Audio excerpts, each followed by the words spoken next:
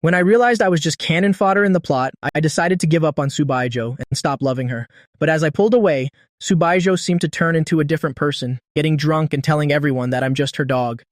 Those 5 years of loving Subaiho, chasing after this famous, arrogant flower of Nancheng, I was so humble before her, like a stray dog that nobody wanted. I even took her phone to force those matching couple nicknames.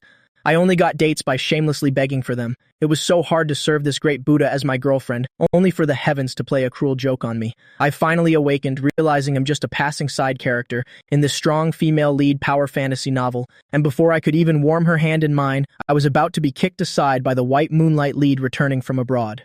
According to the plot, if I keep clinging to her, my end will be the destruction of my family and a sudden death on the streets. I planned to pick up my phone and send a breakup text, but my fingertip hovered over the screen and stopped. No, a woman like Subaiho has an incredibly strong desire for possession. Normally, if I dared to initiate a breakup, she'd probably just raise an eyebrow and sneer. Young man, you've successfully caught my attention. To save my own life, yours truly decided to stop caring and just wait for that heartless Subaiho to dump me herself. The dim yellow streetlights cast long shadows as several elegant figures, women who had just left an upscale club, walked in their high heels, the scent of perfume drifting into the night. Sister Baijiu, shall we go for a few laps at the racetrack tomorrow? Lin Zhaozhao, walking beside Subaiho, had just spoken when Ye Chuan interrupted. Tomorrow is Saturday. Sister Baijiu has to go with that little puppy. True that Nxia clings to her whenever he's off, wishing he could just hang on to Sister Baijiu all day. Lin Zhaozhao rolled her eyes in disdain, looking at the cold-faced woman in the middle.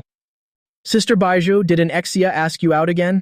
No need to guess, it's either that couple's restaurant or that shabby amusement park. Subaiho kept one hand in her coat pocket, her long hair tied casually at the nape of her neck, revealing her long, slender, swan-like neck. She lazily raised her eyelids, her voice as cold as ice. No, he didn't. He didn't? Lin Zhaozhao was stunned for a moment, then exchanged a glance with Ye Chuan, their eyes full of teasing. How rare has this clinger actually changed his ways? Then perfect. Let's go to that new bar tomorrow. I heard they have some great bartenders. Subaiho said nothing, her silence a tacit agreement, but those eyes, usually calm and ripple-free, darkened slightly in an unnoticeable way. Returning to her empty, detached villa, Subaiho kicked off her heels, walking barefoot on the carpet. The house was so cold that only her own breathing could be heard. She sat by the bed, suddenly feeling a bit restless. Habitually, she picked up her phone. Usually at this time, her WeChat would be flooded with messages from that man. Sister, are you home yet? I made sweet and sour ribs tonight and left some for your late-night snack. I miss you. But now, the screen was completely blank. Subaiho's slender fingers tapped lightly on the screen, opening the chat with the silly dog avatar. The latest message was still stuck at the ridiculous sticker he sent yesterday afternoon. Subaiho glanced at the time, 8:30 p.m. No photos of dinner, no checking in, not even the usual nightly voice call. Subaiho gave a cold snort, tossing the phone onto the bed casually and turning toward the bathroom. Playing hard to get? These childish games, Subaiho, have seen it all before. How naive. Water glided over her exquisite curves, the bathroom filling with thick steam, when suddenly her phone rang outside. Subaiho turned off the shower, casually wrapped herself in a robe, and stepped out, still damp. She saw Lin Zhaozhao's name flashing on the screen, a flash of impatience crossing her eyes. It wasn't Nxia. She picked up. A sharp scream through tears came from Lin Zhaozhao on the other end. Sister Baijiu, something happened. I hit someone with my car. Lin Zhaozhao usually drove her sports car like a bullet, but this was her first time causing an accident. Call 120 first, then the police, and send me your location. Subaiho's voice was frighteningly calm. She hung up, quickly changed into a black suit, grabbed her keys, and sped into the night. In the smoking area at the cinema entrance, I leaned against the railing, an unlit cigarette in my mouth, just holding it there, my gaze a bit distant. I bought these movie tickets yesterday, originally planning to shamelessly beg Subaiho to go with me, but before I could even open my mouth, I discovered my pathetic fate as a tragic cannon fodder. Thinking back, before I met Subaiho, I was the top guy in my neighborhood. The only bitterness I'd ever tasted in life was a damn iced Americano. For Subaiho, I gave up my life as a wealthy heir, enrolled in her university and played the role of her obedient boyfriend for a whole year, and for what? The script tells me, at most, in 2 months, I have to pack up and get lost because that freeloader, her fated pretty boy male lead, is about to show up. Nxia, what's wrong? My best friend Zhang Yunzi nudged my shoulder, handing me a lighter. You're in a foul mood today. Did you fight with Xiao Su? I tilted my head to light the cigarette, taking a deep drag, the acrid smoke swirling in my lungs, stinging my eyes until they turned red. I laughed at myself. Fight? Brother, you overestimate me. If Subaiho and I were to fight, it would just be me sulking alone, then like a dog, wagging my tail to beg for forgiveness a few days later. Tisk! Jiang Yunze slapped my back in disappointment. And Xia, I'm not trying to nag, but you've spoiled her too much. Women are such complicated creatures. The more you treasure her, the more she treats you like thin air. Give her the cold shoulder for 2 days and trust me, she'll learn who's boss instantly. I stared at the dim streetlights beneath the plane tree, exhaling a ring of smoke, my gaze dark and unreadable. Old Jiang, you don't get it. That's a treatment reserved only for the male lead. As for me, the moment I stop following her, she'll just feel like the world is finally quiet, making room for her true love. I looked at my phone screen, the pinned chat as quiet as a grave. Perfect. Subaiho, if you don't love me, then yours truly is done serving you. If it were Fu Yichen from the book, Subaiho would probably have been at his door with a cold face within 2 hours. My buddy Jiang Yunze hooked his arm around my neck and shoved my face toward the car window in frustration. Old Ann, look in the mirror. With this face, these broad shoulders, slim waist, and long legs, if you're not the male lead, who is? I let him shake me, absently flicking the cigarette ash, a self-deprecating smile touching my lips. A male lead must be resilient and unyielding, scarred but never broken. Yours truly. My life motto is that nothing in this world is too difficult as long as you're willing to give up. Bullshit, why didn't you give up when you were chasing Subaiho? Jiang Yunze glared at me. Back then, you learned Sansho, coding, racing. What did you ever stick with for more than 3 months? Only being Subaiho's simping dog is something you managed for a whole year. I fell silent. Jiang Yunze was right. Aside from eating and sleeping, loving Subaiho was indeed the thing I had persisted in the longest. Even if that love was dragged through the mud. Old Ann, even if you think you're useless, in my eyes, you're actually amazing. Jiang Yunze slapped my back. You're handsome, filthy rich, and you even bagged that arrogant flower. Be content. I closed my eyes and took a deep breath, my voice raspy. Subaiho and I are over. Jiang Yunze, who was walking ahead, slipped the moment he heard that, nearly falling flat on his face. He looked at me in shock.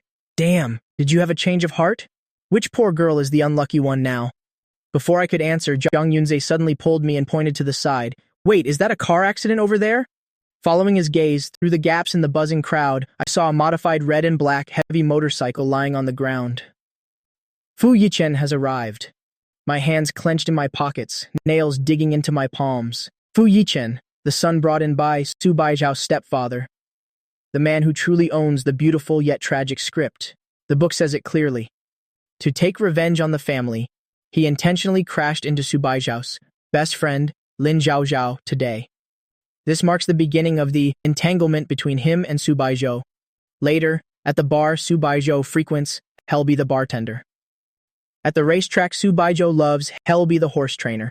In less than a week, Subaiho will grow tired of my uselessness and will be completely captivated by this man who struggles to survive. Old An, did you just say you want to dump Subaiho? Jiang Yunze finally snapped out of it, his face full of shock. I remained silent, feeling a heavy weight in my chest. Everyone thinks I've only been chasing her for a year, but only I know I've secretly loved her for 5 years. That was my entire youth. It's not that I want to dump her. I stubbed out the cigarette, my eyes hollow. It's that she doesn't need me anymore. As soon as I spoke, a black Maybach roared up, braking hard by the curb. The door opened and leg in a high heel stepped out. Subaiho, dressed in a sharp black suit with her long hair tied up, exuded a suffocatingly powerful aura. She stepped out and, as if sensing something, suddenly looked up, her sharp gaze shooting straight toward the base of the plane tree across the street. I instinctively shrank back into the shadows. Subaiho frowned slightly, her eyes sweeping over Jiang Yunze by the road. He looked familiar, probably one of Xia's bad influences. Then her gaze froze on the ground, on the long shadow cast by the streetlight, the shadow of a tall man with a flickering red ember at his fingertips. He was smoking. Sister Baijiu Lin Zhaozhao ran over, sobbing, grabbing Subaiho's arm. Jiang Yunze glanced at me hiding behind the tree and cursed under his breath. Man, you're really embarrassing. What are you hiding for? I peeked out halfway, watching the woman being surrounded like a queen in the middle of the crowd. Even at a chaotic accident scene, she remained as elegant as royalty. I told you it's over. I'm just afraid of the awkwardness. It'd be so unlucky if she saw her ex, watching the accident scene of her new guy. Let's go. Jiang Yunze, speechless, was about to open the door when my phone vibrated. The special contact alert sounded, piercingly in the night. The screen showed the name, Baby Baijiu. Jiang Yunze craned his neck to look, grinning. Yo, didn't you say it's over? Still baby? He pushed his face away expressionlessly. I forgot to change it. I was the one who shamelessly grabbed her phone to change my name to hubby and hers to baby. Looking back now, it really was a damn joke. I swiped the screen open. Only 2 ice-cold words awaited me in the chat. Wait. Even though it was a command, it carried her familiar, superior aura. Tisk, tisk, that's just her telling you to wait for your death. Zhang Yunze gloated. I stared at those 2 words for a long time, until the last spark in my heart went out. I didn't reply to the message, but went straight to the settings. My fingers moved quickly, deleting the name Baby Baijo, changing it to her full name, Subaiho, removing her from the special list, and tossing her into the ordinary classmates group. The movements were as smooth as flowing water. Even I admired my own decisiveness. Then I typed a few words and hit send, not waiting anymore. I have things to do. I'm leaving. Whoa, Anexia, you're serious? Jiang Yunze dropped his joking expression and held my face to look closer. Brother. In the end, he said nothing, just giving me a tight hug like he was comforting a heartbroken golden retriever. He patted my back. It's okay. A 3-legged toad is hard to find, but 2-legged women are everywhere. Our young master and is so handsome, the next one will be better. Let's find someone gentle, not another icy female CEO who freezes people to death. I twitched my lips, trying to smile, but it looked worse than crying. The next one, there will never be another Subaiho. In the hospital hallway, the pale white lights shone on Subaiho's cold and beautiful features. Lin Zhaozhao paced back and forth anxiously. Her family was very strict.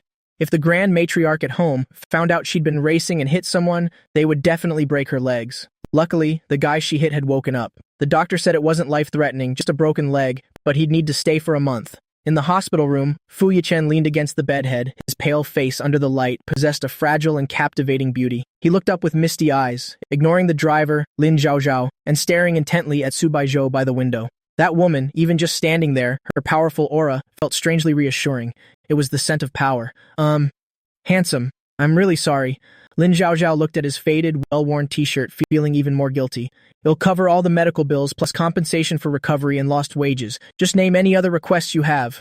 Fu Yichen withdrew his gaze. From Subaiho looked down, his long lashes casting a shadow over his eyes, and spoke in a raspy voice. Do I have to be bedridden for a whole month? Yes, but it'll take responsibility for you. Lin Zhaozhao quickly promised. Fu Yichen didn't say a word, his eyes darting back towards Subaiho. Since she walked in, that woman hadn't looked at him once. She was staring at her phone, her brow slightly furrowed, seemingly waiting for someone's message. Lin Zhaozhao saw his silence and assumed he was worried about his family. Should I call your parents? It might be better if the adults talked. No need, Fu Yichen interrupted, a self-deprecating smile on his lips, his tone calm as if talking about someone else. My father is dead. My mother saw me as a burden and left with a rich man. The atmosphere instantly went dead.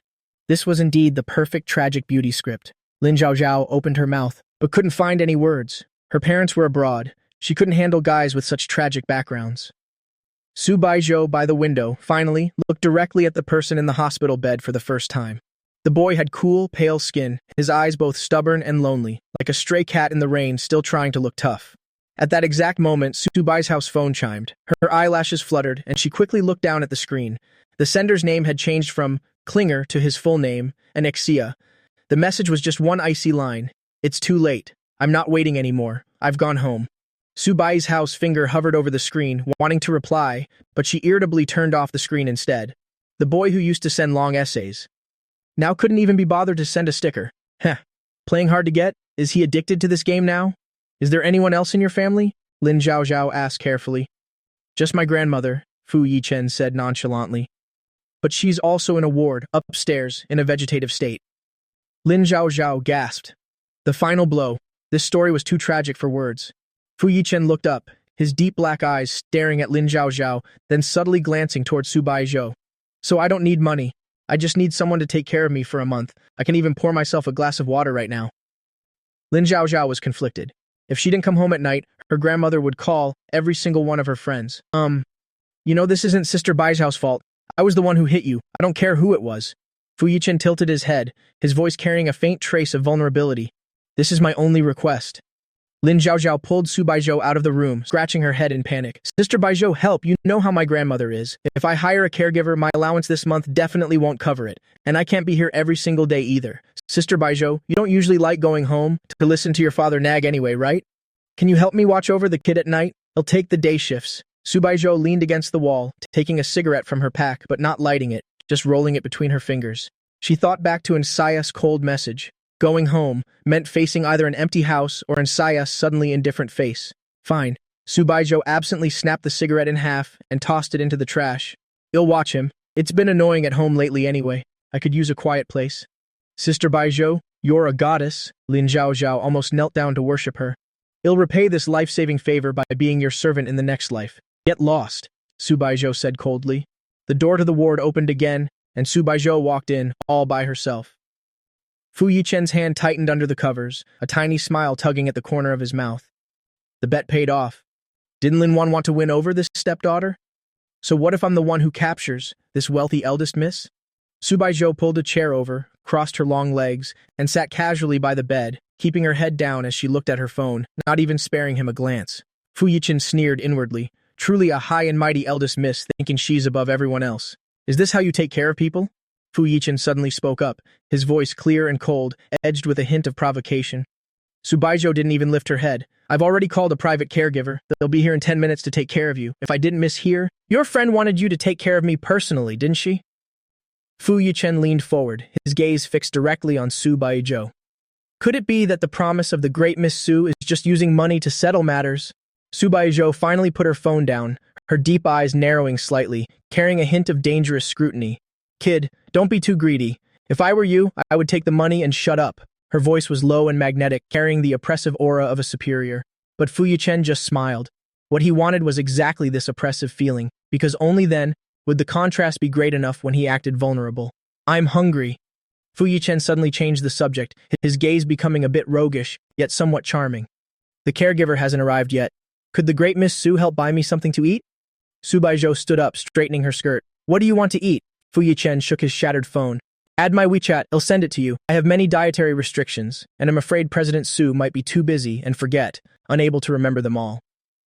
Subaiho looked at the QR code he held out, did not scan it immediately, but suddenly asked a question. It's this late and the accident happened on the bar street. What was a student like you doing there? She was suspicious of him. Fu Yichen's heart skipped a beat, but he immediately lowered his eyes, the corners of his eyes turning red, his voice as faint as a mosquito's hum.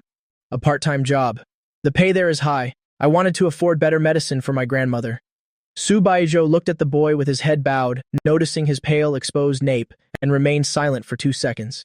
Ding. Fu Yichen's phone lit up. Zhou has accepted your friend request. Fu Yichen looked at that black avatar, a glint of light flashing in his eyes. Subaiho, you want to escape? As he looked up, he realized the doorway was already empty. Fu Yichen's fingers gripping the phone turned slightly pale, a gloom flashing in his eyes. This woman is truly unbelievably cold-blooded. Early Saturday morning, VIP ward. Lin Zhaozhao carried an expensive basket of imported fruit and pushed open the door.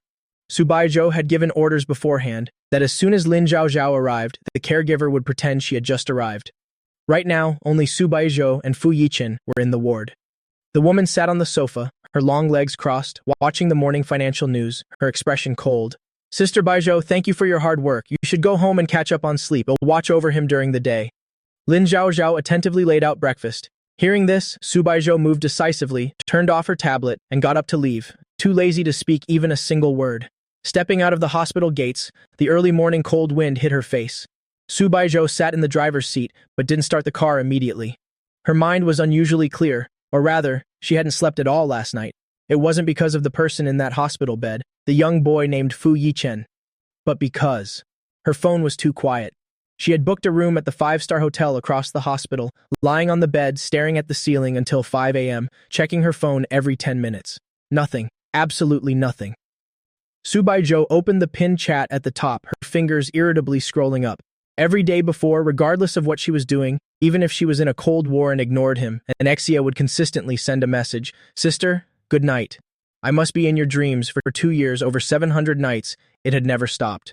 But last night, that little puppy who always wagged his tail for attention, for the first time, did not say goodnight, not even a perfunctory kissing sticker. Nothing at all. This feeling of losing control made Subaiho want to swear. The car's Bluetooth suddenly rang. It was her best friend Ye Chuan calling. Sister Baijo, where are you?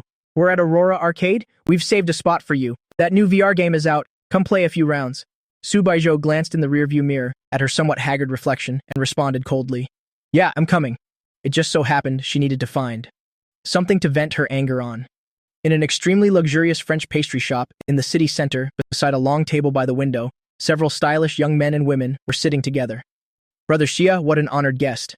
Shop owner Enkiu, wearing a tall hat, personally brought out exquisite Napoleon cake, his voice laced with teasing. Our great young master An has finally remembered he still has an older brother. I thought your soul had been hooked away by that woman named Sue to the point you wouldn't even recognize home. Enkiu, my biological brother, is not only the owner of this trendy shop, but also a genuine brother, Khan.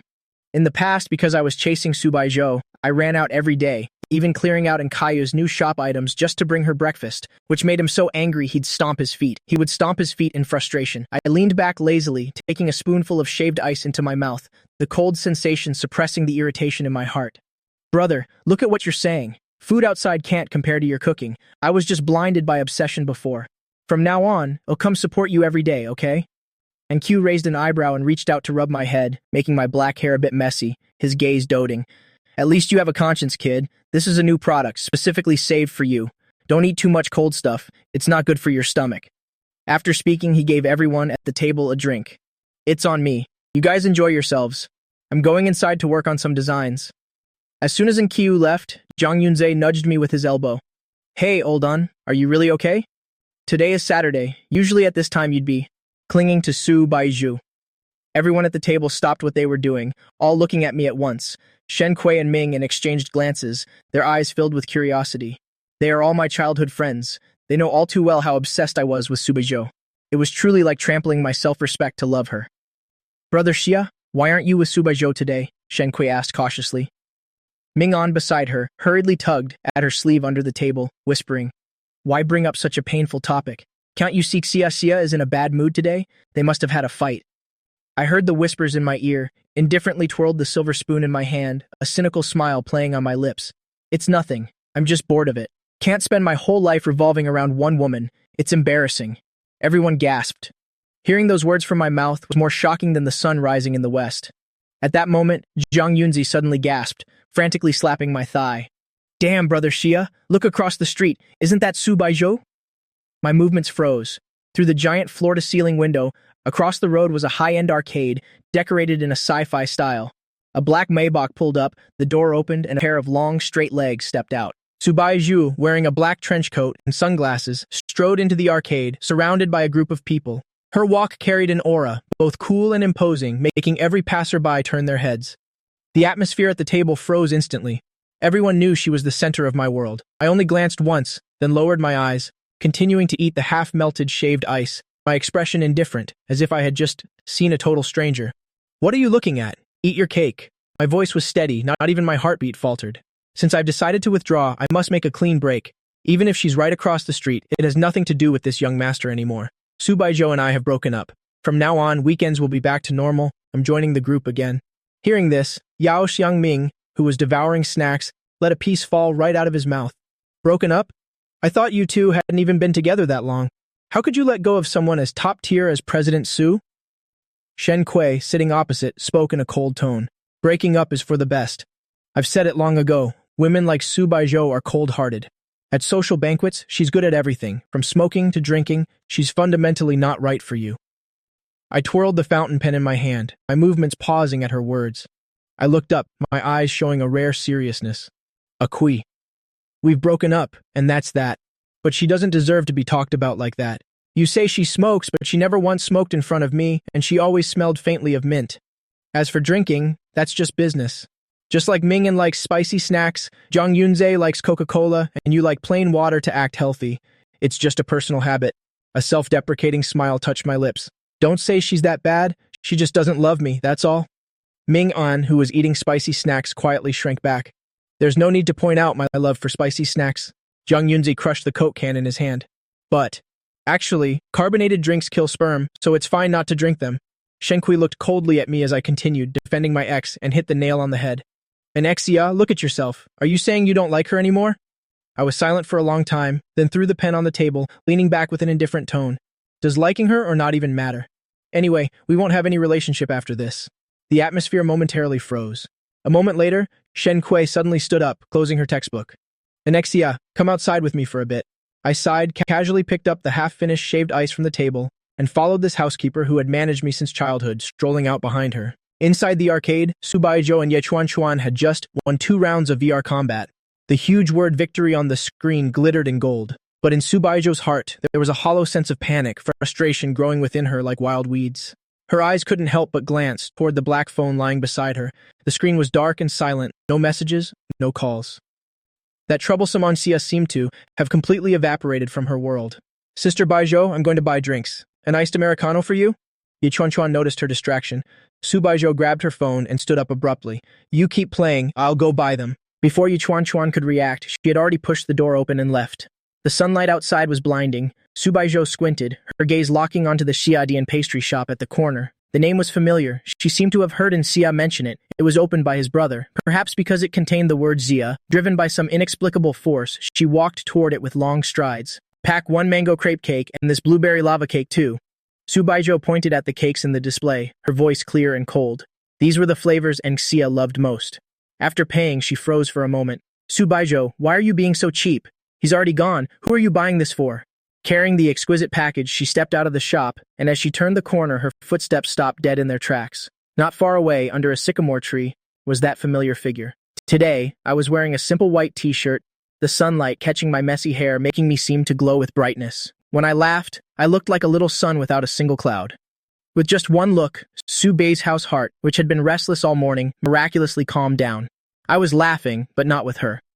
In front of me was a tall girl wearing glasses and an intellectual shirt dress, pointing at me and saying something with a serious face. And I, who was always careful and cautious, the obedient boy who always listened to her, was now leaning lazily against the wall, a rebellious smile on my lips that she had never seen before, the smile of a true youth.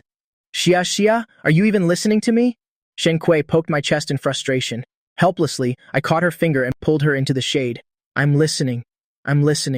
Miss Shen, when I first said I wanted to chase Subaiho, you were the first person I told. So don't have such a prejudice against her. She only fought to save someone. Besides," I paused, my gaze as gentle as water, "she never did anything excessive to me. Even though she looks cold, she actually knows how to care for others. You." Shen Kui sighed, standing on her tiptoes. Subaiho's pupils suddenly constricted. She saw the girl raise her hand, patting my head so naturally, and I, surprisingly, bowed my head to cooperate. It was a wordless understanding and intimacy, an absolute territory belonging only to childhood friends. "Well, you've broken up anyway. From now on, don't mess with this dangerous character anymore." Shen Kui withdrew her hand, her tone serious. "Your brother has already given me orders. He said not to let you be fooled by bad women body and soul before you're 22. He'll help you hide the Subaiho matter. If your brother finds out how lowly you acted for a woman, then I can forget about eating. Free cakes for the rest of my life." I laughed until my shoulders shook and naturally brought the cup of shaved ice with its flattened straw to Shen Kui's lips. "Fine, for the sake of your cakes. I promise to lock my heart tight. Drink up, it's almost melted, don't waste it." Shen Kui didn't mind. Following my hand, she bowed her head and took a sip from the straw. Boom, Subaiho felt the string of logic in her head snap instantly. She stared at that straw, her eyes so dark they could kill. That was what I drank from. That was her dog. How dare he let another woman touch it? In that moment, the mango crepe cake box Subaiho was carrying was crushed out of shape. It turns out that after leaving her, I could laugh so happily. It turns out that in front of others, I looked so lively and radiant. A nameless emotion called jealousy, like a venomous snake coiled around Subaiho's heart. After dinner with my childhood friends, I walked home leisurely with my hands in my pockets. As soon as I entered, I saw Madame Jiang, my elegant and noble mother, circling an exquisite gift box on the dining table. "Xia, you're back. Didn't you go to your brother's shop to eat? Why did you have food delivered here? Eating sweets this late at night? Do you want a beer belly?" I changed my shoes and went over to take a look. The packaging was solid black, tied with a silver ribbon on top. It was from a private pastry shop in the south of the city, which was expensive, required pre-ordering, and absolutely did not support delivery. On the order, the sender only wrote one ice-cold name, Subaiho. Has the sun risen in the west? Does this woman even know how to give things to others? I'm not eating it, I replied coldly. Who sent this? Madame Jiang leaned in with a gossiping expression. The order says it's from a Miss Su. Xia, be honest, is some girl chasing after you? Then she worriedly pulled me down to sit. I've told you before, a boy must protect himself when he goes out. How can you just reveal your home address like that? What if you run into a crazy obsessed fan or some perverted female predator? I smirked, laughing inwardly. A perverted female predator? Subaiho fits the description, but she's the cold-blooded type of pervert. Mom, you're overthinking it. It's just an ordinary friend. She doesn't know this is my house. She probably just had a courier drop it off randomly. I didn't want my family to know about me and Subaiho. After all, in Subaiho's eyes, I was just an insignificant ornament. All right, I'll put it in the fridge for you. Eat it for breakfast tomorrow. No need. I stood up, taking the exquisite gift box without a hint of lingering attachment in my eyes. I'm going to dispose of it now. Ignoring Madame Zhang's questions, I carried the cakes straight out the door. In the descending elevator, I looked at the expensive box in my hand. The image of Subaiho's face, looking like she wanted to eat me alive when she saw me with Shen Kui this afternoon, flashed in my mind. A late deep affection is cheaper than grass. In the past, I begged her to eat a piece of cake I bought, and she complained it was too sweet. Why send this now? Is it compensation or charity? I walked to the trash can downstairs and let go. A dull thud sounded. That expensive gift, full of intention, found its perfect home in the trash can tonight. Subaiho, I don't want it anymore. In the hospital's VIP ward, Lin Zhaozhao had just been sent away by Subaiho. Now only the two of them were in the room, the air pressure so low it was suffocating. Fu Yichen leaned against the hospital bed, the unreachable heir of the Su family. In his eyes, Subaiho was now curled up on the sofa. Her face was so gloomy it could drip water. Her eyes, usually looking down on everyone, were now staring fixedly at her phone screen. Sister Baijo. Fu Yichen deliberately used a more intimate address, his voice soft, carrying a hint of probing. Your face looks terrible today. Is it because you broke up? The fingers of the person on the sofa suddenly froze. Subaiho slowly looked up, her gaze sharp as a knife. How do you know? Fu Yichen's heart skipped a beat, frightened by her intensity. But an innocent, admiring smile appeared on his face. You're the most famous person at Qingdao University. Everyone knows you're dating Senior Anxia. Subaiho said nothing, only her brows furrowed deeper. She hated hearing the word breakup, especially after that bastard Anxia unilaterally cut off contact. We haven't broken up, Subaiho spat out coldly, as if stating a fact, as if hypnotizing herself. Fu Yichen lowered his head, hiding the mockery in his eyes. According to his investigation, Subaiho's previous boyfriends, their shelf life never exceeded 3 months. The reason was always the same: too clingy, too annoying, and interfering with her work. And Exia, the guy who stuck to her like glue every single day, was bound to be dumped sooner or later. Perhaps Subaiho's current irritation was because she didn't know how to shake off that nuisance. Subaiho lowered her head to play a game again. Usually her moves were smooth as silk, but today her gameplay was indescribably bad. The screen went gray again and again. Frustrated, she exited the game. Her fingers uncontrollably opened that green chat application once more. The pinned chat at the top remained dead silent. Fu Yichen took it all in. He knew exactly how to play a woman's heart, especially this kind of powerful woman. Nuna Subaiho, are you bored? The boy's clear yet frail voice echoed in the quiet hospital room. Subaiho's fingers trembled, as if he had seen right through her. She raised her dark eyes, simmering with suppressed rage, and gave him a cold glare. Fu Yichen wasn't afraid at all. Instead, he waved his cracked phone screen at her, flashing a very obedient, almost fawning smile. The game you were just playing, my rank isn't half bad either. How about I play around with you? It'll support you. It'll protect you. Support you. Those words, somehow, struck a raw nerve in Subaiho. Immediately, the scene from this afternoon, in front of the bakery, flashed in her mind, and Exia handing his drink to that woman with the glasses, with such a radiant smile. That woman had ruffled his hair. That unspoken chemistry, that silent intimacy. Boom! The nameless fire in Subaiho's heart erupted beyond all control. She took a deep breath, her tone heavier than the night sky outside. Go find your own team. I don't carry noobs.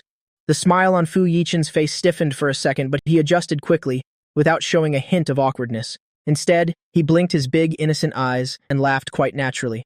Classmate Subaiho, I'm truly curious. With a personality like yours, how on earth did you find a boyfriend? Senior Anxia must be incredibly patient to put up with you. Those words were like dancing, disco on Subaiho's minefield. In front of me, you truly have never shown any kindness. So, was I also just enduring her? Now I'm not enduring it anymore, so I've left. Before Subaiho could explode, there was a knock at the door. The expensive private nurse pushed the door open. At that moment, Fu Yichen saw Subaiho look as if she had finally found an excuse to escape. She didn't want to stay for another second. Grabbing her phone, she stormed out. Wearing her black windbreaker, she created a cold draft as she passed the nurse. Without looking back once, she was devastatingly heartless. Fu Yichen watched her hurried retreat, his lips curling into a meaningful smirk. She's flustered. It seems that an Exia guy holds a special place in her heart. But the harder he is to replace, the more fun it is to steal her, right? In the hospital corridor. Fu Yichen leaned against the wall, a provocative smile playing on his lips. Even though Subaiho was cold to him, it wasn't a problem for him at all. There's still a month left, after all. As long as I'm persistent enough, I can break through any defense. Besides, once that annoying little boyfriend of hers gets dumped, my chance will finally come.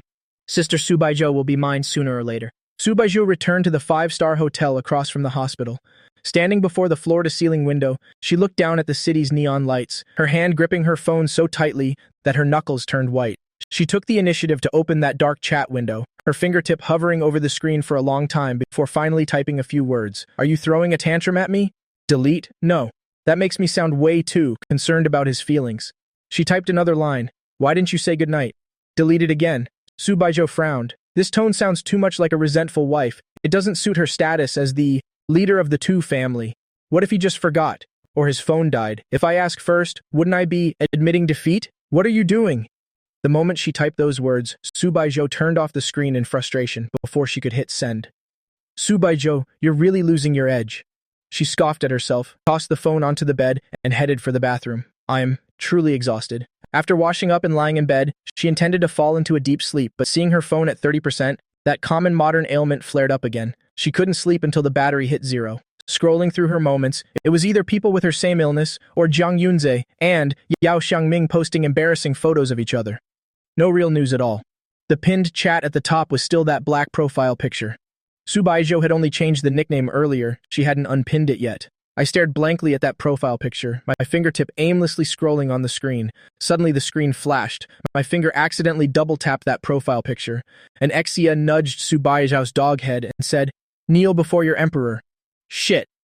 I bolted upright in bed, my pupils shaking in shock. This was the custom nudge message I intentionally set. On her phone back then just to flirt. It seemed playful and romantic then. Now it feels like I'm digging my own grave. I scrambled to tap it, desperately trying to unsend it, but the system coldly mocked me with a notification. Nudges cannot be retracted. I slumped back onto the bed in despair, pressing the pillow hard against my face. Just destroy me already. I had decided to play the role of the cold-hearted ex-boyfriend, but this nudge just sent my dignified image sinking straight to the bottom of the Mariana Trench. Subaiho must be laughing, her head off at me right now. My mouth says it's over, but my body is honestly trying to seduce her. Forget it, that busy woman has never cared about these silly interactions anyway. She'll probably just stay silent. Isn't that how it's been for me for the past few years? The bathroom door opened, and Subaiho stepped out wrapped in a bathrobe. Her long, damp hair fell casually over her shoulders, water droplets trailing down her slender neck and slipping into her collar, her cold elegance mixing with a hint of lazy sensuality. She habitually picked up her phone, glancing at it absent-mindedly. Suddenly, she froze. A drop of water from her hair fell onto the screen, spreading into a halo of light. An Exia nudged Subaiho's dog head and said, "Kneel before your emperor."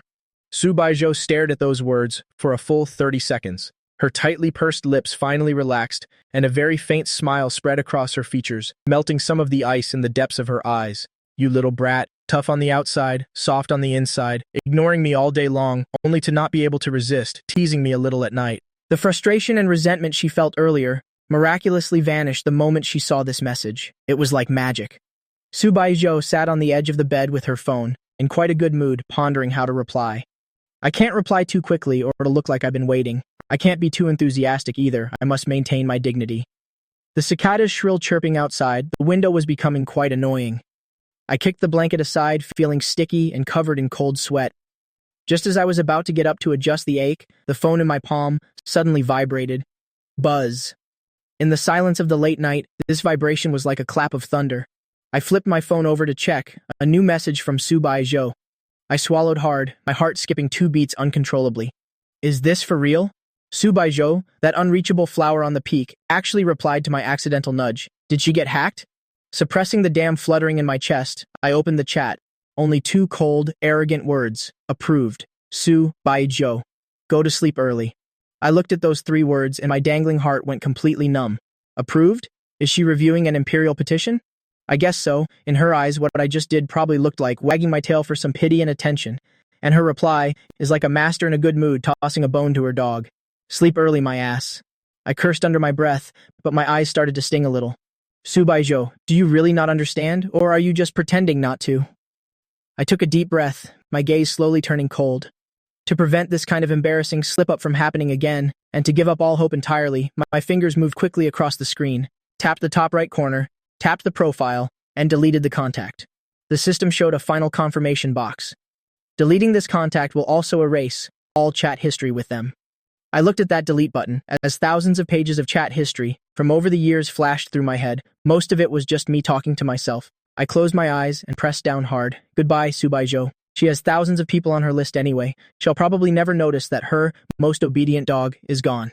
Late at night at the Starry Bay Villa, Subaiho, wearing a thin silk nightgown, stood on the terrace, letting the cold wind blow down her collar. She was waiting for that little brat Uncia to reply. Or, just like before, send a pitiful sticker begging for forgiveness. Sister, I'm sorry. It was an accident. Please notice me. Ding, the phone notification in the quiet night was incredibly piercing. Subaiho's pupils constricted slightly, and she grabbed her phone almost instantly, a subtle trace of anticipation flickering in her eyes. Unlocked it, tapped it. At that moment, the light in Subaiho's eyes went out. It wasn't an Xia. It was Lin Zhaozhao tagging everyone in a racing group chat of dozens. Western Mountain, 2 laps tomorrow. Press 1 if you're free.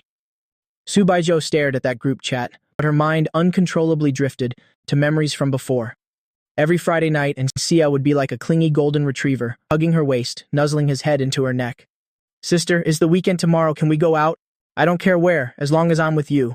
But today is Saturday, and he didn't ask her out. What about Sunday? Doesn't he need me anymore? Subaiho looked at the time on her phone, the numbers jumping from 23:59 to 0. The day has begun. The chat remained dead silent. In fact, because he had enabled privacy settings, she couldn't even see his moments. Subaiho took a deep breath of the freezing air, making her lungs ache. Her knuckles were white as she gripped the phone before she finally gave a cold laugh and turned back to her room. Well done, Sia. You brought this on yourself. It turns out, without love, a man's joy is doubled. That Sunday, I had the most refreshing day ever.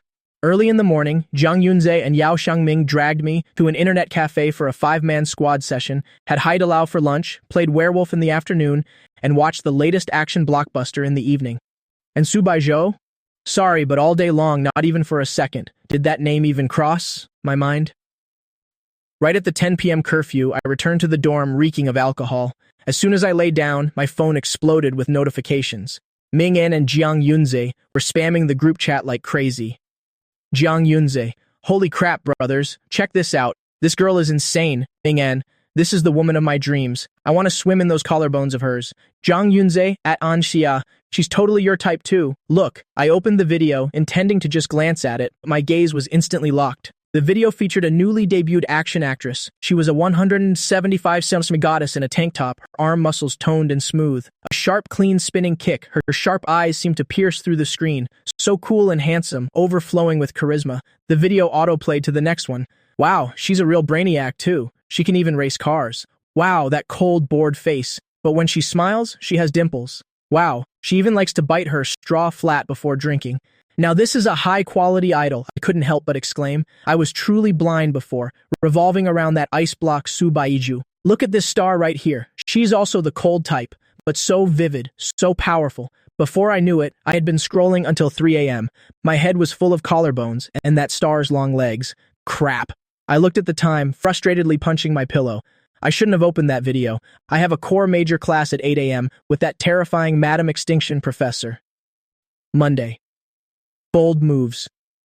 I dashed into the lecture hall just as the bell rang. To hide the dark circles from staying up late and to avoid unnecessary trouble, I dressed extremely discreetly today. A baggy black hoodie, hood up over my head, faded jeans from too many washes, hands in my pockets, giving off a don't come near me vibe. As I entered the tiered lecture hall, I instinctively glanced toward that familiar spot. Subaiho. She and I aren't just in the same department, we're in the same damn class. Previously, for every major class, I was like a gatekeeper, arriving 30 minutes early to save the best seat, filling her thermos with hot water, then waiting at the door like a loyal guard dog. Wherever she sat, I'd follow like a little shadow, even if the atmosphere around her was so cold that no one dared to approach. I would squeeze in right next to her, all in the name of staking my claim. But today, I pulled my hood low, letting my gaze sweep past that central spot where she sat like the moon among stars, without pausing for even a second, and headed straight to the very back corner. That's the safe haven for the slackers and the single dogs. If I'm cutting ties, I'm cutting them clean. From today on, Subaiho who? Sorry, I don't know her. Squeeze in, make room for your lord.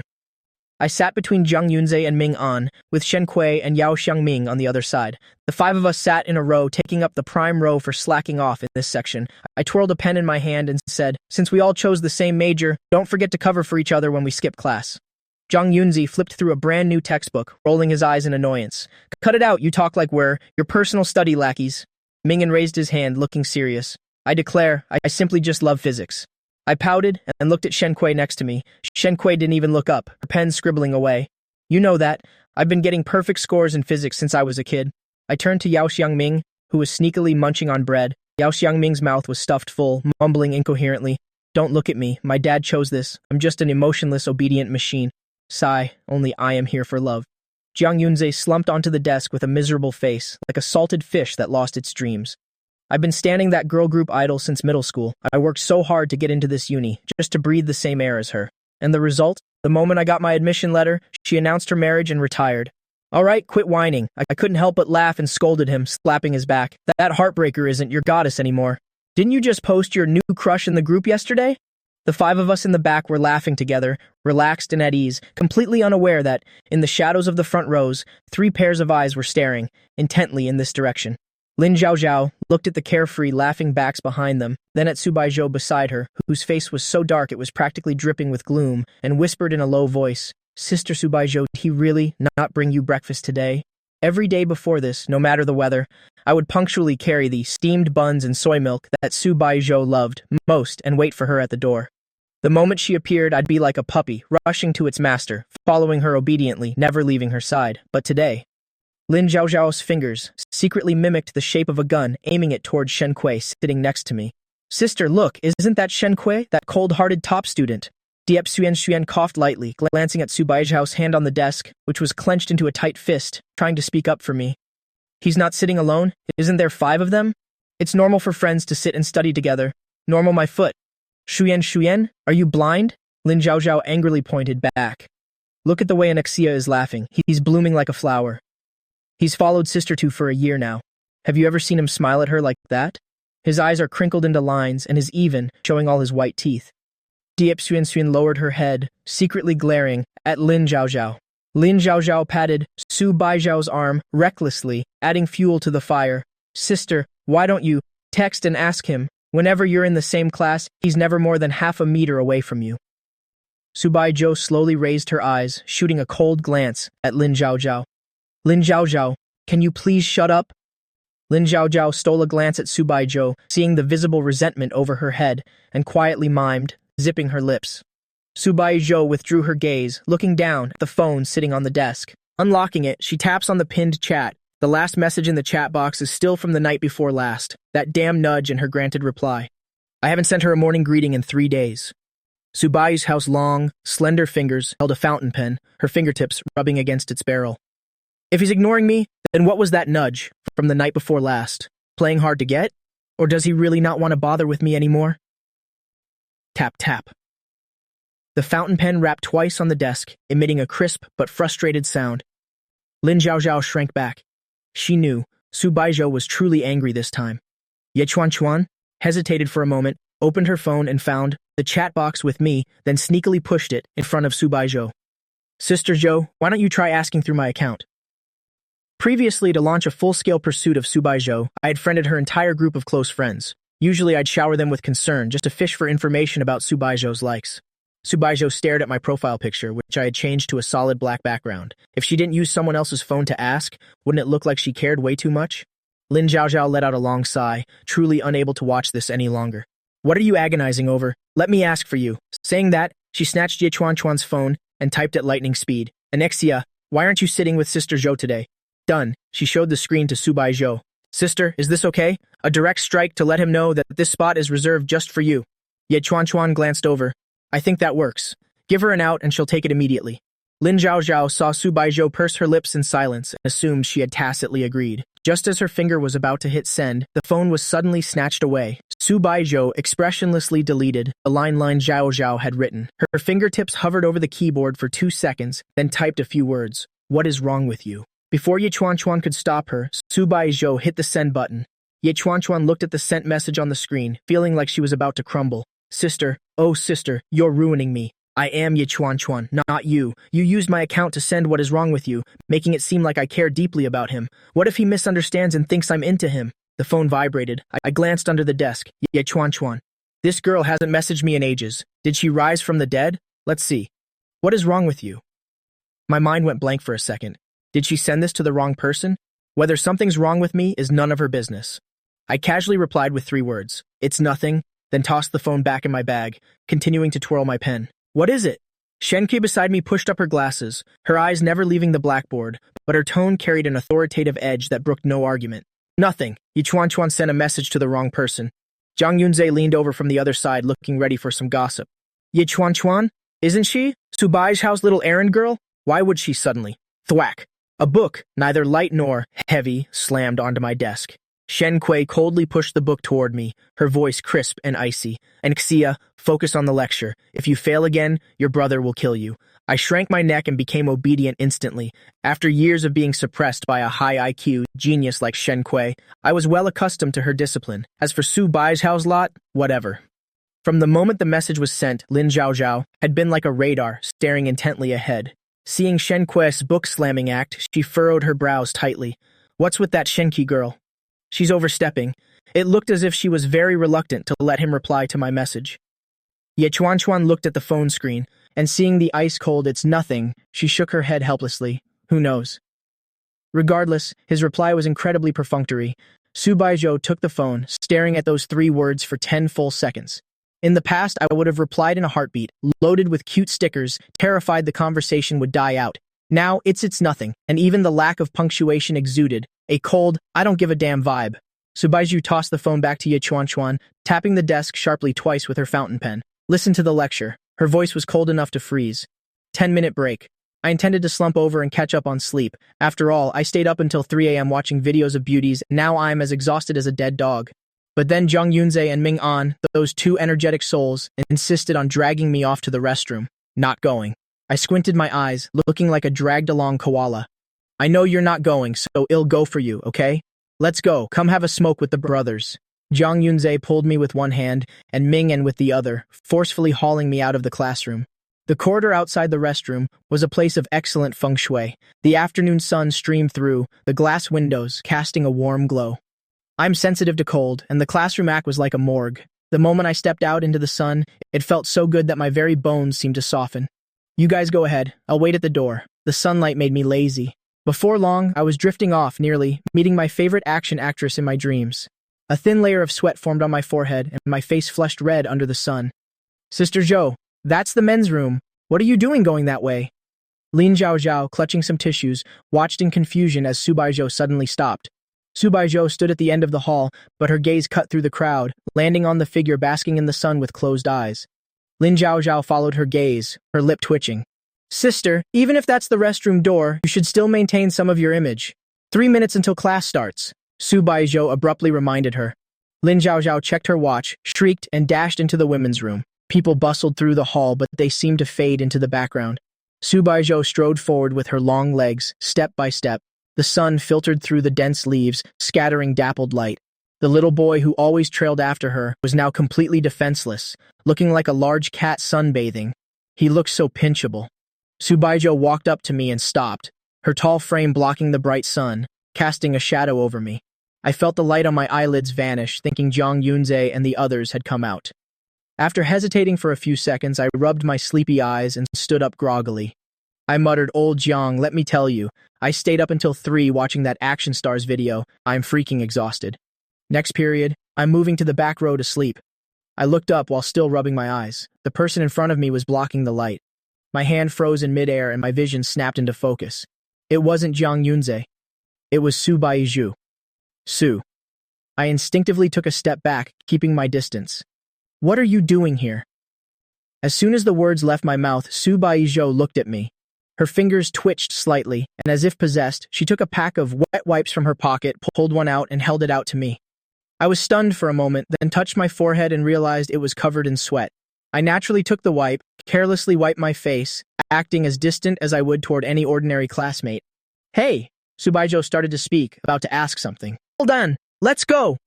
Zhang Yunze and Ming An walked out of the men's room, their voices booming and echoing through the hall. My eyes lit up, and I immediately waved.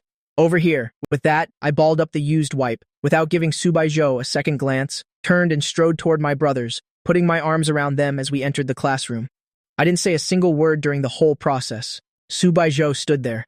That indifference stung more than being scolded. Lin Zhaozhao hurried out after washing her hands, finding Subaiho still standing there. Subaiho turned and left with a cold face, the atmosphere around her terrifyingly heavy. Hey, Sister Zhou, why are you ignoring me? I'm hurt, you know. Lin Zhaozhao chased after her while Subaiho coldly spat out one word, stinky. Lin Zhaozhao, who's stinky? I just washed my hands inside the class. Zhang Yunze and Ming sandwiched me, interrogating me with gossipy, intense expressions. Confess now, what was going on between you and Subaiho? I saw her intercept you. I tossed the paper ball into the trash bin, looking indifferent. What could it be? I was sweating. We ran into each other by chance, and she just handed me a tissue. We're classmates, after all, just helping each other out. Shen Kui, sitting nearby, heard this, and her hand pushing up her glasses paused for a split second, her lips curving into a nearly imperceptible smile. Very good, just classmates. Achu Lin Zhaozhao in the back row rubbed her nose, feeling the surrounding air, suddenly dropped to the freezing point. She stole a glance at Subaiho sitting in the middle. Though Subaiho was busy with her schoolwork, her eyes were like superglue, fixed firmly on my back in the row ahead. Lin Zhaozhao leaned back in her chair, and passed Subaiho's back to the other side, exchanged looks with Ye Chuan. Save me, this girl's gaze could literally kill. Ye Chuan twirled her pen, summoning the courage to lean slightly closer to Subaiho. Sister Zhou, don't worry, I think an Xia still has you in his heart. Subaiho's pen tip stuttered, her long, straight lashes casting a shadow beneath her eyes. She slowly turned her head, her deep black eyes staring intently at Ye Chuan, seemingly saying, If you don't give me a good reason, you're dead meat. Ye Chuan swallowed hard, seriously talking nonsense. Look, let me analyze it for you. What's in Zia's usual dressing style? It's either bright yellow or vivid pink, basically like a peacock showing off its feathers. But let me be clear first, I wasn't paying attention to him on purpose. Ye Chuan, with a fierce will to survive, added that last sentence, then continued. But what color is he wearing today? Subaiho didn't even need to try. She'd been staring all period. It was solid black. Lin Zhaozhao's mind suddenly sparked, racing to answer. He's in black. You're also in black, Sister Zhou. Damn, couple outfits. Lin Zhaozhao lowered her voice with a eureka expression. He did it on purpose. His mouth says he's over you, but his body is honestly wearing couple clothes to get your attention. This is a classic man's tactic. Subaiho's tightly pursed thin lips suddenly relaxed slightly. Her expression, which had been gloomy all morning, finally shifted from cloudy to sunny. She looked down at her own black outfit, then back at the black-clad figure in the front row. Couple outfits? Childish. Lin Zhaozhao watched Subaiho's, now obviously warmer expression, scratching her head. But sister, didn't you say before that you were just playing around? Why are you suddenly so upset? Ye Chuan replied cryptically. You wouldn't understand, and Zia's move is called retreating to advance. By being intentionally cold to Sister Zhou, he makes her feel a crisis of losing control, which only makes her care about him more. This is the work of a high-level hunter. Lin Zhaozhao stared blankly. Besides novels, she only had sleep on her mind. She really couldn't grasp this high-stakes game, only able to let out an unrefined ah. Subaiho ignored these two comedians. She picked up her phone and typed into the browser the name I had just mentioned, Action Actress. Earlier in the hall, I mentioned that because I watched her videos, I stayed up until 3 a.m. Lin Zhaozhao, who intended to copy notes, peered over and was stunned. Sister Zhou, since when did you start being a fangirl, and a female star at that? Subaiho turned off her phone, uncapped her pen to continue her work, and asked casually, Do you know her? Duh, that's Kizi. Lin Zhaozhao instantly turned into a superfan. The coolest action actress in the industry right now, the dream older sister of so many boys in our school, especially those abs, damn. Luckily I'm straight, otherwise I'd be calling her wife too. Subaiho's pen tip paused. So this is his current taste? He likes this type? Sister Zhou, after this period, I have to go to the hospital to take care of Fu Yichen. Can I borrow your notes to copy? Lin Zhaozhao glanced at Subaiho's densely written notebook. Take it.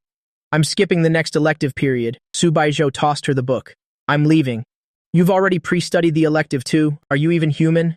I couldn't sleep last night, so I just studied, Subaiho lazily replied. Last night, after sending, What is wrong with you? She had stared at her phone, waiting for 2 hours. To distract herself, not only did she play games for 2 hours, she even pre-studied this semester's elective course. Finally, school was over. I packed my things, planning to go to the supermarket with Zhang Yunze and Ming An to buy snacks and comfort my wounded stomach, when just as I stepped out of the classroom, someone blocked my way. I looked up. In front of me was a boy, half a head shorter than me, wearing a white shirt and light-colored jeans, looking clean and neat. First glance, pure. Second glance, first love. Third glance, 3 words, little white flower. One look and it was impossible not to have wild thoughts. Zhang Yunze, Ming-an, and I looked at each other, our minds filling with a row of exclamation points. Damn, where did this top-tier milk dog come from? This is truly the white moonlight male lead, who stepped right out of a tragic campus youth novel. Hello? The boy spoke. His voice was also that kind of clear, harmless teenage voice. He looked up at me slightly, his gaze timid. I'm looking for Subaiho. May I ask if you know her? Boom! The 3 of us were instantly petrified. Looking for Subaiho? Why does this plot feel so familiar? Before I could snap out of it, a hand suddenly reached out from behind me. Shenqi held out a black thermos in front of me, her tone calm. Don't you need your water bottle anymore? My mind was still frantically analyzing if this male version of a little white flower was the person, named Fu Yichen from the book, The White Moonlight, so I couldn't react in time to take it. Seeing that I didn't move, Jingshi said nothing. She very naturally hooked the bottle strap around my neck, then reached out to adjust my crooked hoodie cap, her movements as practiced as if she'd done it 1,000,000 times. Your hat's crooked, Xian said flatly, then turned her head to cast a cold, probing gaze, characteristic of a top student, at the little white flower boy before her. In a moment, sparks of electricity flew. The atmosphere was like sparks of electricity bursting out. The aura of the official wife facing off against a manipulative white moonlight. It's hard to tell who's winning and who's losing. Subaiho stepped out of the classroom and saw this scene that made her heart ache. The afternoon sun shone through the glass windows, illuminating the 2 of them. Shen Kui, in a simple white shirt, carefully used her long fingers to help me hang the water bottle, then raised her hand again to gently adjust the slightly messy brim of my hoodie cap.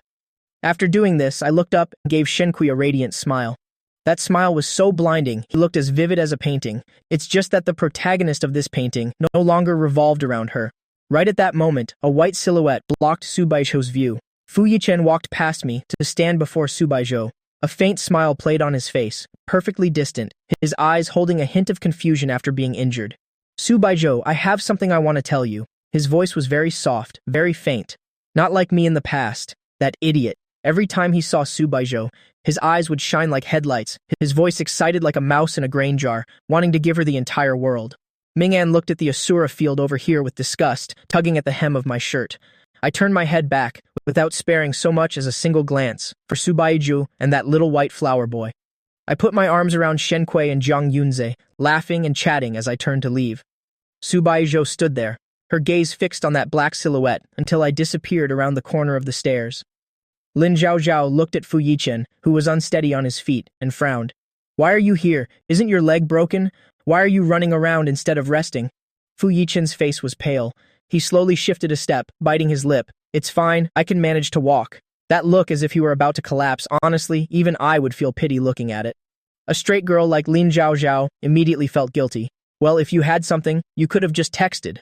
Fu Yichen shook his head resolutely, his gaze stubbornly fixed on Subaiho. It's fine, I just have some private matters. I want to discuss with Subaiho privately. Can you give me a few minutes? Ye Chuan, who was walking behind playing with her phone, heard this and couldn't help but let out a sneer. Even if you go over there, she won't even bother saying a word to you. She waved her phone, telling Lin Zhaozhao. Sister Zhou texted, saying not to wait for her. She told us to go ahead. Lin Zhaozhao glanced at Fu Yichen's casted leg. Do you really not need me to take you home? Fu Yichen stubbornly bowed his head. No need. Fine. Then watch out for yourself. Don't go blaming me for anything again. Lin Zhaozhao had no choice, pulling Ye Chuan away. Only 2 people were left in the corridor.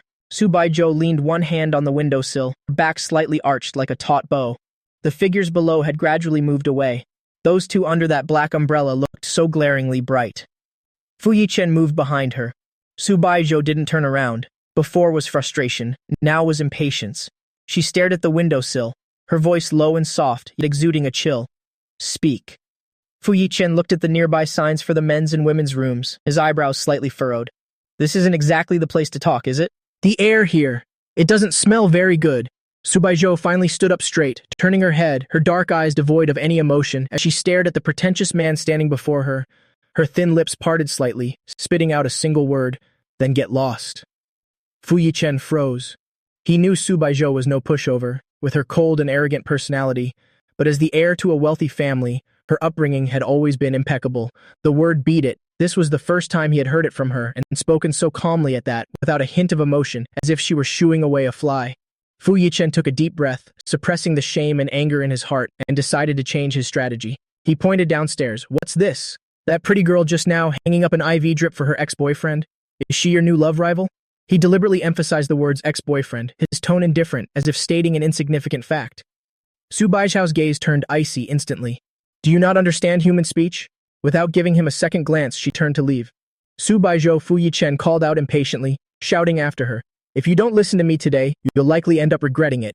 Subaiho stopped in her tracks. She didn't turn back, only slightly tilting her head. Everyone has something they regret. Your biggest regret might be that, in order to welcome back that so-called lifesaver of yours, you lost the little fool who only had eyes for you. Fu Yichen took a few steps forward, his tone urgent. Wouldn't it be better to have one less trouble? Subaiho scoffed. Whether it's good or not, that's up to you. With that, she didn't spare Fu Yichen another glance, striding away on her long legs until she disappeared down the stairs. Her departing figure was decisive and lethally cold. Fu Yichen stood there, watching her lazy descent down the stairs. She wasn't glued to her phone today, but she had shown him her true face, cold-blooded, arrogant, impossible to persuade or coerce. A meaningful smirk played on Fu Yichen's lips. Truly a difficult woman to handle, but the harder they are to get, the greater the sense of achievement once won, right? If that NXEA could do it, then Fu Yichen will only do it better. For several days, I didn't pay any attention to Subaiho. Whether it was a pat on the shoulder or her asking, "What's wrong with you?" I left everything on read. Friday was a day off, so I grabbed my backpack and headed to my rental to pick up some things, getting ready to go to Grandma's house. The moment I opened the door, I saw Subaiho leaning against the doorframe, phone in hand, her long legs crossed casually, blocking the entire entrance. Hearing the door open, she turned her head, her clear, cold eyes landing on me. How did you know I was here? I frowned. I had only mentioned this place in passing once. With the forgetful memory of a busy person like Miss Su, she actually still remembered. Anexia. Subaiho looked at my face, her gaze drifting downward, finally stopping at my wrist. It was bare. The matching bracelet she had casually bestowed upon me before had long since been tossed into a dusty drawer. Move, I need to go home, I said coldly. Subaiho didn't budge, her entire presence like a mountain blocking the way. There was no way out. Are you sure you want to go? Her voice was low, carrying a barely perceptible trace of hoarseness. I furrowed my brows, just as I was about to say something harsh. Telling her not to think too highly of herself, my gaze suddenly swept over, the left hand hanging by her side. She was holding an exquisite paper bag. Starlight. That was my brother's shop. The harsh words at the tip of my tongue slipped out, turning into a scoff. Oh, since when does Seo Su like sweets? Subaiho turned her head away, seemingly a bit awkward as she retracted her hand behind her back, staring out the window. I was passing by. I eat them occasionally. I laughed coldly in my head. Passing by? Subaiho never ate sweets. She found them cloying. Then I remembered that Fu Yichen over at the hospital apparently loves eating these kinds of sickly sweet things. So she bought it for her sweetheart and just happened to stop by to grace me with a look. Whatever. I adjusted the strap of my backpack, too lazy to waste more words on her. Let me through. Subaiho was silent for 2 seconds before finally stepping aside to let me pass.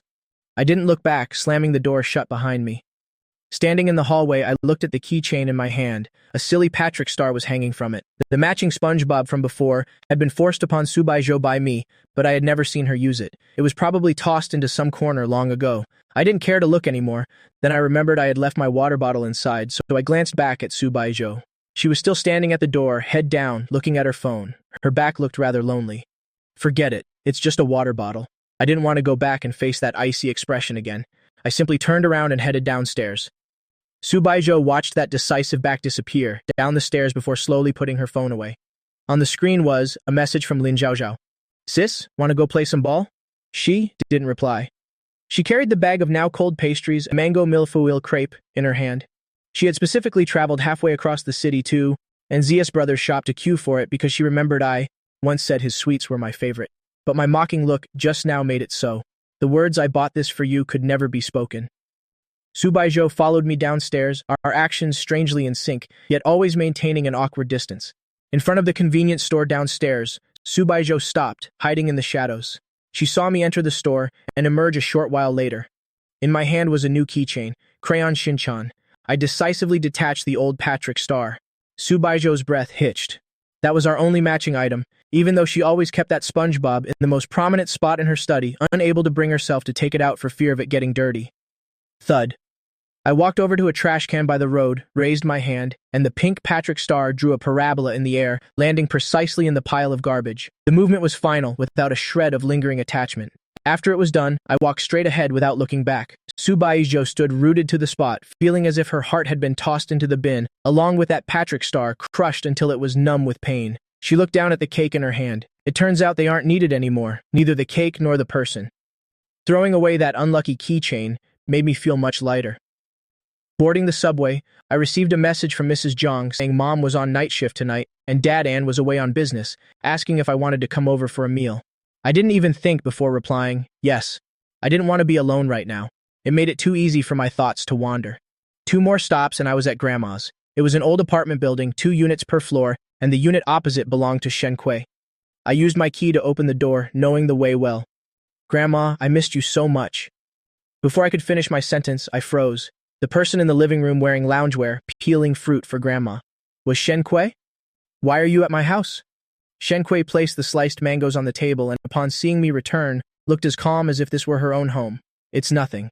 I didn't have classes this week, so I came to visit Grandma. With that, she very naturally skewered a piece of mango and held it to my mouth. Freshly cut, try it and see if it's sweet. Grandma was beaming, the wrinkles on her face blooming with joy. Ha ha, when you're not here, it's always Kui who stays with me. This child is much more caring than you. Saying that, she took my empty water bottle and turned to pour some water for me. I bit into the mango slice Shen Kui offered, mumbling incoherently. Really? Does her being with you feel the same as me being with you? I went over and pinched her cheek. Old lady, have you been losing weight behind my back? Why do you look thinner? I haven't, she playfully smacked my hand. Shen Kui, come and see if this old lady has really gotten thinner. I turned to look at Shen Kui. Shen Kui pushed up her glasses, a gentle smile gracing her lips, her eyes filled with doting affection as she watched Grandma and me play. The house was filled with a long-absent warmth and laughter. There was no high and mighty Miss Sue here, no annoying green tea guy, only the most comfortable family setting. On the road at Xingyue Bay, a black Maybach sped by. Outside the window, the incessant chirping of cicadas and birds only served to highlight the deathly silence inside the car. Subaiho sat in the back seat, her long legs tucked in, the bag of pastries she couldn't give away, still clutched tightly in her hand. The paper bag was crushed out of shape. She closed her eyes, her brow furrowed in a weary expression. From the driver's seat, Uncle Lin, the old chauffeur, glanced in the rearview mirror several times before finally letting out an irrepressible sigh. Zhuzhou, I've watched you grow up, so please don't mind my nagging. When you get back to the main house later, please try not to argue with your father again. Things aren't like they used to be. That stepson Lin Wan brought with her has been hovering around the old master a lot lately. Uncle Lin paused for a moment, his voice dropping lower. If that woman ends up having another child, knowing your father's temperament, I'm afraid he'll pay even less attention to you. Subaiho slowly opened her eyes, a cold sliver of mockery in the depths of her gaze. She glanced at the scenery rushing past the window, her tone indifferent, yet exuding a certain ruthlessness. If she gets pregnant, then so be it. If that old man actually gets a son, I suspect even someone like Lin Wan will be replaced by the next one. I, Subaiho, have never relied on Su Liang's favor to secure the position I hold today. The old Su family mansion at Xingyue Bay. Subaiho had just entered the foyer, and before she could even change her shoes, a deep, angry voice bore down on her. So you finally decided to come home?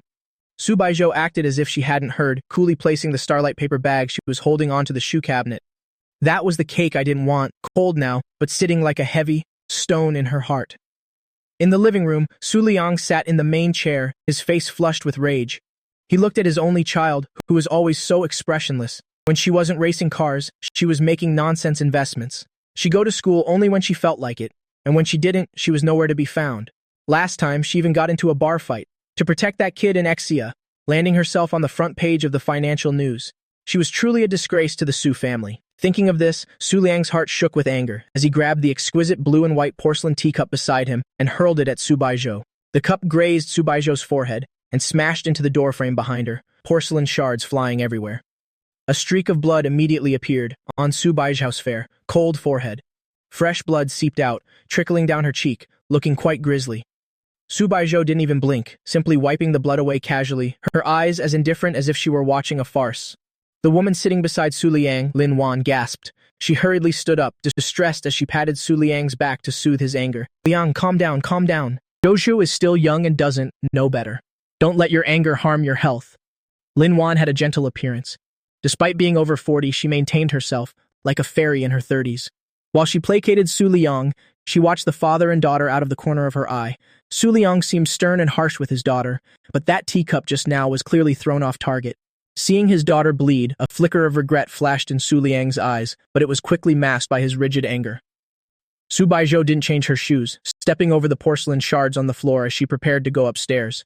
Jojo Linwan's sharp eyes caught sight of the pastry bag. She quickly called her back, then turned to smile at Su Liang. Look, Liang, Jojo even bought something for you. This child actually cares about you in her heart. She's just stubborn. This was a classic case of damning with faint praise.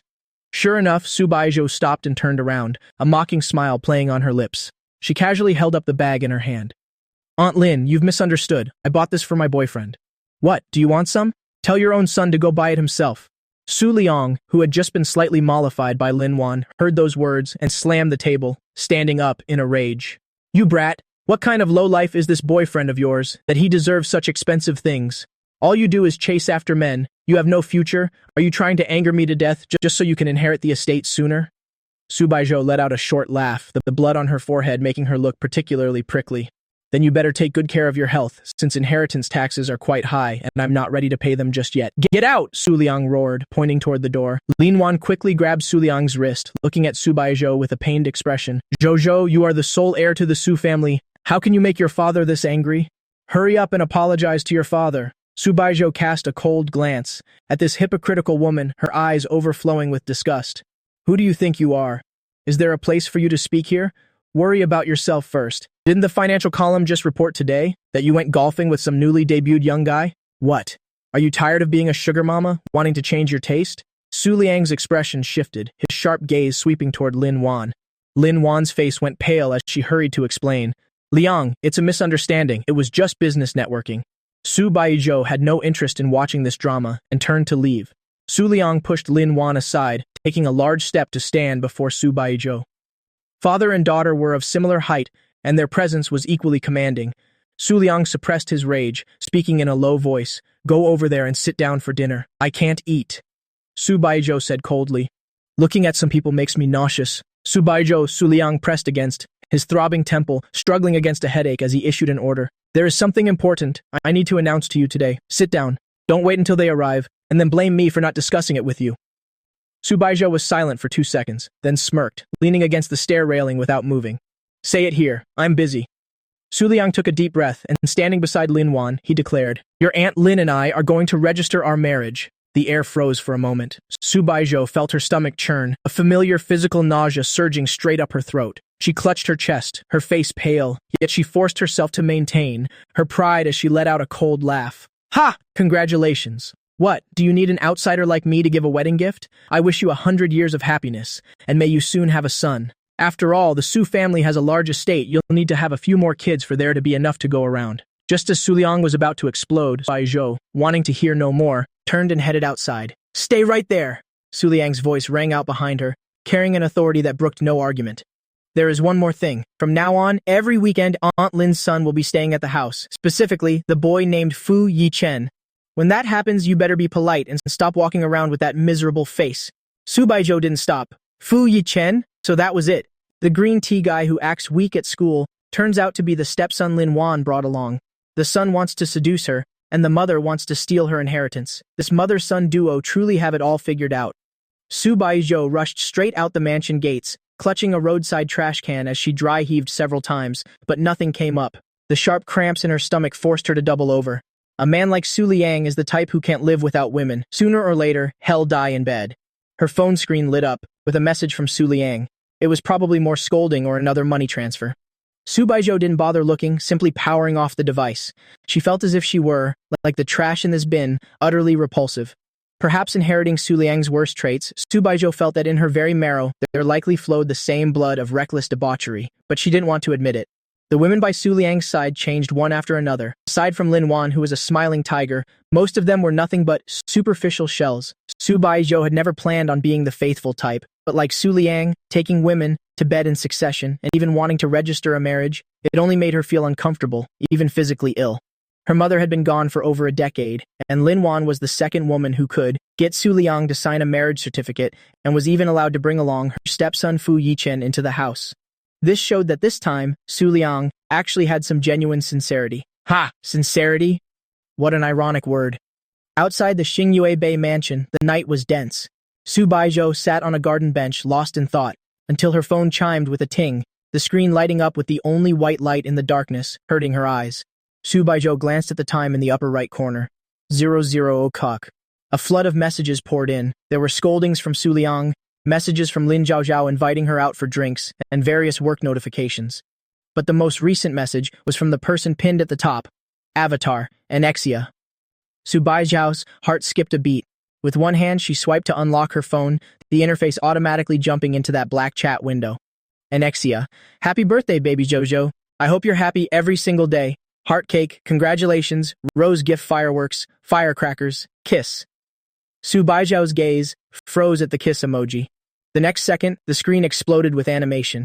Against their chat background, a pink heart popped out, thump, thump, thump, thump.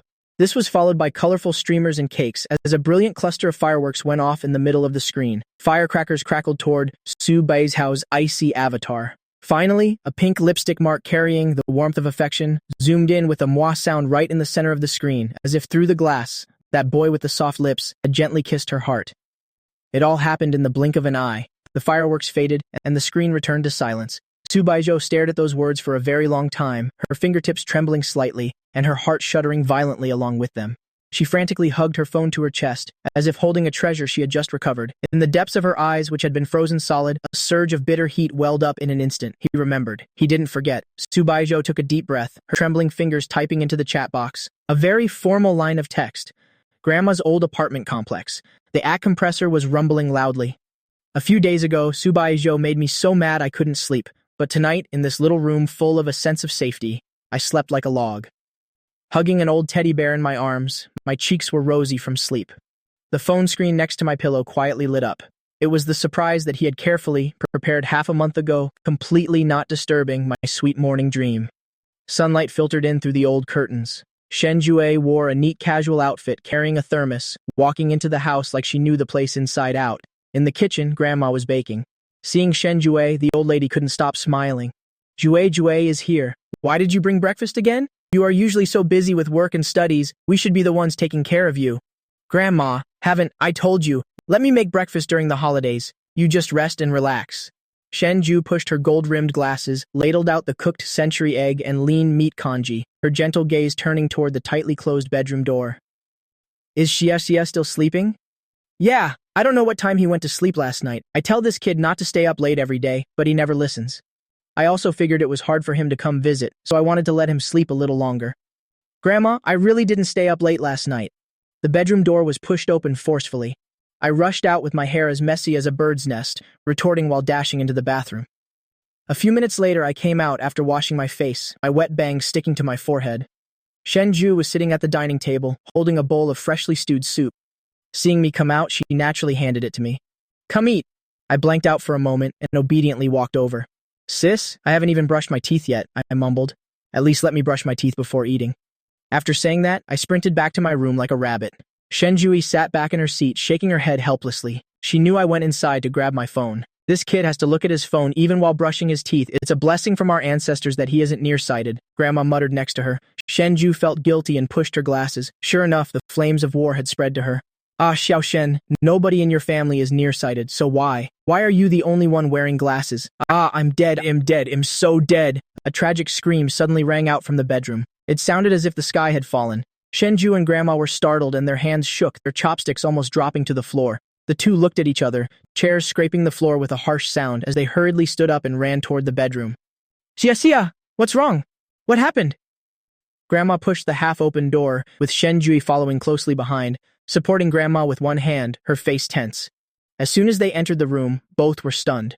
They saw me sitting on the bed, holding the phone with both hands, my forehead frantically smashing into that teddy bear. I'm dead, I might as well just die. Let me die.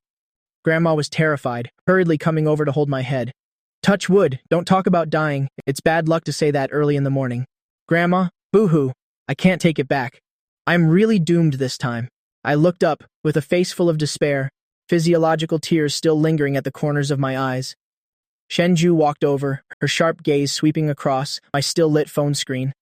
On it was the QQ chat interface. In the chat box, those traces of flashy effects were still there, along with a sickeningly sweet sentence. "Happy birthday, baby Jojo. Kiss." Shenjue frowned, her voice lowering a bit. "Scheduled message?" I buried my face in the blanket in despair. I said it half a month ago. Damn it, I forgot to cancel it. I already deleted her. Why did I forget this? Moreover, I haven't even deleted her from my QQ friends list. Now this is just great. Last night I just threw the token of love into the trash can, acting all cool and badass, only to send her a kiss at midnight. Subaiho must be laughing her head off at me right now. Ha, men say no with their mouths, but their bodies are very honest, coming to wish me a happy birthday. I feel like I don't need to go out and see people anymore in this life. At this moment, the phone was like a hot potato. I threw it straight to Shenju. I closed my eyes and started babbling nonsense. This phone is poisoned. I don't know it. Shenjue, you definitely sent this. You took advantage of me sleeping to secretly. Use my fingerprint to unlock it and send it, right? Shenjue pushed her glasses, looking at the string of pink bubbles on the screen, her mouth twitching. Anexia, do you think your crappy phone is a national secret? You think I'd bother touching it? Grandma put on her reading glasses, leaned in to look at the chat history in Shenjue's hand, reading word by word. Baby Jojo, happy birthday to baby Joju. You must be happy every day. Oh my god, my old bones are going to get cavities from this. The wrinkles on Grandma's face bloomed into a smile as she held my hand, her eyes sparkling with a gossipy light. Xiaxia, are you dating? Who is this baby Jojo? Sounds like a little girl, right? Shenjui frowned slightly, getting goosebumps all over, a hard-to-detect trace of bitterness in her eyes. I looked at Grandma with a heart like dead ashes, pouting and pretending to cry. Grandma, please don't read it anymore. Leave me some dignity, please. Grandma rubbed my messy hair, comforting me. What's there to be embarrassed about? Didn't the girl also reply to you? Look at this. Grandma pointed at the small, cold line of text at the bottom of the screen. Anexia, thank you, Shenjue sneered, her tone icy. Yeah, right, she replied so enthusiastically. You sent her a long string of emojis and effects wishing you could rip your heart out for her, and the result? She just replied, Anexia, thank you. Shenjue deliberately dragged out the last few words, killing me and my heart. No baby, Xia. No I love you too, not even a tilde, just a period as cold as ice. And Xia, it's truly heartbreaking to see you act as a backup tire to this extent. I glared at Shenju, gritting my teeth. Shen, you great genius, if you don't speak, no one will think you're mute. Anyway, I don't care. When the time comes, I'll say you played a prank and sent it. Who told you to keep mocking me? Shenjue raised her eyebrows. Do you think someone like Subaiho, as shrewd as she is, would believe this nonsense? Grandma watched the two of us bickering, smiling happily. All right, it's not a big deal. Isn't it just sending to the wrong person? It proves that fate hasn't ended. Come on, let's eat. Grandma made your favorite scallion pancakes. I hugged Grandma's waist, burying my face in her neck and rubbing against it. Grandma, I have no face to see anyone anymore. I'm not in the mood to eat. The scallion pancake has 2 extra eggs. Coming, he'll be right there. Moon Bay Hotel. Subaiho returned to the suite, throwing herself onto the large, soft bed. She didn't reply to Lin Zhao's messages last night. That girl must be at the hospital with that green tea Fu Yichen right now. She probably also knew that because of me, she had to find someone to take care of Fu Yichen. She was too lazy to explain. Su Liang sent an address, which was the venue for her birthday party. They call it a birthday party, but it was actually just a large-scale commercial vanity fair, used to debut the heir of the Su family. Subaiho stared at the bright white ceiling, but her mind was full of scenes from last night. The moment the phone screen lit up, pink hearts, dazzling fireworks, and a magnified lip print in the middle of the screen. Kiss. Subaiho's throat bobbed slightly, and Xia wanted to kiss her. She subconsciously raised her hand, her fingertips gently touching her own lips. Cold fingers and soft lips, touching each other without producing any sparks. Subaiho narrowed her eyes, her tongue unconsciously licking the slightly dry corners of her mouth, wanting to kiss. Wanting to pin him against the wall, making his mouth only able to let out whimpers. Realizing what she was thinking about after the NSFW images, Subaiho suddenly bolted upright from the bed. A suspicious blush appeared on her cheeks. She pursed her lips tightly, secretly cursing, Subaiho, you are truly thirsty. To hide her guilty conscience, she picked up her phone, copied the birthday party address that Su Liang sent, and opened it. Qiyu was originally only intended for a few business partners, but as if possessed by a ghost, she clicked on the mass sending assistant, selected all, and hit send. Ding ding ding, a series of successful sent notifications rang out. Except for the person pinned at the top, the one who just sent her a kiss last night, had a red exclamation mark. The message was sent, but was rejected by the recipient. Failed to send, please add the other party as a friend first. Subaiho stared at that red exclamation mark, her whole body freezing. She took a screenshot in sheer disbelief. Exiting QQ, she stormed into the WeChat interface with murderous intent. It was still the sentence she sent a few days ago. What's wrong with you?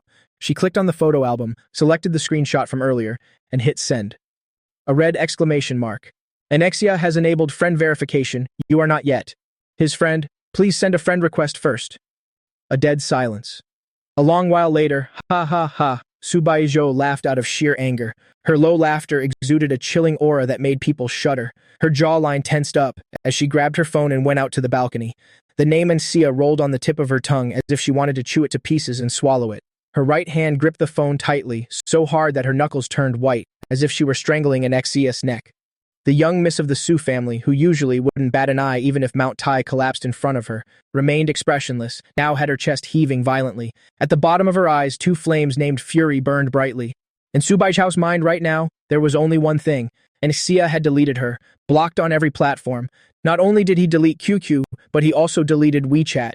QQ was probably deleted after she replied, "With that thank you last night." Then what about WeChat?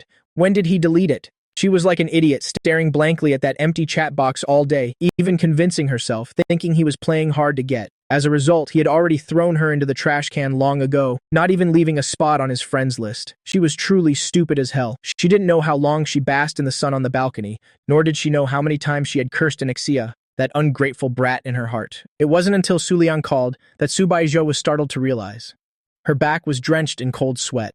Expressionless, she hung up the phone, went into the bathroom, turned on the faucet, and splashed a handful of cold water fiercely on her face. So hard, it was as if she wanted to scrub off. This face that enchanted countless people. Only when her whole face turned completely red did she reluctantly stop. Subaiho looked at herself in the mirror. The cut on her forehead from being hit by a teacup yesterday, because of the water, the scab that had formed cracked open, and drops of fresh blood oozed out. She seemed to feel no pain, not even blinking an eye. She casually pulled out a tissue and pressed it against the wound. The phone screen lit up. It was an urging message from Suliang. Subaiho placed the phone face down on the sink, not even glancing at it. Taking a cold shower, she changed into a neatly tailored black suit, carrying a body full of murderous intent, warning strangers to stay away as she left the room. Shenju looked at the mass text message she received on her phone. Contact note, Subaiho. Content. New district, Mingming Avenue, number 166, Xingxing Grand Restaurant. Welcome to the birthday party. Shenjui raised her eyebrows. This was casting a wide net. It seemed this Su family miss was getting anxious. I was next to her holding the phone to my ear with one hand. Hello? Ah, got it. Over on Mingming Avenue, right? Okay, you guys play first. Shenju and I will be there in 2 subway stops. I hung up, and as I looked up, I noticed Shenju was still standing at the door. Let's go, Sister Shen. Why haven't you changed your shoes yet? I carried a huge tennis bag with that silly thermos hanging around my neck, feeling like a primary school student going on a field trip. Shenju didn't move, staring at me with a gloomy gaze. Did you really block all her chat apps? My movements paused. Speaking with righteous indignation, I raised my voice and said, Yeah, was I supposed to keep her around for New Year's? Shenjue sighed, bringing her phone screen in front of my face. Subaiho, New District, Mingming Avenue 166, Xingxing Restaurant, welcome to the birthday party. I looked at that line of text, my pink lips pursed, feeling a bit strange inside. Since when did you have her contact info? This person Shinjui, apart from studying and doing experiments, didn't have a social circle much bigger than mine. If she hadn't gone crazy today, I wouldn't even have known she added her as a friend. Shinjui pushed her glasses, her tone calm. I am the class monitor. Subaiho barely comes to class a few times a month. The homeroom teacher told me to check on her situation, so I added her from the class group. She has always been lying inactive there, muttered a soft, oh, turning my head away. She must be mass texting, just casting a wide net, you. Don't need to pay attention to her. Shenjue pulled her phone back, looking at me meaningfully. Therefore, her mass text message couldn't be sent to your account either. She must know by now that you blocked her. Anexia, have you thought about the consequences? That is Subaiho we're talking about. My heart skipped a beat, but refusing to show weakness, I argued stubbornly. So what if she knows? Could she possibly crawl through the internet to beat me up? After saying that, I pushed Shenju's back to get her outside. Bro, I'm begging you, can you stop mentioning that jinx? Let's hurry up, Zhang Yunzi and the others are waiting. Today, our group of 5 agreed to play tennis together at a location right near Mingming Avenue, at newly opened high-end tennis court. Zhang Yunze and the others had arrived early, just waiting for me and Shen Jue. Shen Jue, let me carry that for you. You have your water cup, your bag. You're going out like a kid who can't take care of herself. Does me drinking water offend you? Didn't I just bring a single cup? Although complaining verbally, I still obediently let go, holding my phone with both hands and starting to scroll, looking at photos of the action actress. So beautiful, this waist. I want to slide down on it. Shenju glanced at the screen, at that incredibly alluring female star, then looked at me smiling foolishly beside her, saying nothing, only a trace of helplessness flashing through her eyes. Xingxing Grand Restaurant. The grand hall was magnificent with people bustling about. None of the guests present were without elegant suits or glamorous dresses. Amidst the toasting and exchanging of glasses was nothing but fake politeness and calculation. The main doors opened. A slender, cold figure stepped inside. Subaiho wore a neatly tailored black suit, wearing no jewelry whatsoever, only pinning a minimalist silver brooch on her chest. The monotonous black not only didn't make her look dull, but instead enhanced her overwhelming aura, like the queen of the night.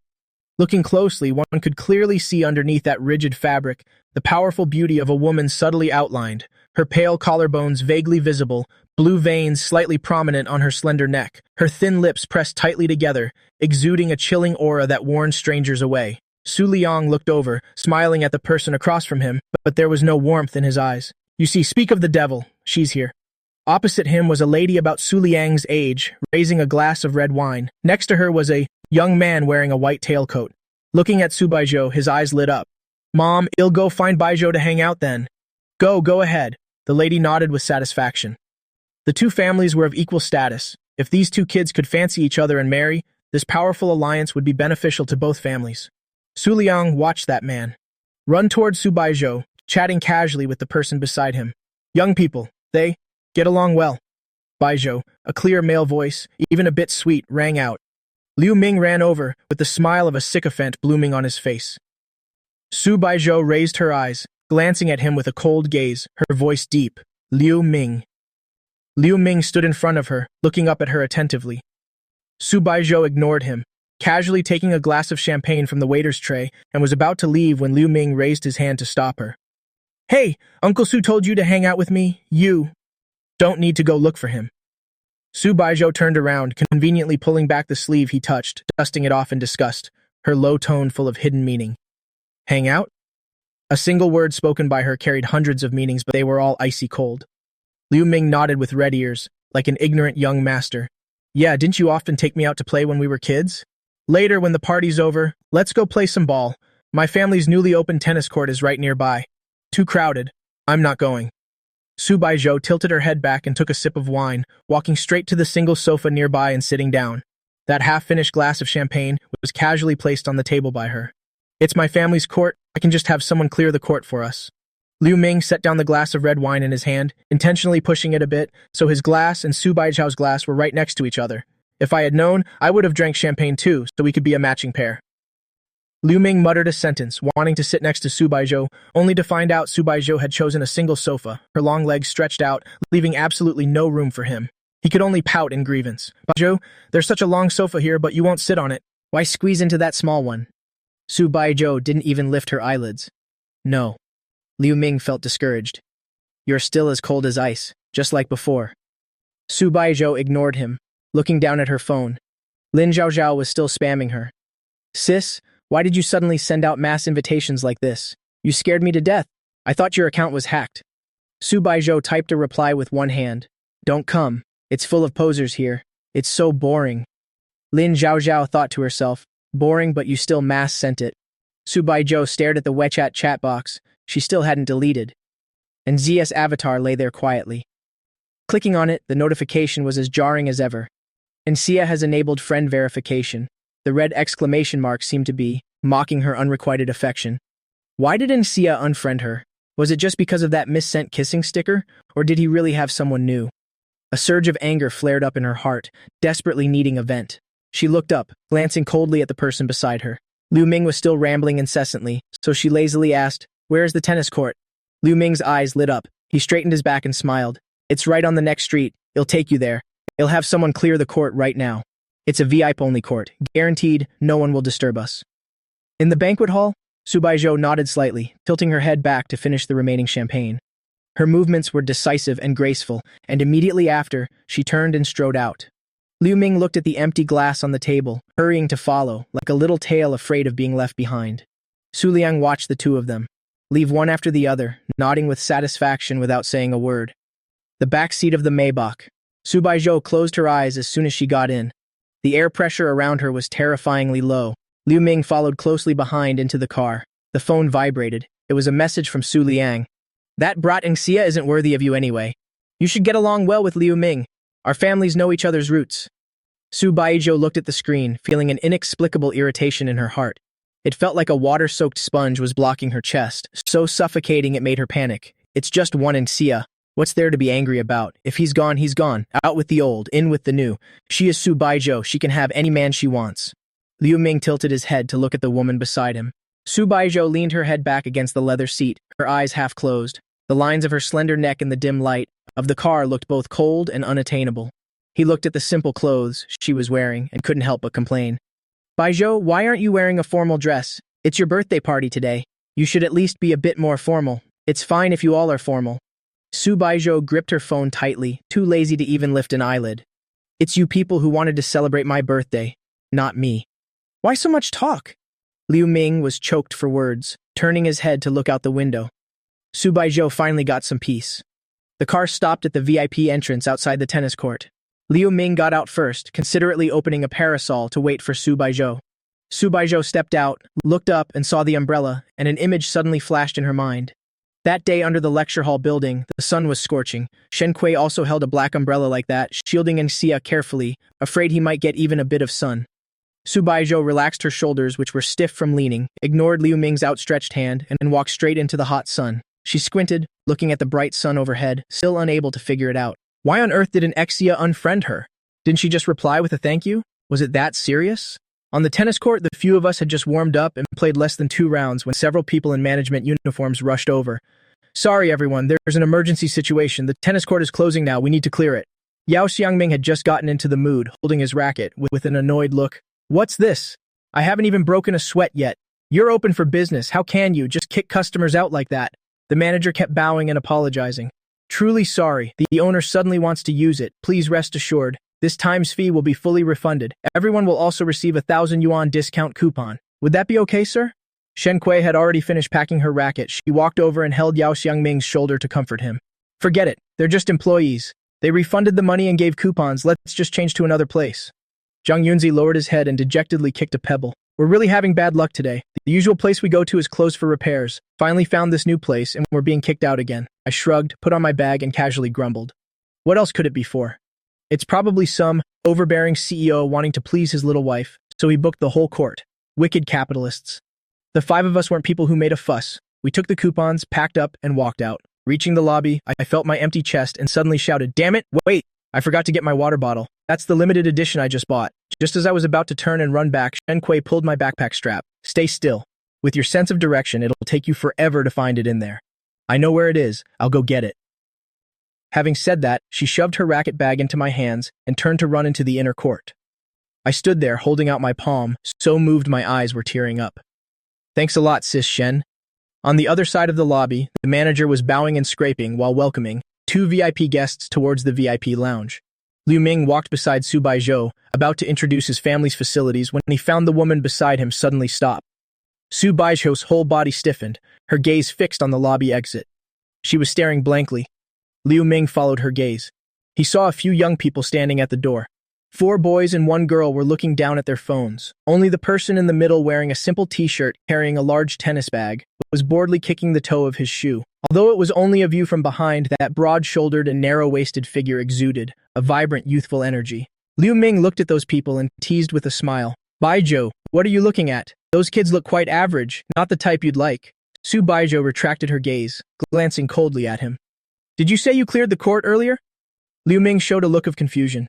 Yes, didn't you say it's noisy with many people, and you like it quiet? For your sake, I specially had all the unrelated people removed. Subaiho lowered her head, her dark eyes looking straight at Liu Ming, suppressed anger at the bottom of her eyes. Doing things like this will eventually ruin your father's business. You kicked an Xia out. Good! Very good. This is truly backfiring. Liu Ming didn't care at all. Oh, please. My dad opened this for me to play in anyway. Subaiho ignored him, her gaze shifting back to that side. Right at this moment, a tall figure walked out from the inner court. Shen, Hui, holding a blue and white water bottle in her hand, walked up to that figure, handing it over very naturally. I took the water bottle, smiling brightly, even giving Shen Hui a thumbs up. Subaiho's jawline immediately tightened. It's her again, that Shen Hui again. That cute water bottle was being held by a woman with a cold aura. It looked incredibly jarring. That belongs to an exia. How can another woman be allowed to touch it? Liu Ming saw she wasn't moving, so he blocked her way and urged, Baizhu, are we going or not? The lounge is already prepared. Subaiho's eyes darkened. She ignored Liu Ming and instead turned around, waving to the manager. She tilted her chin, pointing at the group of people preparing to leave at the door, her voice cold. Call those people over here. The manager was stunned. Subaiho narrowed her eyes, her tone leaving no room for doubt. Just say you're a friend of Shen Hui, inviting them to play together. He unfriended her, so don't blame her for using this method to bring him back. Inside the reception room, Liu Ming stood to one side, crossing his arms over his chest, his face full of displeasure. Baizhou, we clearly said we play together. Why suddenly invite others? And people of this sort? He curled his lip in disdain, not finishing the second half of his sentence. Subaiho leaned lazily against the sofa. Her slender fingers swirled the teacup in her hand, the tea rippling slightly, reflecting her indifferent eyebrows. Correction, she spoke slowly, her lazy tone carrying an innate chill. I never said I was coming with you. Liu Ming was so choked, his face turned from pale to red. He could only seethe in silence, picking up the teacup on the table and draining it in one gulp as if drinking poison. On the court, the group followed the staff inside. I looked around at the empty court, looking at Shen Hui in confusion. Sis Shen, where's your friend? The staff stepped back awkwardly with a placating smile. Please wait a moment. The guests are changing clothes. Yao Xiangming slumped onto the bench, grumbling dissatisfactorily. What kind of people are they? Didn't they invite us to play? Why make us wait? I opened my water bottle, sipping water through the straw, my gaze aimlessly looking towards the entrance. Shen Hui's friend? A cold top student like Shen Hui? Since when did she have a friend who liked playing tennis? Hey, old Ann, look over there, Ming suddenly pulled my sleeve, his voice lowered. Isn't that Subaiho? My movements froze, looking where Ming pointed, and with just one look, my heart skipped a beat. Subaiho. She was wearing a professional all-black sportswear set. The black, tight-fitting, quick-dry shirt hugged her enviable figure. Below were black cargo sports pants, making her legs look incredibly long, her aura overwhelming. And behind her was someone also, wearing an all-black outfit, Liu Ming. The two of them, one following the other, looked like they were wearing a couple's outfit. My fingers tightened around the tennis racket, unfriending her, and she immediately brings a new flame to play. She even called me back to watch. What new kind of humiliation is this? Huh? Subaiho strode with her long legs, walking straight towards me. As the distance closed, my eyes uncontrollably fell on her face. On that usually perfect cold face, there was a clear red mark under the corner of her eye. It looked like she'd been scratched by something sharp. It hadn't even scabbed over yet. My heart skipped. According to the original plot, there's no scene of the female lead getting injured at this time. If it were business rivalries, who would dare touch the face of the Su family's eldest daughter? Could it be? Before I could think it through, a figure blocked my view. Shen Hui took a step forward, expressionlessly blocking Subaiho's gaze from reaching me. You told the staff to trick us into coming back? Yao Xiangming, being hot-tempered, stood beside Shen Hui, pointing at Subaiho in questioning. Subaiho smirked, a faint smile on her face. Didn't you all want to play tennis? In providing the court? Shen Hui looked coldly at Subaiho, pushing up her glasses, her voice icy. Impersonating my friend, President Su is being a bit of a rogue. Subaiho looked down, idly adjusting her wristband, and smirked. That smile had a few hints of being a rogue. Not just a bit, quite a lot of a rogue. If I can keep the person here, so what if I'm a rogue? I hid behind Shen Hui, listening to the gunpowder-filled dialogue between these two, feeling a bit of a headache. I patted Shen Hui, whispering, Shen Hui, let's go home. I don't want to deal with her. Although Subaiho's view was blocked, her eyes still accurately caught that moment. And Xia actually dared to touch another girl. Subaiho's eyes immediately turned to ice. Staring at that hand, wishing she could burn a hole through Shen Hui's clothes. She looked up, letting out a contemptuous cold laugh. What's wrong? Anxia, it's just tennis. You don't even dare? When you unfriended me, weren't you acting very tough? A clumsy but effective provocation. Who doesn't dare? Yao Xiangming immediately bristled. Let's do it then. Who's afraid of who I'm going first? I helplessly let go of Shen Hui's arm. I was so busy stopping Shen Hui, I forgot about Yao Xiangming, the firecracker, who explodes the moment he's lit. Now it's great. No choice but to go along with it. Fine, brave man. Subaiho tilted her head to look off court, raising her hand. Lin Zhaozhao, Yi Chuan, and a girl I didn't recognize walked in, plus Subaiho and Liu Ming, exactly 5 against 5, 5 people each side, Subaiho said flatly. I looked at the opposing lineup. Except for that pale-faced Liu Ming, the other 4 looked like they knew how to play. Especially Subaiho, she was someone who had trained. Looking back at my side, besides Shen Kui and Yao Xiangming, having some fighting strength, me, Jiang Yunze, and Ming An were just 3 rookies. Shen Kui looked at Subaiho with displeasure, taking a step forward. Who from your side is going first? Lin Zhaozhao held her racket, stepping forward excitedly. Me, I'm first, Shen Kui nodded. Just as everyone thought Shen Kui would personally take the court to teach the opponent a lesson, she turned around, expressionless, and patted Yao Xiangming's shoulder. Yao Xiangming, you go. Yao Xiangming was stunned. So I'm the sacrificial lamb? Shen Kui. Play well. If you lose, you're buying milk tea. I sat on the bench nearby, gripping that water bottle tightly. Ming nervously gripped the armrest. It's over. That Lin Zhaozhao doesn't look simple. Hope old Yao can hold out. My gaze uncontrollably drifted to the opposite side. Subaiho was standing by the court drinking water. Liu Ming held a towel, attentively wanting to wipe her sweat, but was coldly dodged by her. What exactly happened to the wound on her face? Yao Xiangming on the court was sweating like rain, but found his opponent, Lin Zhaozhao, seemed to not know how to play at all. She couldn't even hold the racket steady. This left the match without any suspense. At the resting area, I sat on the long bench, gripping that water bottle tightly. My gaze uncontrollably drifted to the opposite side. Subaiho's people didn't seem nervous at all. Except for that Liu Ming, who looked worriedly at the court, Subaiho and the other 2 were all looking down at their phones, as if this match had nothing to do with them. Just as I was spacing out, the woman in black opposite me suddenly looked up. Across the wide tennis court, those deep dark eyes accurately caught my gaze. Like a net, it immediately tightened. To hide my nervousness, I clumsily twisted open the water bottle cap, tilting my head back to take a large gulp. Huh? Jiang Yunze beside me looked at me strangely. Doesn't this bottle have a straw? Why bother twisting it open to drink? I wiped the water from my lips, avoiding his eyes. I think it's more refreshing to drink like this. Ming'an chipped in, unintentionally exposing me. Oh please, don't you like biting the straw the most? Every time you drink milk tea, you bite the straw flat. I explained impatiently. Biting the straw is a bad habit. It's uncivilized. I've decided to change. Are you kidding? I just sent that kissing sticker last night. If I bite a straw in front of Subaiho today, that woman might think him, giving some suggestive signal. Shen Kui, sitting beside me, pushed her glasses, looking down at me. Auntie Zhang said before, if you could fix that bad habit of biting straws, she'd buy you that Leica camera you've wanted for half a year. Why didn't you change back then? I bristled, looking at Shen Kui with righteous indignation. I was young and reckless then. Besides, even if she bought it, I'd just play with it for 2 days, then let it collect dust. I just didn't want to waste everyone's money. Shen Kui shook her head helplessly, but her eyes held indulgence. I was only focused on arguing with Shen Kui, completely failing to notice the gaze, from the opposite side becoming increasingly burning, even carrying a hint of aggression. By the court, Liu Ming looked at the one-sided game, stomping his feet in worry. Does that Lin Zhaozhao even know how to play? She doesn't even know a basic serve, how embarrassing. He turned to look at Subaiho beside him. The woman sat lazily on the chair, her long legs stretched out casually. Both hands were propped on her knees, twirling a black phone in her hand. Although she looked indifferent, her gaze was always fixed on the opposite side. Liu Ming followed her gaze. There were 4 boys and 1 girl sitting opposite. I was drinking water. Beside me was the tall girl with glasses, Shen Kui, who was leaning in to say something to me. The 2 of them were sitting very close, looking intimate. Alarm bells rang in Liu Ming's heart. He sat down heavily beside Subaiho, tugging her sleeve. Baijo, is your friend reliable? The other side has scored 4 points in a row. Subaiho turned her head, glancing coldly at him, her voice without a ripple.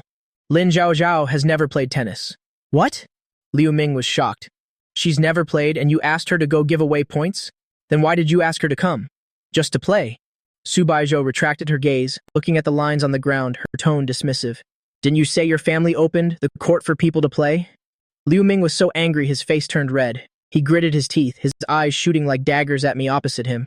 Subaiho, tell me the truth. Is there someone you like over there? The way you look at that guy isn't right at all. Subaiho caught sight of me, tilting my head up and smiling at Shen Kui, and that smile was absolutely dazzling. She lowered her eyes, suppressing the frustration surging in her heart, and coldly spat out 2 words, shut up. On the court, good game. Lin Zhaozhao wiped her sweat, losing the match without a single care in the world. Yao Xiangming was stunned. Big sis, judging by your stance, I really thought you were some tennis queen. Turns out you're just a bronze rank player. I'm up next. I stood up. I didn't want to sit on the bench anymore under Subaiho's intense gaze. Hitting some balls might actually distract me. Seeing the other side switch players. Liu Ming was just about to grab his racket. That guy looks like an easy target. Let me go handle him. A hand suddenly cut in, firmly pressing down on Liu Ming's racket. Subaiho stood up, picking up her professional red and black racket. Holy crap! Liu Ming looked at her in disbelief. Why do you need to personally deal with a minor character like him? Subaiho tested the weight of the racket in her hand, her gaze piercing through the net, landing directly on that long-legged youth. She narrowed her eyes, her tone carrying a hint of dangerous ruthlessness. He's an eyesore. I want to take care of him myself. Liu Ming was stunned. He looked at me on the opposite side. That guy clearly looked bright and radiant. He had a great physique too. He was exactly the kind of person Subaiho would usually take a second look at. How did he become an eyesore all of a sudden? Subaiho didn't explain. She took long strides, walking forward step by step. The red and black racket spun once in her hand, carrying an aura of murderous intent. I was preparing to serve, but when I saw who was approaching from the other side, my movement suddenly stiffened. I gripped the racket handle tight. My throat felt parched. Why did they switch players? The two of us stared at each other across the net. One panicked and tried to avoid eye contact. The other pressed forward relentlessly. Subaiho stood firmly at the baseline. Her eyes, usually as cold as ice, were now burning with two dark flames. She looked at me. Her voice wasn't loud, but every word was clear, like a clap of thunder echoing in my ears. Then why did you delete me? The wind stopped and the surrounding noise seemed to vanish for a moment. Both of us were silent. Neither could answer. Only that question echoed in the air, carrying resentment, carrying anger, and carrying an obsession that refused to let go. I used to practice tennis. Even though I only had 2 sessions with a private tutor, at least I'd held a racket before. Plus, during the holiday break, those two, Shen Kui and Yao Xiangming, dragged me out to practice every single day. I still had a bit of muscle memory. At first, I lowered my center of gravity, spun the racket handle, and prepared for a showdown with Subaiho. But then, a scene from the original novel suddenly flashed through my mind. It was when Subaiho, to save that weakling Fu Yichen, personally went on court to solo against the captain of the Vine University professional tennis team and ended up winning a landslide victory. That glorious moment. My body, ready for battle, immediately stiffened. My tense forearms relaxed and my arched back straightened up. Looking at Subaiho opposite me, also ready, in her hitting stance, my heart suddenly swelled with self-mockery. And Xia, what the hell are you doing here? Why bother playing this match with Subaiho? Is it to serve as a romantic catalyst for Subaiho and Fu Yichen in the future? Is it to prove to everyone how cold Subaiho is to her ex-boyfriend like me, only to turn around and show how deeply she loves Fu Yichen? I'm not playing this match anymore. I looked at Subaiho. My Adam's apple bobbed. My eyes, which usually looked a bit reckless, were now terrifyingly clear, and they emitted a deadly stillness. Subaiho's fingers tightened around the racket. Her knuckles turned white. She looked across the net, her gaze like a knife locking onto me, her voice low and cold. What did you say? I took a deep breath, suppressing the bitterness surging in my chest. I held my head high and said, I'm quitting. I'm not playing with you people anymore. Immediately after, I threw the racket onto the ground, making a sharp clatter. Without looking back, I turned around and walked off the tennis court. Shen Kui was quick to react, grabbing my sports bag and water bottle and hurried after me. Before leaving, she didn't forget to turn back and shout at Yao Xiangming, bring Xiaxia's racket along. That was a gift from Brother Q. The tennis court was dead silent. The racket in Subaiho's hand slipped out, hitting the ground. It was only then that Lin Zhaozhao and Ye Chuanchuan finally reacted, hurrying over. Ye Chuanchuan looked at my retreating back, then at the lonely racket on the ground, looking completely bewildered. What just happened? Wasn't everything fine a second ago? I only replied to a text for a moment. Why did he get so mad? And just leave? Lin Zhaozhao bent down to pick up Subaiho's racket, feeling a bit flustered. So how are we supposed to finish this play? Didn't Chuanchuan say we were supposed to lose to him on purpose? Now the protagonist is gone. Are we losing to the air? Forget it. Play amongst yourselves. Subaiho shoved the tennis ball in her hand into Lin Zhaozhao's arms. Her face, usually so calm and composed, was now completely filled with annoyance. I have something to do. I'm leaving. Lin Zhaozhao held the ball, staring blankly at Subaiho's back, as she hurried away almost in a panic. What's the rush, Sister Zhou? Ye Chuanchuan shoved the racket into her hand, looking at her as if she were an idiot. It's as clear as day. She's chasing after her man. Lin Zhaozhao scoffed, looking unconvinced. Nonsense. Is Sister Zhou really the type of person who would actively chase after a guy? It's always been men lining up to chase her, okay? Chuan shook her head, sighing meaningfully. I'll say it again, that an Exia kid is playing a high-level game Subaiho had just chased. Out of the tennis court gates when the phone in her pocket started, vibrating wildly. It was Su Liang. She didn't even look at it, just hung up. The next second, a WeChat message popped up. You're just going to leave Liu Ming there alone? Subaiho, did a dog eat your manners? Subaiho looked at the screen, a flash of ferocity in her eyes, and directly held the power button to shut it off. The world was finally quiet. She looked up and happened to catch sight of Shen Kui and me in the distance. Her heart skipped a beat and she frantically gave chase. Inexia. Shen Kui, carrying the bag and water bottle in one hand, followed half a step behind me, not even daring to reach out and pull me. At least tell me something. Where exactly did your wires get crossed? Shen Kui, stop following me. I know the way. I don't need you to take me home. I kept my head down, walking hurriedly, not even looking where I was going, just barreling straight ahead. Look at the state you're in. How can I feel safe letting you wander around the streets alone like this? Shen Kui's voice betrayed her helplessness. I'm not a 3-year-old. My voice had a barely perceptible tremor. Not a child?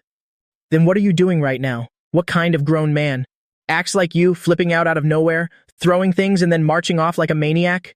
Shen Kui followed steadily behind me, and though her tone was sharp, it was laced with genuine concern.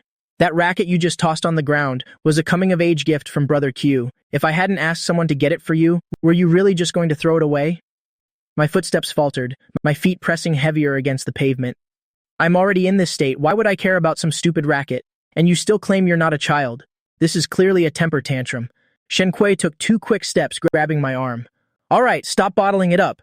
There's a billboard over there. If you're feeling embarrassed, then just crouch behind it and calm down for a bit. Once you've settled your emotions, come out and talk to me. She pulled me back and I could only turn my face away, not wanting Shinki to see my pathetic state right now. I'm fine. It's just the wind making my eyes sting. Shen Kui let go, tactfully stepping back a few paces, pointing toward that giant billboard. I slowly shuffled over, leaning my back against the billboard. Shen Kui was amused by my combination of pride and self-pity and couldn't help but laugh. She gave a long sigh and walked over, standing guard beside me like a sentinel, helping me hide from the gaze of passers-by. Across the street, Subaiho watched the figure, leaning behind the billboard. Her heart felt like it was being squeezed by an invisible hand. Just as she was about to rush over, the light turned red. A torrent of roaring traffic surged past her eyes. The wind from the speeding cars whipped against her face. A heavy smell of exhaust fumes filled her nose, making her feel nauseous. The red light lasted only half a minute, yet it felt as long as an entire century. Every second was a form of torture. Subaiho stared intently at the traffic light's countdown timer. Every time the red number ticked down, her heart gave a small shudder. Finally, the light turned green. Discarding all concern for her image, she sprinted like mad toward the other side of the road. Just as Subaiho was about to step onto the crosswalk, a black Maybach arrogantly cut across, blocking her path. The rear window slowly rolled down, revealing the stern and oppressive face of Su Liang. Get in! Subaiho didn't even spare him a glance, eyeing the green light across the street, and took a long stride, intending to go around the front of the car. 2 steps in, the front passenger and rear doors opened simultaneously. 2 tall, burly bodyguards stepped out, standing before her like 2 stone walls. Subaiho halted her steps, staring coldly at the men before her, and abruptly turned around. The murderous aura radiating from her almost felt like it would explode into the air. She lunged toward the rear window, resting one hand on the window frame, her dark gaze locked onto Su Liang. What do you want? Get in the car. Su Liang's voice brooked no argument. What does your registering a marriage with that Lin Wan woman have anything to do with me? Go register if you want to. I can't stop you from bringing whatever stray into the house, as long as you're happy. Now let me go. Su Liang expressionlessly rolled up the window. The 2 bodyguards blocking Subaiho remained standing there like wooden stakes, without the slightest intention of moving. Subaiho turned her head and saw the signal had already turned red. The fury in her chest throbbed until it was painful. She gritted her teeth, opened the car door, and slumped inside. With a bang, the door was slammed shut with a deafening thud, making the entire car shake. She leaned back in her seat, staring coldly at Su Liang through the rearview mirror. Drive me to the intersection up ahead. Subaiho's voice was terrifyingly low, and even facing Su Liang, her aura didn't weaken in the slightest. Who's up there that's worth you, looking so completely distracted? Su Liang raised his hand, and the driver understood, turning the car around. Su Liang's gaze fell upon her wrist. She was wearing an old-fashioned mechanical watch from over 10 years ago, its strap already worn, which looked completely out of place with the designer suit she was wearing. He frowned. Haven't I bought you so many limited edition ones already? Why don't you change it? Subaiho interlaced her fingers, staring at the traffic receding outside the window, and gave a cold scoff. I can't compare to you, sir. You change wives more often than I change watches. Su Liang closed his eyes, the veins on his forehead pulsing violently. A face that was 70% similar to Subaiho's, but had long since passed away, flashed in his mind. This rebellious daughter, her mouth was even more venomous than her dead mother's. The car rolled slowly, pulling over to the side of the road. The impatient driver behind honked loudly, but after seeing the arrogant quadruple number plate, he irritably shut up and took another route. Is that kid leaning over there the one you've got your eye on? Su Liang looked in the direction Subaiho was staring, his tone carrying a bit of scrutiny and contempt, sounding like he had some personal grudge. Subaiho sat in the shadows, her expression darkening further, like the sea before a storm. Outside the car window, I leaned against the billboard post, my back stiff, yet exuding an unhideable exhaustion. Shen Kui stood beside me like a guardian deity, still carrying my bag and water bottle. Su Liang glanced at Shen Kui's protective stance, and finally, his gaze stopped on me before turning to stab a metaphorical knife into Subaiho's heart. The girl next to him is his girlfriend, right? She's protecting him so closely. Don't tell me the eldest miss of the Su family is suffering from unrequited love. Subaiho clenched her fists, wanting to rush out and give Shen Kui a beating. Su Liang didn't mind stirring the pot and continued to babble. That couple looks pretty good together. A handsome boy and a beautiful girl. You aren't planning to snatch him away and be the third wheel who breaks them up, are you? Subaiho was silent for a moment, the killing intent in her eyes intensifying. She lowered her eyes, hiding the emotions deep within. Did you go through all the trouble of getting me into this car, just to spout this nonsense at me? Back to the villa, Su Liang said coldly. Even if you tie me up and take me back now, I'll just climb over the wall later, so what's the point? Today is the day your brother returns. Go home and see him. Brother? Subaiho let out a small scoff, her lips curling into a mocking smile. My mother is living well up in heaven. Did she manifest herself? Or is your new lover Lin Wan so capable that she birthed you a son the moment she stepped through the door? Su Liang's face turned pale with rage. He grabbed a jade pishu, car ornament, and hurled it toward the back seat. The ornament struck the leather seat, then thudded onto the floor mat. The driver up front was so scared he barely dared to breathe. That piece of jade was something Su Liang had just won at auction. It was worth 10 years of the driver's salary. Su Liang clutched his chest, trying to steady his breathing. You won't be satisfied until you've driven me to a grave, will you? Subaiho ignored him, only staring out the window. Through the tinted glass, she saw Shen Kui gently patting my head, her mouth moving as she whispered some comfort. I looked up slightly, my eyes a bit red. Su Liang couldn't stand her looking so pathetic and coldly ordered the driver to start the car. The wheels began to turn. In Subaiho's pupils, the reflection of that figure huddled into a ball lingered, watching Shen Kui and me gradually recede into the distance until there was only an empty space in her sight and only the retreating street remained.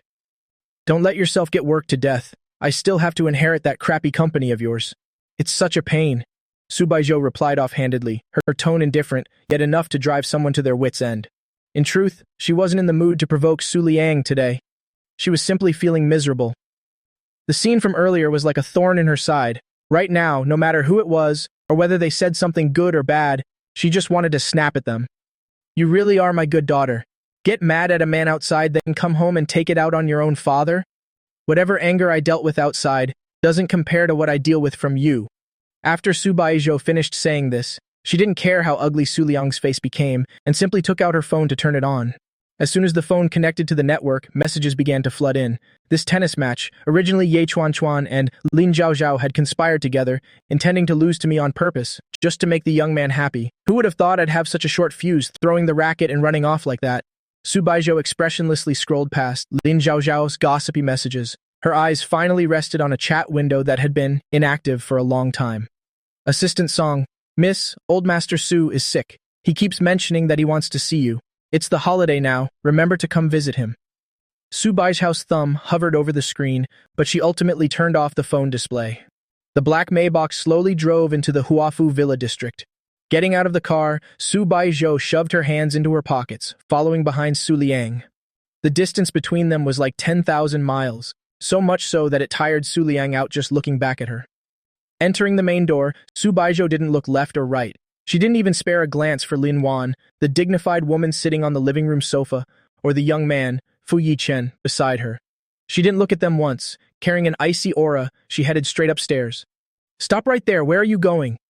Su Liang stood at the foot of the stairs, his authoritative voice echoing through the empty living room, his gaze signaling Subaiho to come down. Subaiho didn't even turn her head, taking long, quick strides, leaving everyone with only a cold view of her back as she went straight up. Fu Yichen sat on the leather sofa, hands resting neatly on his knees. He had mentally prepared himself, imagining what that difficult elder sister's expression would be when she saw him, whether it would be disgust or mockery, disgust or ridicule. But when he turned around, there wasn't even a trace of Subaiho left. Lin Wan stood up, preparing to go comfort Su Liang, whose expression was grim. As she walked past Fu Yichen, she lowered her voice, quickly giving him an instruction. Be on your best behavior later. Stay sharp. This is their house. Don't embarrass me. Fu Yichen lowered his eyes without a word, silently following Lin Wan. When Su Liang saw Fu Yichen, his tense face forced a faint smile. This is Yichen, right? You look very bright. My daughter has been spoiled. Please be patient with her. Lin Wan quickly smiled to smooth things over. I'm sure Baijiu will get along well with our Yichen. Yichen is a gentle boy. He doesn't like causing trouble. The two of them will probably complement each other perfectly, won't they? Du Liang let out a cold snort. Her attitude, it's because everyone around her spoils her way too much. Fu Yichen, if she loses her temper with you, don't give in to her so easily. Just let her be however she wants to be. Fu Yichen looked up. Those clear, bright eyes of his flickered with tiny glints of light. He looked toward the stairs where Subaiho had just disappeared, stole a quick glance, then replied to Su Liang in a soft voice, his tone clear and innocent. Uncle Su, I think Sister Baijiu is a very good person. A flash of surprise crossed Su Liang's eyes. Have you and Baijiu met before? Fu Yichen nodded obediently. Yes, back when I was in the hospital, she was the one who looked after me. Lin Wan froze and looked at Fu Yichen, her tone carrying a hint of reproach. When were you in the hospital? Why? Why didn't you tell me? Before she could finish her sentence, heavy footsteps echoed from the staircase. Subaiho came downstairs with a gloomy face, staring intently at Lin Wan. Where are the things from my room? Her hands were clenched into tight fists. I told you before, don't touch my things. And don't let anyone else into my room. Do you not understand human language? Su Liang frowned, scolding. Is that how you talk to your Aunt Lin? Mind your manners. Lin Wan felt awkward, her hands interlaced in front of her, a flattering smile plastered on her face. Baijiu, I thought since you rarely come home, I should have the maid clean your room for you. To air it out a bit. Did you lose something? Subaiho took a deep breath, turned to walk out, her lips curling into a cold, sarcastic smile. You're quite something. Are you addicted to playing the lady of this house now? Su Liang took a few steps forward, grabbing her sleeve. What is so important that it's worth all this fuss? If it's gone, it's gone. We can just buy it again, throwing the whole house into a fit over some trivial nonsense. At that moment, the butler hurried in from outside. He keenly sensed the tense atmosphere in the house, carefully looking toward the eldest daughter, Subaiho. Your packages, I've placed them all in the attic. Shall I bring them to your room now? Subaiho forcefully brushed Su Liang's hand away, casting a cold glance at the butler beside her. What packages? Your birthday gifts from before, sent by many of your friends. You told me to handle it back then, so I stored them all in the attic. Now the master wants to renovate the attic. Subaiho nodded, saying nothing. The butler finally breathed a sigh of relief, turning around to call someone to tidy up. Seeing this, Lin Wan hurriedly approached to explain to Subaiho, trying to bridge the gap between them. This is Yichen's first time visiting, and your father thought that the whole family should sit down for a reunion dinner to make things a bit livelier. Su Liang's chest heaved with anger, standing there with his back turned, not even bothering to give Subaiho a single glance. Upon hearing the name Yichen, Subaiho's footsteps paused for a moment, and she turned her head to look back. The boy stood beside a giant blue and white porcelain vase, his frame slender, wearing a simple white shirt and jeans that had faded from repeated washing. Those eyes looked very much like some kind of harmless little animal. The coldness in Subaiho's eyes softened slightly, replaced by a flicker of amused mockery. She looked Fu Yichen up and down and let out a short laugh. Your mother is so capable, about to marry into wealth as a lady, so why does she still let you work part-time at that rundown arcade?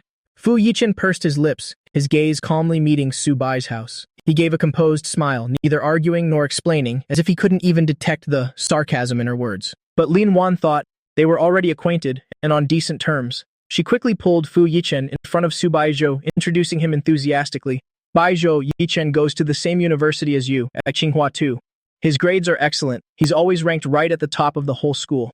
As soon as Lin Wan said those words, the air in the room seemed to freeze, falling into an eerie silence. Subaiho couldn't help but burst into laughter. It was a laugh filled with contempt and ridicule. And here I thought you cared deeply about this son of yours. The smile on Fu Yichen's face stiffened slightly. He tilted his head toward Lin Wan, whispering, "Mom, Qinghua doesn't have an all-school academic ranking. Students can only check their own grades through the system." Lin Wan wasn't highly educated, only knowing that rankings were a big deal in high school. She didn't expect to cause such a huge embarrassment. Her face flushed between red and white, her hands and feet fumbling, momentarily lost on how to handle the situation. Just then, Aunt Wang hurried in clutching a cardboard box. Having heard Subaiho's earlier outburst about missing items, she had rushed to rummage through the previously cleared-out odds and ends. "Eldest miss, all the trinkets cleared out. From your room are in here. Please see if what you're looking for is inside." Lin Wan breathed a sigh of relief, like a drowning person grabbing a straw. To ease the awkward atmosphere, she took the initiative to step forward, wanting to be helpful. "Baijo, let me carry this up for you. Go sit over there and have some tea." Subaiho didn't even wait for her to finish, walking straight past her and glancing over the contents of the box. That bright yellow color among a pile of clutter was particularly eye-catching. She reached in and took out a SpongeBob keychain that looked rather cheap. Then she stood up straight and said coldly, "Throw everything else away." Lin Wan's outstretched hand hung in midair, looking incredibly awkward. Su Liang watched from the side, his gaze falling onto Subaiho's palm at that tiny toy. His brows furrowed deeply. "This is what you wanted to find? For a piece of junk like this, is it worth speaking to your Aunt Lin that way?" Subaiho gripped the keychain tightly in her palm, her gaze sharp and showing no mercy. "It's just a trifle, but how many times do I have to say it? Don't touch my things. Are your ears just for decoration?" All right, Su Liang, say no more." Lin Wan hurriedly intervened, looking like she was bearing a great injustice. "Baijo, it was my fault. I meant well but messed up. From now on, your room, I won't let anyone in. I won't even step foot in there myself." Fu Yichen stood by, silently watching this scene, looking at the mother who didn't even care to ask how he was doing, or even what major he was studying. Right now, she was groveling in someone else's house, fawning over their daughter. She hadn't even asked him once if he was hungry since he arrived for this meal. It was an eyesore. Fu Yichen loathed Lin Wan's weak and submissive appearance, and loathed Subaiho's contempt for Lin Wan even more. Why was it so easy for Subaiho to have self-respect and status, while he and his mother couldn't get it no matter how desperately they begged? Originally, he planned to take his time, luring Subaiho into his trap slowly. But seeing how Subaiho was still losing control of her emotions over that an Exia guy, even though he knew Subaiho only had about 2 months of patience, for clingy types like an Exia, he just couldn't wait any longer. He wanted to immediately witness the collapse of this hypocritical family, so high and mighty that it drove one mad with envy.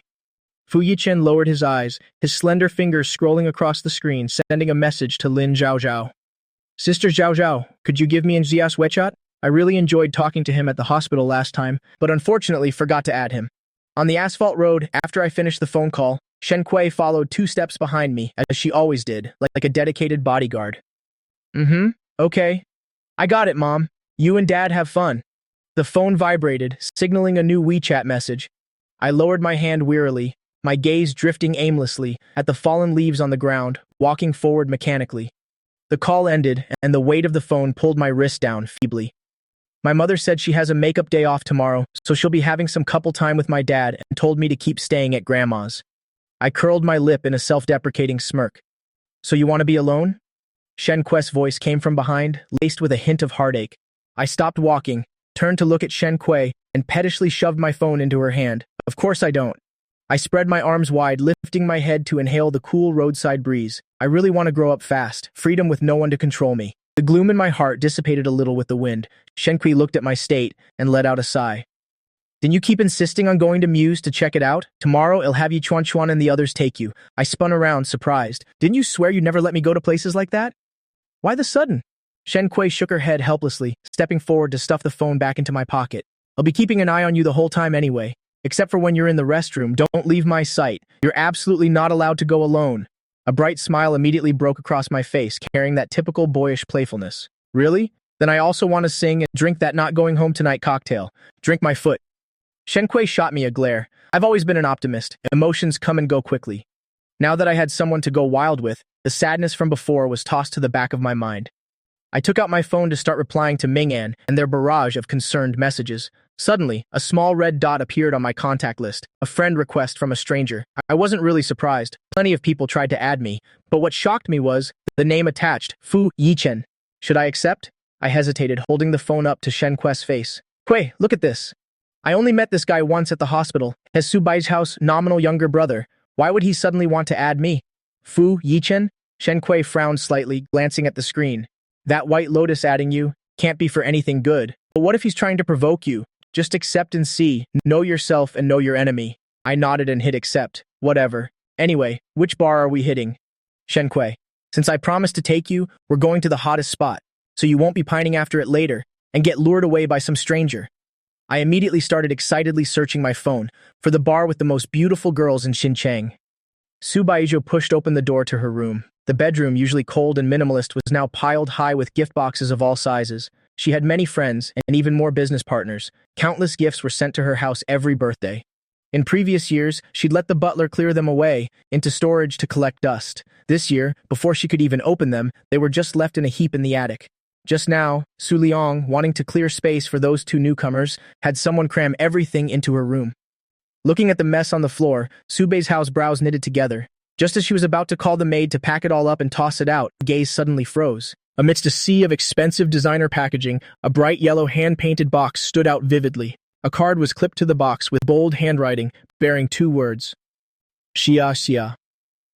Subaiho narrowed her eyes, searching her memory for a long time before, remembering the origin of this gift. This was the birthday gift I had, given her a month early. At that time, I hadn't yet won her consent to be together, nor did I dare to give it to her directly, so I asked Lin Zhaozhao to deliver it instead. Lin Zhaozhao had simply tossed it into the back seat of her sports car. That was before her scandal was exposed by the media, before Su Liang repossessed her sports car, and before her black card was frozen, back when she'd hang out all day with Yi Chuan and the gang. Subaiho walked over and bent down to pick up the gift box. She sank into the single sofa, fiddling with the somewhat childish box, her fingertips unconsciously picking at the ribbon. The image of what she'd seen out the car window earlier suddenly flashed through her mind. Me, leaning by the roadside, looking gloomy, with Xingqi standing by my side like a protective knight. That's her boyfriend next to her. Is your love unrequited? They make a fine couple. Don't you go thinking about stealing someone else's lover. Su Liang's sarcastic voice echoed in her ears. Snap. Subaiho's fingertips tightened, hard enough to snap the ribbon. She gritted her teeth, hissing out 4 words. Steal someone's lover. She gave a cold laugh and swung her arm. The bright yellow box traced a parabolic arc through the air, landing with a thud next to the trash can in the corner. She, Subaiho, needing to steal someone else's man? How absolutely ridiculous. In the beginning, the one who was thick-skinned, pestering her to be together, was in Xia. Now he's suddenly acting all profound, acting distant. Was he playing with her? And Xia. Subaiho pressed her tongue against her palate, muttering the name, her eyes filled with ferocity. In all her life, Subaiho had never been played like this. Su Liang called her arrogant, and it was true. Subaiho might be a troublemaker, but she rarely picked fights for no reason. Because in Xinjiang, you only had to mention the Su family name, and no one would dare to act out in front of her. Those looking to social climb, the men lusting after her beauty, there was never a shortage of them. People who followed her every command were lined up all the way to France. I was originally just another unremarkable face among them, someone she paid zero attention to.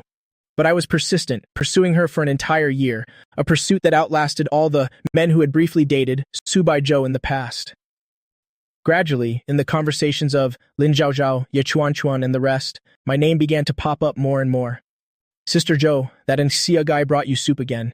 Sister Zhou, and Xia is waiting for you downstairs in the pouring rain. Even those 2 troublesome friends of hers eventually tried to play matchmaker. I looked clean and handsome, exactly the type Subaiho didn't dislike. But my repeated attempts to touch her heart with my devotion were just too annoying, dulling whatever spark of novelty Subaiho had initially felt. Subaiho knew deep down she'd never last long with a good boy like me. If I were truly as Yi Chuan described, someone with only a 3-minute attention span, Subaiho might have actually been interested in playing along. But that interest, once I'd friended everyone around her and even managed to get her home address and clubroom numbers, completely evaporated. Things gained too easily are always cheap. Yet now, this cheap thing actually had the nerve to dump her first. Flashback. Subaiho never liked troublesome men, whether it was those trying to flatter her in business or those acting all profound at school. Her change in attitude toward me occurred during the infamous wonton shop brawl. It started because Lin Zhaozhao's grandmother's wonton shop was trashed.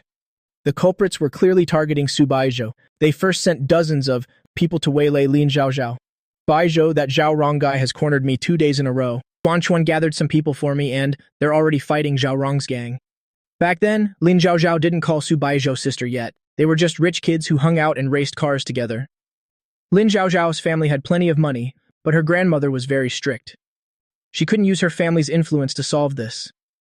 The other side hadn't actually laid a hand on her, just blocked her path, making her miserable and causing her trouble. Calling the police only led to verbal mediation. It didn't solve the core issue. In high school, Ye Chuanchuan was a rebellious girl with a hot temper, so she gathered dozens of girls to go deal with them first. Lin Zhaozhao, still fearing things would spiral out of control, called Subaiho in tears. Subaiho didn't hesitate. Heading straight to the location Lin Zhaozhao sent. Subaiho. Behind the bike, she could faintly hear the hoarse shouting of a young man. In the rearview mirror, she saw a boy in pale yellow overalls and a white t-shirt running like a madman. It was me. I had been hovering around her for a year. She'd recognize me even if I turned to ash. Subaiho twisted the throttle, accelerating to full speed, the engine roaring as the wind howled past, completely leaving behind that indistinct shouting. When Subaiho arrived, the scene was utter chaos. Men and women were brawling wildly, to the point where you couldn't tell friend from foe. She parked her bike, blocking the alley entrance, brilliant sunlight shining from behind her, making it hard for anyone to look her way. Subaiho pulled off her helmet, gripping it in one hand with a tightened fist, moving with incredible speed, without a word of warning, without even a hint of hesitation. The very instant that person lunged at her with a folding knife, she suddenly swung the helmet in her hand. A heavy, bone-chilling thud rang out. Subaiho's strike was ruthless and precise. Everyone fighting nearby was so stunned by this brutality that they stopped in their tracks. Zhao Rong, the one with the knife, had blood instantly spurt from his forehead as he collapsed. Yet the helmet in Subaiho's hand didn't even have a single crack. Lin Zhaozhao, having just finished off a delinquent girl nearby, hurried over and seeing the blood-stained helmet felt a pang of distress. This is a limited edition, it's so expensive. The one Subaiho knocked cold was indeed the instigator, Zhao Rong. With their leader down, the lackeys behind him exchanged glances, not daring to lift a finger again. Just as everyone breathed a sigh of relief, Subaiho's body suddenly stiffened. Someone was pulling at her from behind. She looked down at those slender hands and, tilting her head slightly, saw it was me. Subaiho, are you okay? My voice was visibly trembling, gasping for air from running too hard, yet my hand still gripped hers tightly, refusing to let go. Subaiho brushed away the hands that were holding her. Let go first. Her voice was cold, no different than usual. I obediently let go.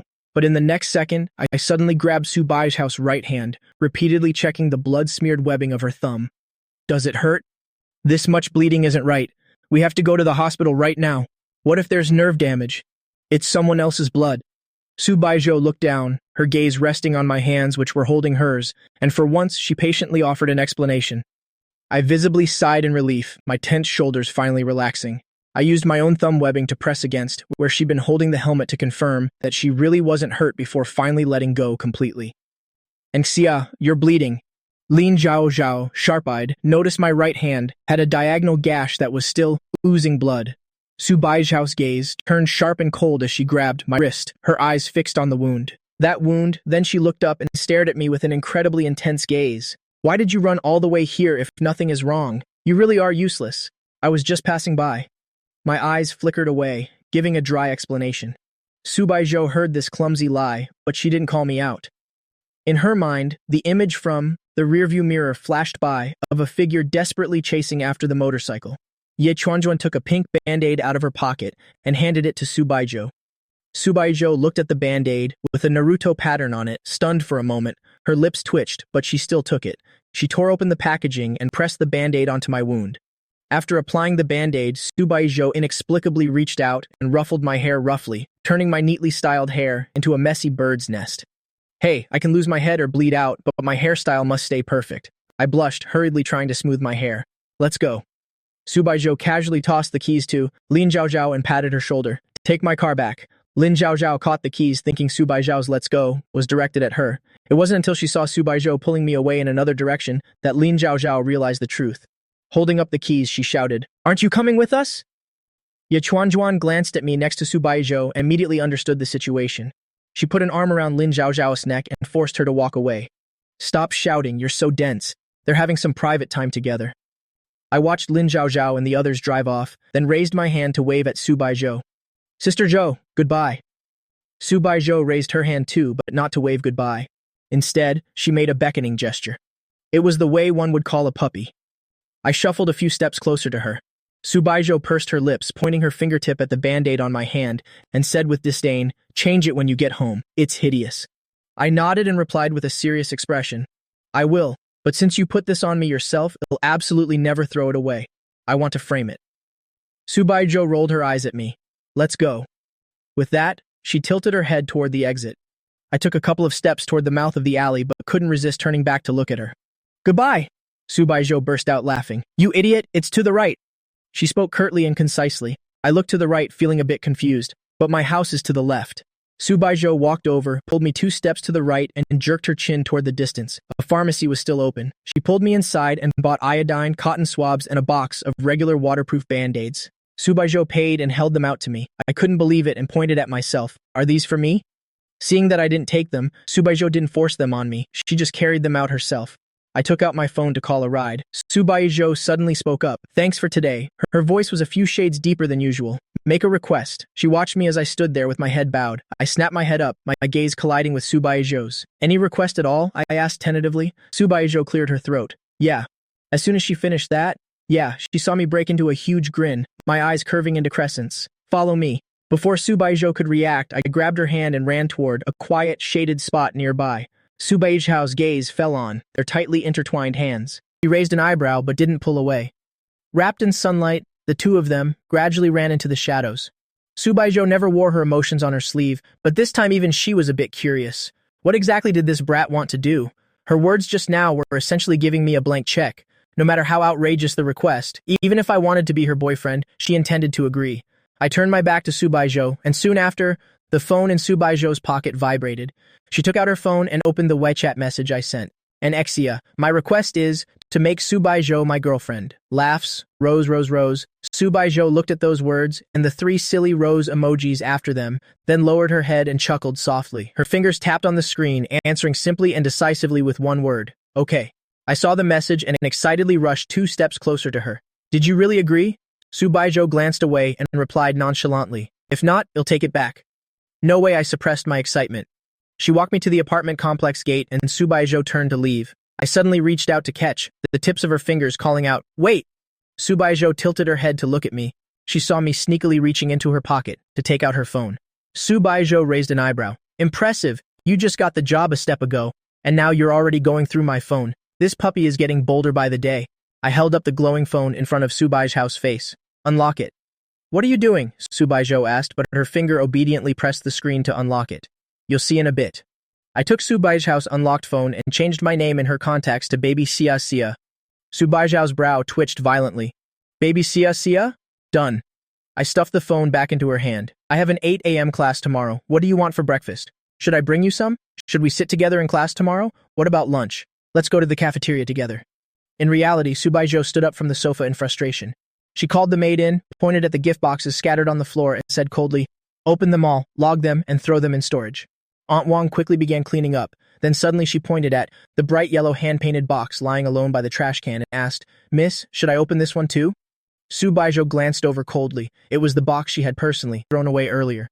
Her throat moved slightly, and finally, she let out a very soft mom from her nose. Aunt Wong leaned over to pick up the shabby-looking box, and as she was about to untie the broken ribbon, a cold voice suddenly rang out. Put it down. Aunt Wong's movements froze, and she looked up in confusion. Then, should I put it back where it was?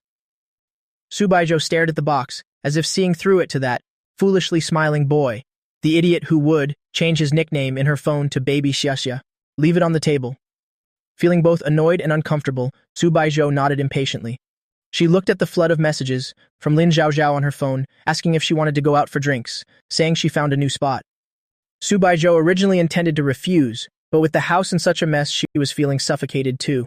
Subaiho replied, I'm coming. Just as she was about to leave the room, she stopped in her tracks. She pointed her finger at the yellow box on the table from a distance, her voice cold. That one, don't touch it. Aunt Wong, who was clearing the pile of expensive gifts on the floor, looked up in confusion. Which one? The yellow one on the table? Subaiho gave a nonchalant reply, already turned and walking away quickly. Muse bar. Today, I was unusually dressed in a black silk shirt, a complete departure from my usual energetic boyish style, paired with just any old pair of shorts. Jiang Yunze pulled me back. This outfit, your top looks so edgy, but your bottom half looks like you're going to gym class. Ming An looked down at me and couldn't help but nod in agreement. It really is a bit mismatched. The contrast is way too strong. I argued confidently, but it's comfortable. Yao Xiangming, knowing we were going to a bar, had intentionally changed into a loud floral shirt, looking slightly more mature than before. I glanced at Shen Kui next to me. I told you to change into something more mature, but you insisted on wearing a white shirt. If you put on a backpack, you'd look exactly like a student. Shen Kui was dressed simply and neatly today. White shirt, black pants, exuding a mature boss lady aura. She took a sip of her drink and replied nonchalantly, I am a student, unlike some people who are just playing dress-up as adults. The group found a private table and sat down. Since it was still early, the bar wasn't very crowded yet. I scanned the somewhat empty space and felt a bit disappointed. Is this the legendary hot bar? It doesn't look hot at all. Yao Xiangming called the waiter and started expertly ordering drinks. What's the rush? It'll fill up soon. It'll be so crowded you won't be able to breathe. The waiter was very perceptive. Seeing their large and attractive group, he brought an extra iPad for ordering. One went to Yao Xiangming and the other was shoved into my hand. Zay, look at the door. It's like an innocent puppy wandering into a den of foxes. An excited voice from the next table reached the five of them. I curiously looked toward the source of the noise, staring at the bar entrance. Not just me, but many others in the bar had their attention drawn there. Subaiho walked in coldly, glancing at Fu Yichen following her, her brow furrowed deeply. Why are you following me? Fu Yichen followed behind her, looking obedient and harmless, standing out like a sore thumb among the socialites. He smiled gently, seeming completely innocuous. Aunt Lin told me to get along with you. I don't want to make her worry. Can't we just pretend, sister? Subaiho stopped, looking down at the boy who, just a second ago, was a timid, illegitimate son, but now dared to call Lin Wan by her name and set conditions for her. A faint flash of cunning gleamed in Fu Yichen's eyes, and he lowered his voice, speaking so only the two of them could hear. Subaiho were actually the same kind of person, were both equally detestable. The light in the bar was dim. I only saw a tall woman followed by a young man. A manager-type person came to greet them, bowing and scraping as he led them to a private elevator. I was still absent-mindedly scrolling through the menu on the iPad. The elevator doors were about to close, but my gaze shifted at that exact moment, cutting through the layers of people without obstruction, straight into the elevator. The crowd that had been in the way had somehow dispersed. Everything felt cruelly predestined. I peered through the dim light at the slowly closing gap of the elevator doors.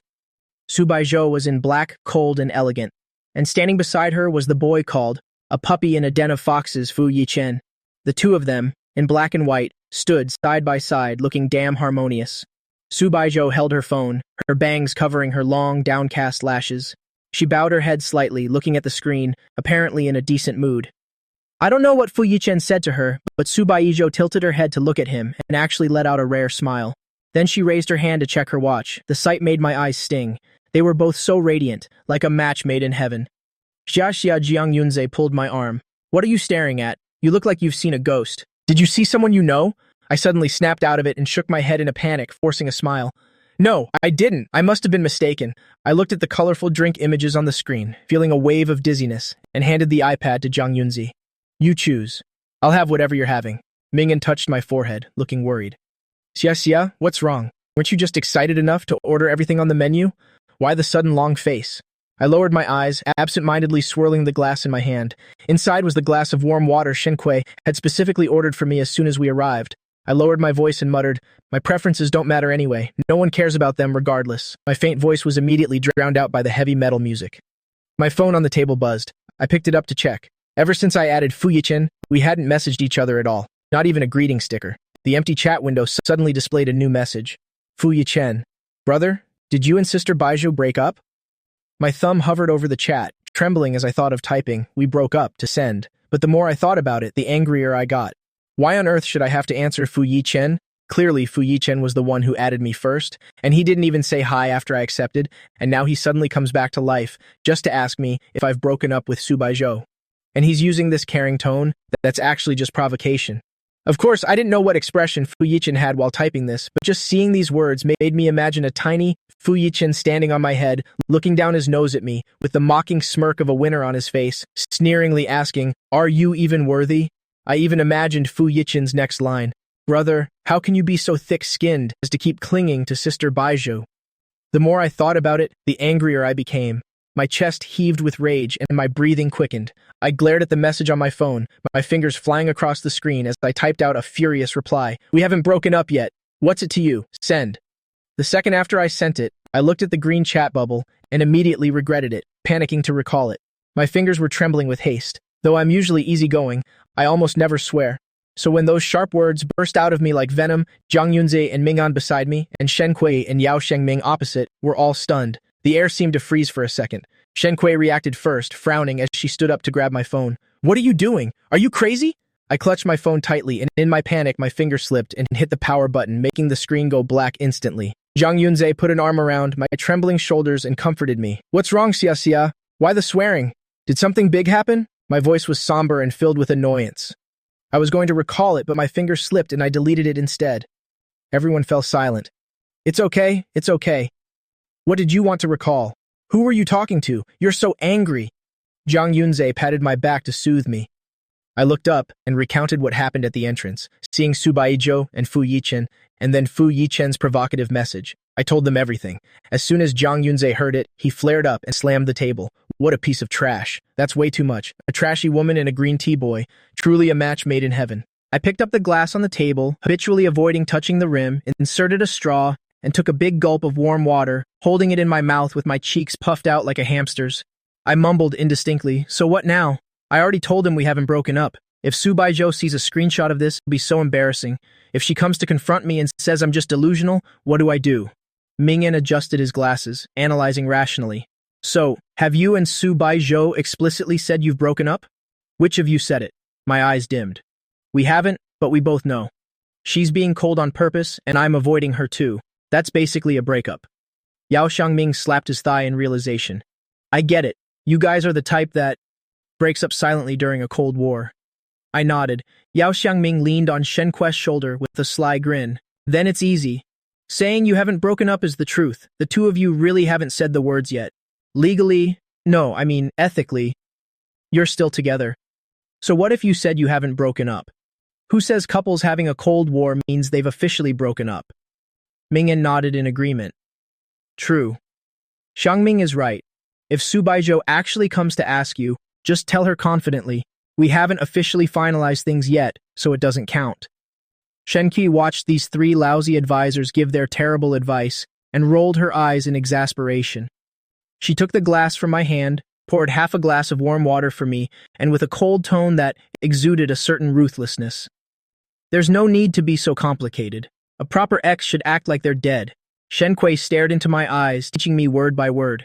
"Delete Fu Yichen. If Subaiho looks for you, ignore her. That's how you break up with self-respect." Zhang Yunze swallowed hard, looking at Shen Kui with admiration. "Kui, I'm seriously starting to suspect you've secretly dated 800 times behind our backs. This level of expertise is insane." Mingyan nodded. "Too insightful. Too ruthless." Yao Xiangming looked at Shen Kui, his face full of gossip. "Spill the beans, is there something we don't know?" I weakly raised my hand in agreement. Shen Kui glared coldly at the culprit. "And Xia, you're the one who clings to me every day to do homework and insists on watching those trashy dramas while I teach you. After seeing so much of it, even an idiot would understand." I shrank back, muttering guiltily, "Fine, but I always forget those shows after watching. You really have a great memory." Just then, the drinks and snacks they ordered were served one by one. I looked at the drink, called Heart of the Deep Sea in the glass, blue like a starry night sky. Though Shen Kui didn't let me drink too much, this fruit-flavored one was allowed. I took a sip. It was sweet. The gloom in my mind drifted away like smoke, quickly dissolved by the sweetness. In VIP room 1002, Subaiho sat at the center. The black leather sofa almost blended in with her clothes, but the dim lights couldn't hide her allure. Lin Zhaozhao, holding a bottle of wine, walked over and sat beside Subaiho, pouring her half a glass and patting her shoulder casually.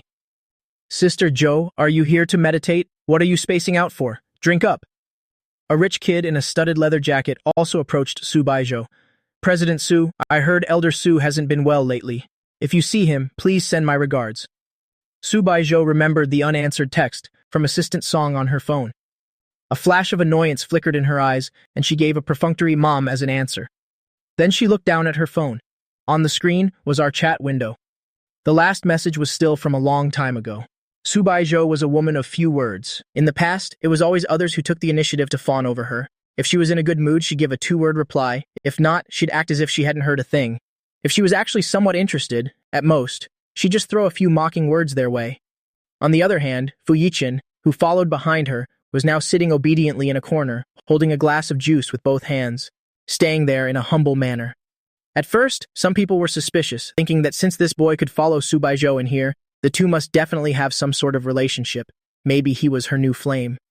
But seeing Subaiho sitting in the center, without sparing a single glance toward that corner, while Fu Yichen was miles away from her, sitting all alone in an unnoticed spot, everyone understood clearly. It seems there's no relationship at all, probably just a relative or some tag-along looking for a free meal.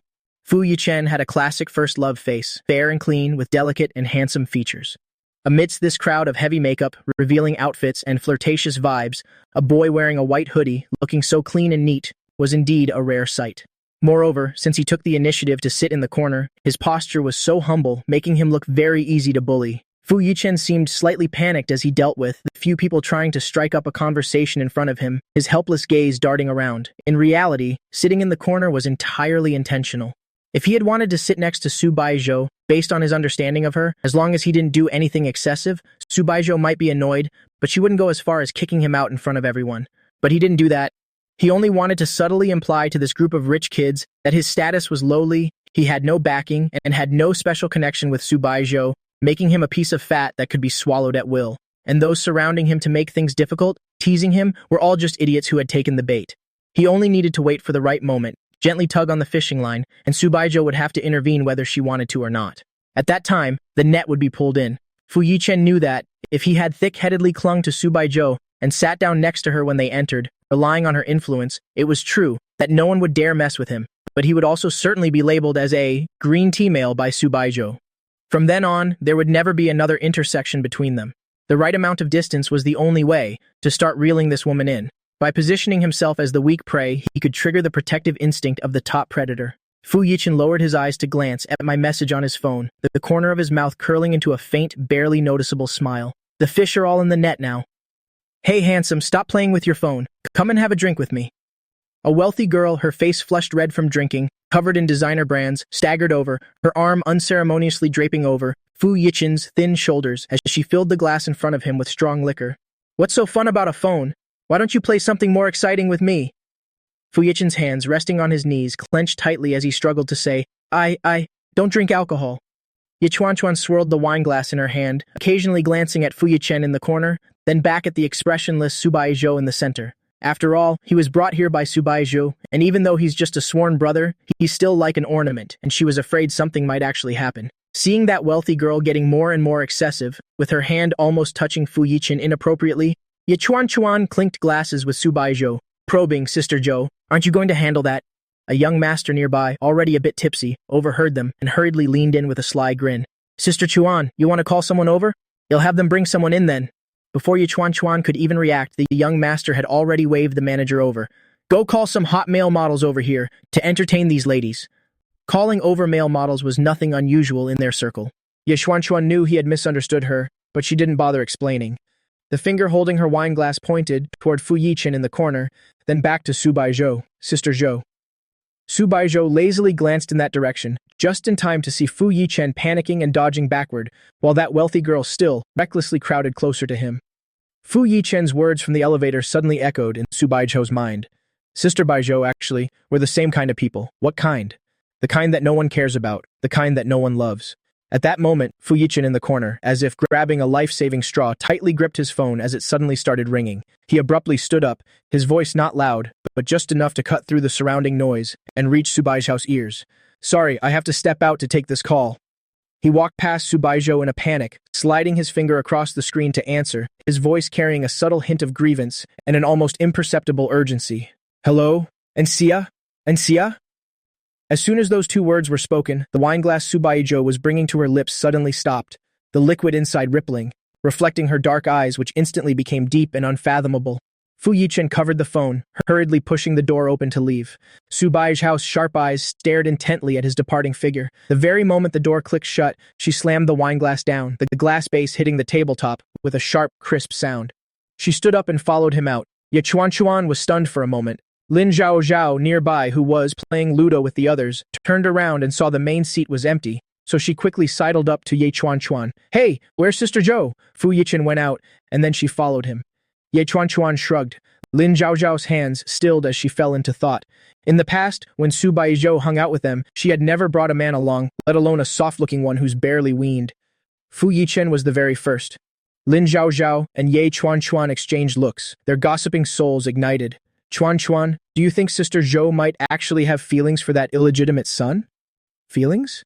How would I know? Didn't things between her and Anaxia just end? Lin Zhaozhao looked toward the door and shook her head with an expression of one who's seen it all. A person like Sister Zhou, you should know her better than I do. Does she look like someone who lingers on past flames? Anaxia might be obedient, but anyone gets boring after a while. I think this Fu Yichen might have actually hooked Sister Zhou. At the seating area outside, the crisp sound of glasses clinking rang out. 5 people raised their glasses and took a large gulp simultaneously. Shen Kui watched as I boldly downed more than half a glass of fruit wine, and she couldn't help but knit her beautiful brows. Even though the alcohol content isn't high, the after effects are strong. Usually you don't even touch a drop, so maybe slow down a bit. My cheeks were already flushed red. My eyes were hazy as I shook my head vigorously while holding the empty glass. It's exactly because I don't usually drink that I have to drink a bit more now. I have to make up for all those lost years. Zhang Yunze laughed and clinked glasses with me again. Oh, come on, Sister Kui. It's Xiaxia's first time in a place like this. Just let him loosen up a bit. Even if he gets so drunk he doesn't know where he is, don't we? Have us here? We'll definitely carry him home safely. Still, you can't just drink it like water. This is already your 3rd glass. Shen Kui sighed helplessly, like a worried old mother, as she pushed the fruit plate in front of me to the center. Don't just drink, eat some fruit to soak it up. I nodded obediently, grabbed a cherry and stuffed it straight into my mouth, chewing and chewing for a long time, before suddenly stopping, staring at Shen Kui with a serious face and knitting my brows. Kui, why doesn't this cherry have any taste? Is it rotten? Shen Kui asked. What do you mean? There's not a single hint of sweetness. It's as bland as plain water. Ming'an pushed up his glasses, holding back a laugh as he reached out and took a large, intact cherry from the collar of my black shirt, shaking it, because it's still right here. You were just chewing air that whole time.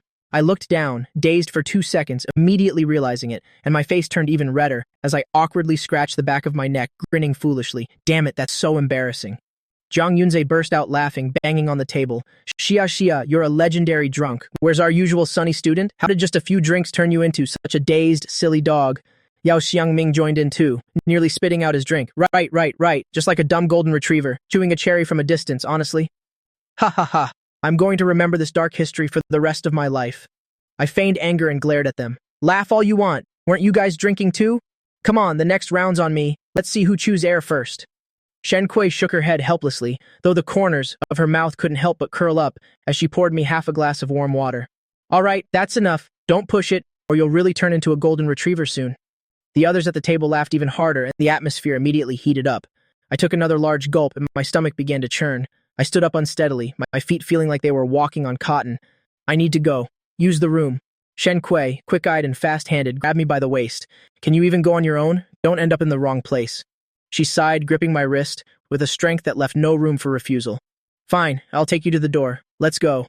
I nodded slowly, giving her a thumbs up, grinning. Kui, you're a good person. A truly good person. A truly good person. Shen Kui felt the heat radiating from my face and helplessly turned to look at Zhang Yunze. Maybe you should go in with him. In this state, I'm afraid he'll stick his head in the toilet. Zhang Yunze stood up, shaking his head, clearly a bit tipsy himself. All right, I'll go keep an eye on him. Seeing this, Ming'an also stood up. I'm going out for some air too. Shen Kui still didn't trust the 3 of us drunks, holding me by the waist like she was carrying a chick as she followed them toward the restrooms. How much longer do we have to wait in line? An impatient complaint from a man rang out from ahead. A bar this huge, and the men's room has so few stalls? Does that even make sense? Even at the men's restroom, there was a long queue at the door. The urgent need to pee hit me, and I groaned uncomfortably. Shen Kui tightly hugged my waist with one hand while the other held onto my arm to keep me from sliding down. I was like I had no bones, leaning my entire body weight onto her, mumbling softly, Kui, my legs feel like jelly. Zhang Yunze and Ming'an had already staggered inside. It was supposed to be my turn, but then some guy with arms full of tattoos completely ignored the line and arrogantly cut in. Shen Kui, being a girl standing at the men's restroom door, was already standing out, and with the men behind staring at her, she couldn't exactly storm in and pull the guy out. Kui, I can't hold it anymore. I called her name in a raspy voice over and over again. Shen Kui knew I was desperate, so she patted my back to comfort me. Be good, just wait a little longer. It's almost time. Kui. The pressure made me lose all reason, and I was so frantic that the corners of my eyes turned red as I grabbed Shen Kui's hand, intending to rush inside. I can't take it. I'm about to explode. Shen Kui took a deep breath, appearing as though she'd reached her limit. She grabbed the back of my collar, as if she were dragging a large, disobedient dog. Fine, fine, stop yelling. We're going to the second floor. The VIP area. The elevator's over there. Only then did I quiet down a bit, letting her pull me toward the elevator. Shenqi gritted her teeth as she walked. I'm never bringing you here again. You can't handle your liquor at all.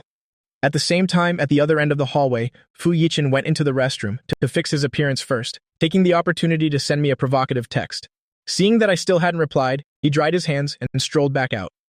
At the end of the hallway, Subaiho was leaning against the wall, holding a wine glass, standing there casually, her cold gaze making it seem like no one was even in front of her.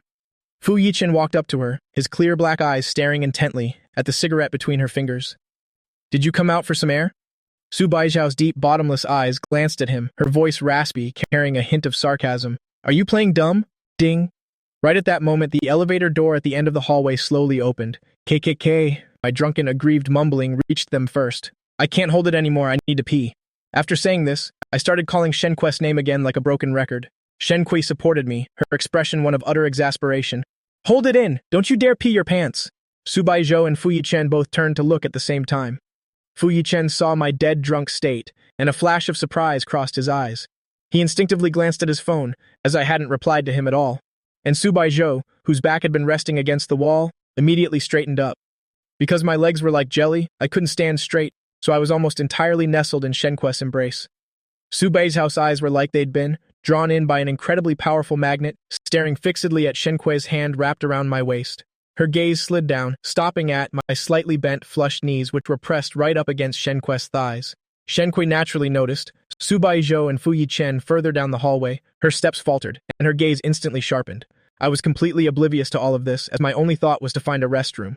Seeing Shenqi suddenly stop, I discontentedly grabbed onto Shenqui's white shirt, and leaning on the alcohol, I rested my forehead against her shoulder, mumbling a complaint. Shenqi, are you messing with me on purpose? I pulled even harder on her shirt, my tongue tripping as I scolded her. Wasn't it just because I didn't listen to you and had 2 more drinks? Do you really need to hold a grudge this long? After over 10 years of friendship, can you really just watch your brother suffer like this? I need to use the bathroom. Subaiho turned her head away, forcing herself not to look at that eyesore of a scene. But in the next second, as if her eyes were beyond her control, they drifted back toward me again. Going out to drink with a woman and getting dead drunk like this, letting another woman hold him, and even wanting to go with her to the second floor, to that even more private place. He really isn't afraid of dying. He's doing it on purpose just for her to see. I leaned drowsily into Shenque's embrace, my eyelids heavy. In my line of sight, the 2 figures at the end of the hallway seemed to burn themselves into my heart. Subaiho's ice-cold gaze looked like it wanted to swallow me whole. Shenqi looked down at her, crumpled white shirt curling her lips helplessly, completely ignoring the 2 blocking the way at the door. She walked straight ahead, one hand around my waist, the other holding my arm with enough force that since I couldn't stand, I could only follow her lead forward. I let out a soft, subconscious moan, instinctively leaning into her. Shenqi, half supporting, half dragging me, walked steadily, passing Subaiho without even a side glance. At that moment, the air seemed to freeze. Subaiho's foot, which had already stepped forward, suddenly stopped in its tracks. She just stared as Shenqi took me all the way to a private restroom on the 2nd floor before carefully setting me down. As soon as my feet touched the floor, I didn't want to let go, clutching her shirt tightly, and whispered with a frown, "Quay, what are you doing? I want to sleep." Slap. Shenqi irritably patted my face, trying to wake me up a bit. Sleep? What sleep? Didn't you want to pee? Wasn't your bladder about to explode? Being patted, I jolted, slowly opening my hazy eyes. Oh, right, I have to go handle that. I stood up unsteadily, trying to rush forward like a headless fly. Shenqi caught my shoulders, spinning me around in place and pointed me in the right direction. Go this way. That one is the ladies' room. As if she were pushing a baby walker, Shenqi gently pushed my back. Careful, don't slip. I nodded obediently, leaning against the wall as I slowly made my way inside. Shenqi stood at the door, turning her head to look toward the end of the hallway, which was now empty. Subaiho had disappeared at some point, leaving only the boy in the white hoodie, who was watching her with a look full of meaning. In room 1002, the soundproofing was excellent. It had been quiet in the hallway, but the second the heavy soundproof door opened, as she stepped inside, Subaiho immediately felt surrounded by noise.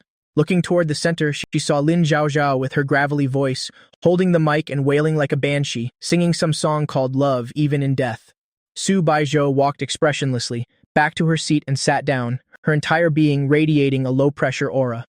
A few young masters nearby tried to suck up to her, greeting her. Subaiho was already so annoyed she could kill, so she couldn't even be bothered with outward politeness now, only coldly raising her eyelids. Seeing that, they knew better than to go looking for more trouble. But then there was someone who didn't fear death, a new male model who kept trying to crowd in on her. "Hi, beautiful. I'm Liu Huan. What should I call you?" This male model named Liu Huan was holding a wine glass, trying his best to seduce Subaiho. Right now, Subaiho's head was filled with the image of me being held and taken away by Shen, leaving her in absolutely no mood for his low-level flirting. She lowered her eyes, turning her head away, too lazy to even spare him a glance. Anyone sensible would know to back off and stay far away right now. She wasn't just not in the mood, she was actually furious. But Liu Huan didn't think that way. Relying on his looks, he crowded even closer. His thigh intentionally brushed against Subaiho's knee as he lowered his voice to a sugary tone. "Are you in a bad mood, sister? They say alcohol can drown your sorrows. How about I have a drink with you?" In Subaiho's mind, there was only the scene of me, face flushed, softly calling out Kuei over and over. Liu Huan took a new glass and poured wine for Subaiho, one hand boldly reaching for her thigh, while the other brought the wine glass to her lips. Subaiho's eyes turned cold as she snatched the glass away, tilted her head back and drained it in one go, the pungent liquid in the glass. The bottom of the glass slammed onto the table, making a crisp clinking sound. Liu Huan stood by, watching this woman, the desire to conquer her burning even brighter in his eyes. This kind of cold, elegant woman with thorns was exactly his type. He took the empty glass from Subaiho's hand, pressing himself almost flush against Subaiho, his eyes filled with feigned affection as he gazed at her. "Nuna, your alcohol tolerance is amazing. You're so impressive." Subaiho's eyes fell upon his semi-transparent white shirt. In her mind, the images she had just seen outside kept flashing back. My small hands gripping Shenquest's white shirt, squeezing so hard that my knuckles turned white, even tearing the buttons off, clinging to her and refusing to let go. He's not a 3-year-old child anymore, yet he still needs someone to carry him to the bathroom door. Why doesn't he just let Shen hold him while he pees? Liu Huan misinterpreted Subaiho's gaze, thinking she was actually showing interest in him. After all, he was quite confident in the charm of this white shirt of his. He had noticed Subaiho the moment he entered the private room, not just because of the way others flattered her, but because of the cold, arrogant aura she exuded, as if no one else was worth her time. "Nuna, I've poured the wine for you. Can't you tell me your name yet?" Liu Huan raised an eyebrow, and seeing no reaction from Subaiho, he thought he had a chance. "Nuna." The next second, Subaiho disgustedly brushed off the spot where he had touched her, as if she had been touched by something filthy. Liu Huan was stunned for a moment, then suddenly burst into laughter. Instead of being angry, he became even more excited. Subaiho ignored him. She picked up the expensive bottle of imported liquor from the table, slowly filling an entire glass, until the liquor overflowed, streaming down the side of the glass onto the table, yet she kept pouring. She didn't seem to care about the costly liquid at all, letting it go to waste, until every last drop in the bottle was emptied. Subaiho pulled out a tissue, slowly wiping the liquor stains from her hand. Seeing this, Liu Huan immediately reached out to grab her hand. "Oh, you've gotten dirty. Let me wipe it for you. Get lost." Subaiho spat out coldly, crumpling the tissue and throwing it on the table. Liu Huan's hand missed its mark. She leaned back lazily against the sofa, her slender finger pointing at the glass. Filled to the brim on the table, her voice was listless, yet it carried an underlying, indifferent cruelty. "On the south side of the second floor outside, there's a woman standing in a white shirt. If you can make her drink this entire glass." The indifferent voice trailed off at the end, carrying an indescribable sense of ambiguity and danger. "Tonight's bottle of liquor will be your reward." Liu Huan agreed without a second thought. After all, a single word from the eldest miss of the Su family was worth far more than that bottle of wine. How hard could it be? He walked out, stopping at the door to cast a flirtatious glance back at Subaiho, then headed toward the restrooms. Subaiho watched him leave before slowly rising from the sofa, following behind Liu Huan. Liu Huan immediately spotted the woman in the white shirt who carried an air of authority, standing by the entrance to the men's restroom. He scanned her from head to toe, his eyes lighting up. Luck was on his side tonight. They were all absolute masterpieces. He intentionally disheveled his shirt collar, revealing a patch of his fair chest, lowered his head and feigned a drunken stumble toward Shen Kui. Shen Kui was waiting listlessly, and seeing someone about to bump into her, she stepped 2 paces to the side. As if she still didn't feel safe enough, she took 2 more steps out into the hallway, trying to increase the distance between them. Unexpectedly, that drunkard was like gum, sticking close and approaching her again. Shen Kui suppressed the annoyance in her heart, asking coldly, "Excuse me, is there something you need?" Liu Huan looked up, holding out the overflowing glass of wine. "Nuna, there's so much I can't finish it all." With that, his body went limp as he tried to lean on Shenquei, his voice carrying a sob. Nuna, can you help me? That perverted boss keeps forcing me to finish this bottle, otherwise he won't let me go tonight. Shenquei kept backing away, but her line of sight was blocked by him, so she could no longer see what was happening by the restroom. She extended a finger to stop Lu Huan from pressing closer and used her other hand to push him away by the shoulder. I'm sorry, I don't drink. Lu Huan immediately grabbed her hand, his eyes watery. Nuna, I'm begging you, please help me. Shenquei smelled the strong scent of alcohol on him, her brow furrowed, and she refused firmly. No, have some self-respect. Liu Huan was still, pestering Shenquei relentlessly. Out of the corner of his eye, he saw Subaiho, like a ghost, silently heading toward the restrooms. He rejoiced inwardly, thinking that as long as he kept this woman occupied, that expensive bottle of wine would be his, and maybe something more would happen with the Su eldest miss.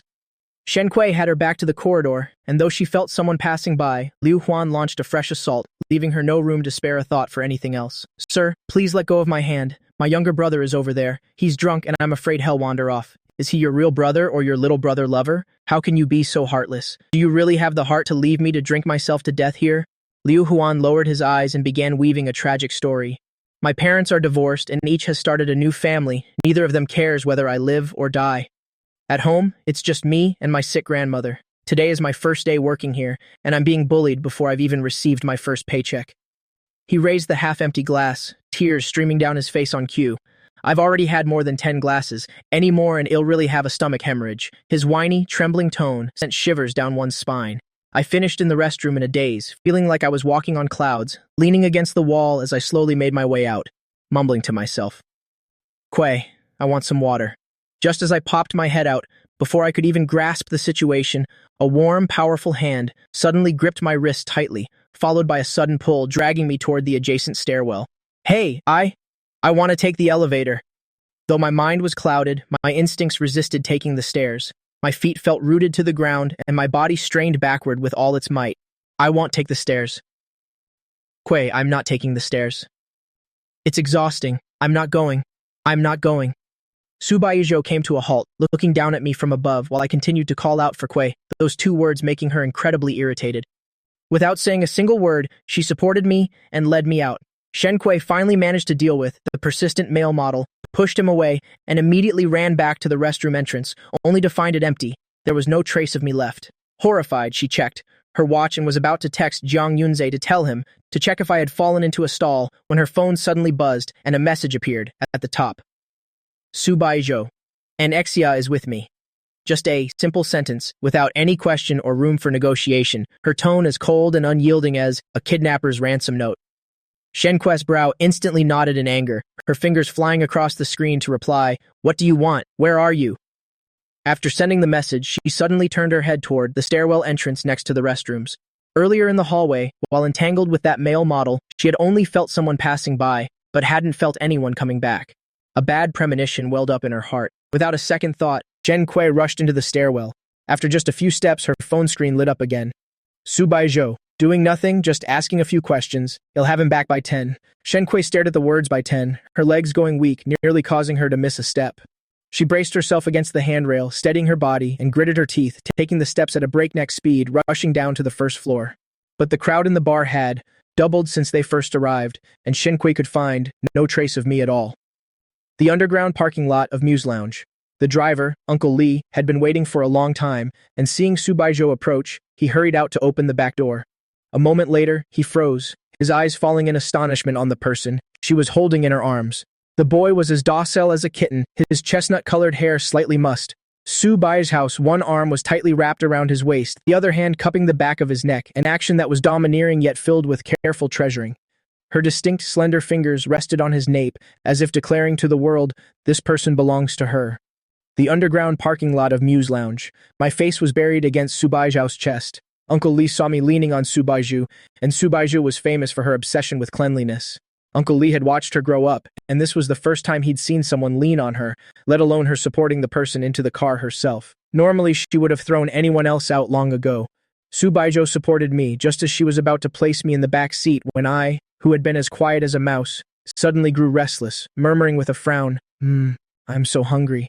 Subaiho's movements faltered, and she looked down at me. My eyes remained closed, as I mumbled fitfully, hungry. Quay. Subaiho gritted her teeth, a cold snort escaping from between her lips, then just starved to death. Despite her words, her actions were incredibly gentle, placing me onto the leather seat before she climbed in herself. With a thud, the car door closed. Uncle Lee discerningly raised the partition between the front and back seats. How could you let me starve? I leaned into Subaiho's shoulder, rubbing my cheek against her, and complained in my daze. Mean woman, I'm hungry. She looked at me with amusement. What do you want to eat? Mango. Millefeuille. Subaiho was silent for a moment before realizing I meant the mango millefeuille cake she had ordered for me last time. Just as she was about to tell Uncle Lee to go buy it, the clingy voice in her arms began to ramble again. Quay. Subaiho couldn't take it anymore and pressed her palm directly over my mouth, shutting me up with a firm slap of her hand. My muffled voice came through the gaps in her fingers, sounding quite pathetic. She coldly ordered Uncle Lee in the front, head to Starry Treats on Wanghua Street. Upon hearing the words Starry Treats, I reacted like a cat whose tail had been stepped on, suddenly snapping my eyes open, and my hand, which was resting near Subaiho's ear, suddenly pinched her soft earlobe, pulling it down with force as I shouted with closed eyes and a furrowed brow. Don't go to Starry Treats. You're trying to kill me. Subaiho gave a low scoff, letting me pull at her ear. Didn't you say you wanted to eat? That's the closest shop. I pouted on the verge of tears. I'm drunk, I can't go. That's a scam shop. After speaking, my hand unconsciously pinched her neck like a broken record. No. Subaiho was shaken until she felt dizzy. She grasped my wrists, her voice holding a hint of indulgence. Fine, we won't go to that one. We'll find another. A drunkard's logic is beyond reason, yet she actually humored me. Subaiho didn't care about the nonsense I was spewing in her arms. Instead, she pinched my cheek back, doing so as a sort of revenge, carrying a mix of resentment and affection that words couldn't quite describe. Uncle Lee, seeing Subaiho had no other orders, continued driving steadily toward Wanghua Street, just planning to find a different pastry shop. The heater in the car was too high, making my throat feel uncomfortably parched. Water? I want to drink water. Subaiho had to use one hand to steady my chin while the other tilted the water bottle. Such treatment of being served by someone else was a first for the Su eldest miss. It was truly a novel experience for her. It was during this very feeding that the water flowed too quickly, spilling from the corner of my mouth and landing right on her forearm, which was supporting my neck. Subaiho's movements froze. Enduring the discomfort of her cleanliness obsession, she tossed the bottle aside and grabbed some tissues to press against my mouth. The pressure forced me to tilt my head back, allowing her to see my appearance clearly today.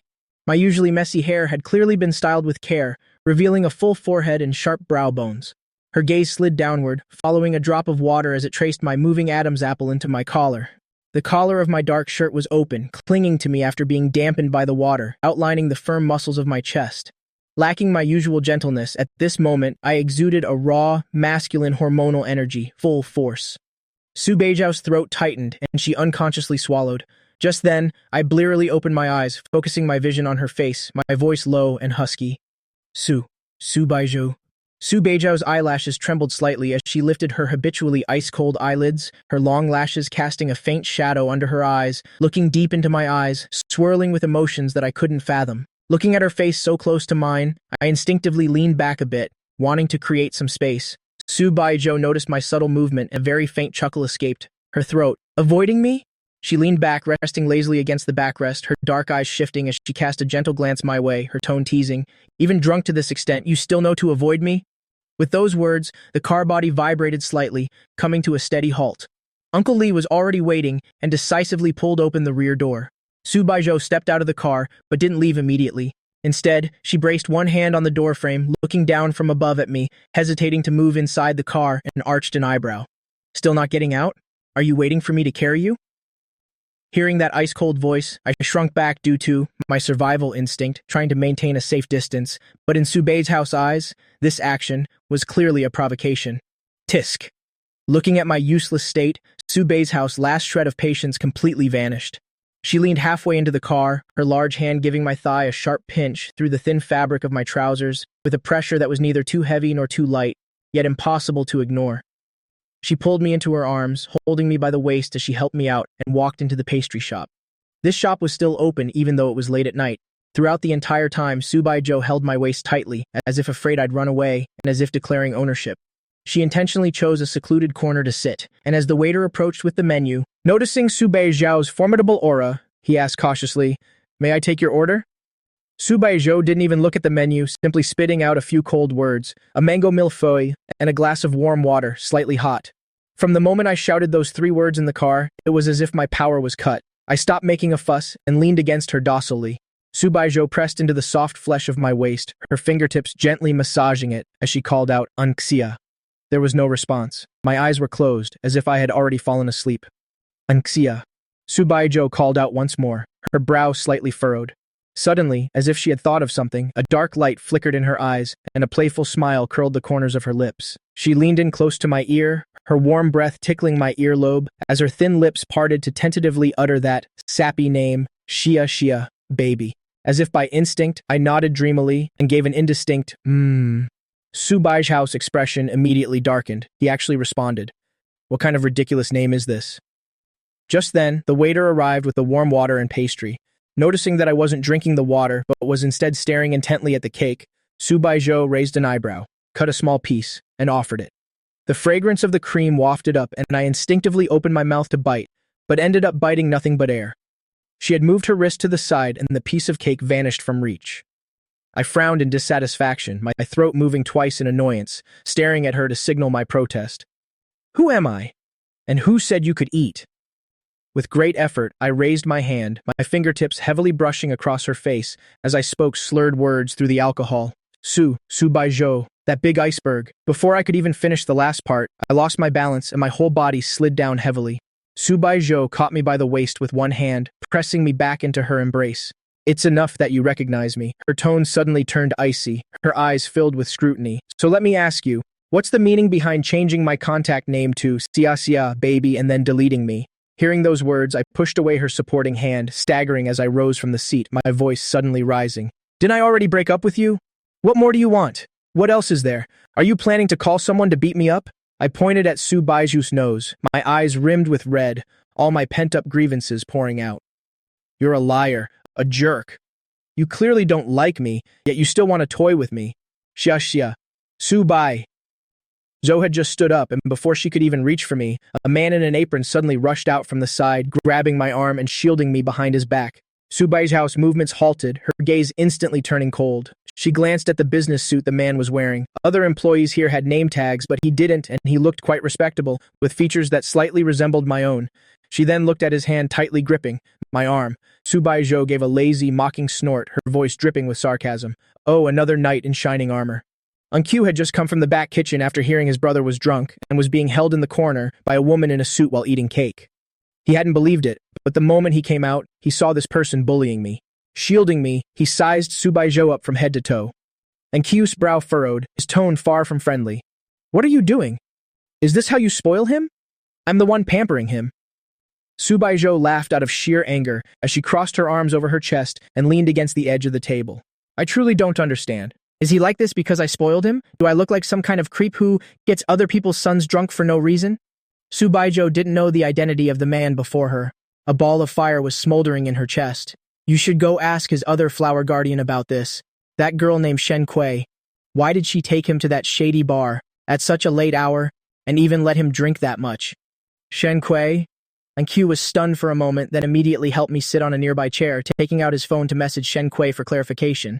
Subaiho heard him mention Shen Kui's name so familiarly, he didn't even need to check his contacts to recite her phone number. It felt like needles were pricking her heart, a sharp, dense pain. Wonderful. So this is what he meant by saying he liked her? Liking her while keeping 2 spare tires on the side. As if one Shen Kui wasn't enough, he even had another one hidden in this pastry shop. Subaiho looked coldly at me as I hugged a pillow, sound asleep like a log. Anxia. You're really something." Subaiho didn't wait for Q to call Shen Kui for answers. The rage inside her could no longer be contained. She strode forward, ignoring Q's attempt to stop her, grabbed my waist with one hand to support me, and turned to head out the door. "Anxia!" Q's worried shout rang out from behind. He had just chased after them, only to watch helplessly as Subaiho helped me into the car and sped away. Just then, Shen Kui's phone connected. Q panted while trying to run forward, asking breathlessly, "Queer, who is that girl with Xia? Does he have a girlfriend? She doesn't look like a good person." Shen Kui's voice came through the receiver, sounding somewhat helpless. "Ex-girlfriend, the eldest daughter of the Su family. She said she'd have Xia back by 10. I'm on my way to Xia's house now." Qiu watched the car's taillights fade into the distance, thinking to himself, ex-girlfriend? The one Subaiho who hurt Xia so deeply? He immediately turned back to his own car and slammed the gas to give chase. Subaiho looked in the rearview mirror and saw the Volkswagen tailing them relentlessly. She frowned slightly and gave a cold command. Uncle Lee, speed up. Lose the car behind us. She couldn't hand me over to some random man who appeared out of nowhere. Even if he claimed to be my older brother, even Shenquei seemed more reliable than this suddenly appearing flower guardian. Subaiho had managed to get my exact apartment floor number out of me. By the time they reached the building, they were already inside the elevator. This was a luxury apartment with 1 unit per floor, accessible only with a keycard. Subaiho looked at my black shirt. It was long, but now completely wrinkled. I was wearing dress pants, and there was clearly nowhere to hide a card. Do you have your elevator card? She asked. And before I could answer, she saw me suddenly reach out, starting to undo my belt. Hey, Subaiho's eyelid twitched as she grabbed my hand firmly, pinning me against the elevator wall, lowering her head to hiss in my ear. This isn't your bathroom. Are you trying to be a delinquent? The card. I let out a frustrated groan, stubbornly reaching into my pocket, fumbling around until I finally pulled out an access card. It's in the pocket. Subaiho breathed a sigh of relief, and looking at the card in my hand, she let out a soft chuckle. Quite clever of you, hiding it there. The elevator went straight to my door, but there was a keypad lock on the outside. Subaiho tilted her head to look at me as I leaned on her shoulder, playing dead, and she sighed helplessly. Getting you home is like fighting 1,000 battles. What's the password? Silence fell for a moment. Then a scene from long ago suddenly flashed through my mind. That day, I had dragged Subaiho out shopping, and we entered a trendy toy store. She followed behind me. I picked up a SpongeBob figure, excitedly running over to show it off to her. Subaiho, look how cool this SpongeBob is. Its eyes even move. She glanced at it indifferently. It was just an ordinary plastic toy, appearing somewhat childish and ugly in her eyes. She gave a perfunctory, objective comment. It's average. I was unhappy then, feeling like she was just brushing me off, and I angrily set the figure back down. Subaiho sensed my dissatisfaction, turned off her phone, stood up to look at the nearby clerk, and casually pulled out a black card. Every SpongeBob collaboration product on those display shelves wrapped them all up. I was stunned. What are you doing? Why buy so many? They're expensive. Each of these collabs costs thousands of yuan. While my family wasn't short on money, we never squandered it like this. Subaiho took her wallet to swipe the card, without even batting an eye. As long as you're happy, take them and play. Beep. The code lock opened.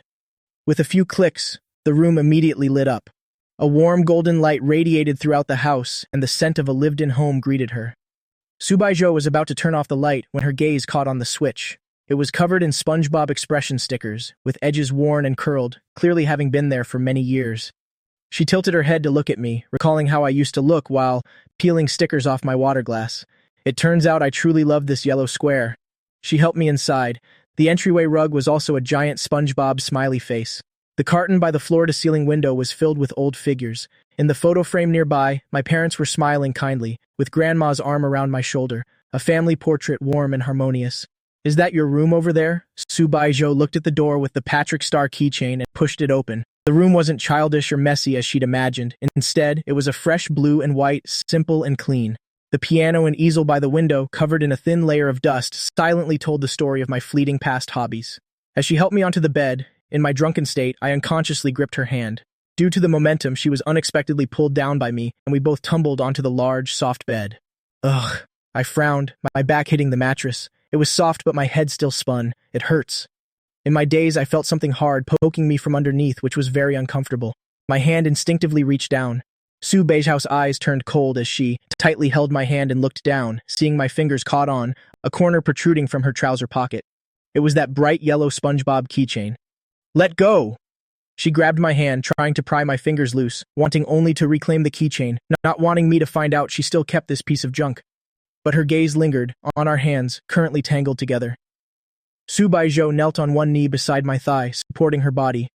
My hand and hers were interlaced, separated only by the SpongeBob keychain, as if our fingers were tightly locked. Driven by some strange impulse, her other hand pulled the phone from her pocket, opened the camera, and pointed it at our hands. Click, click, click. The moment was captured. Ugh.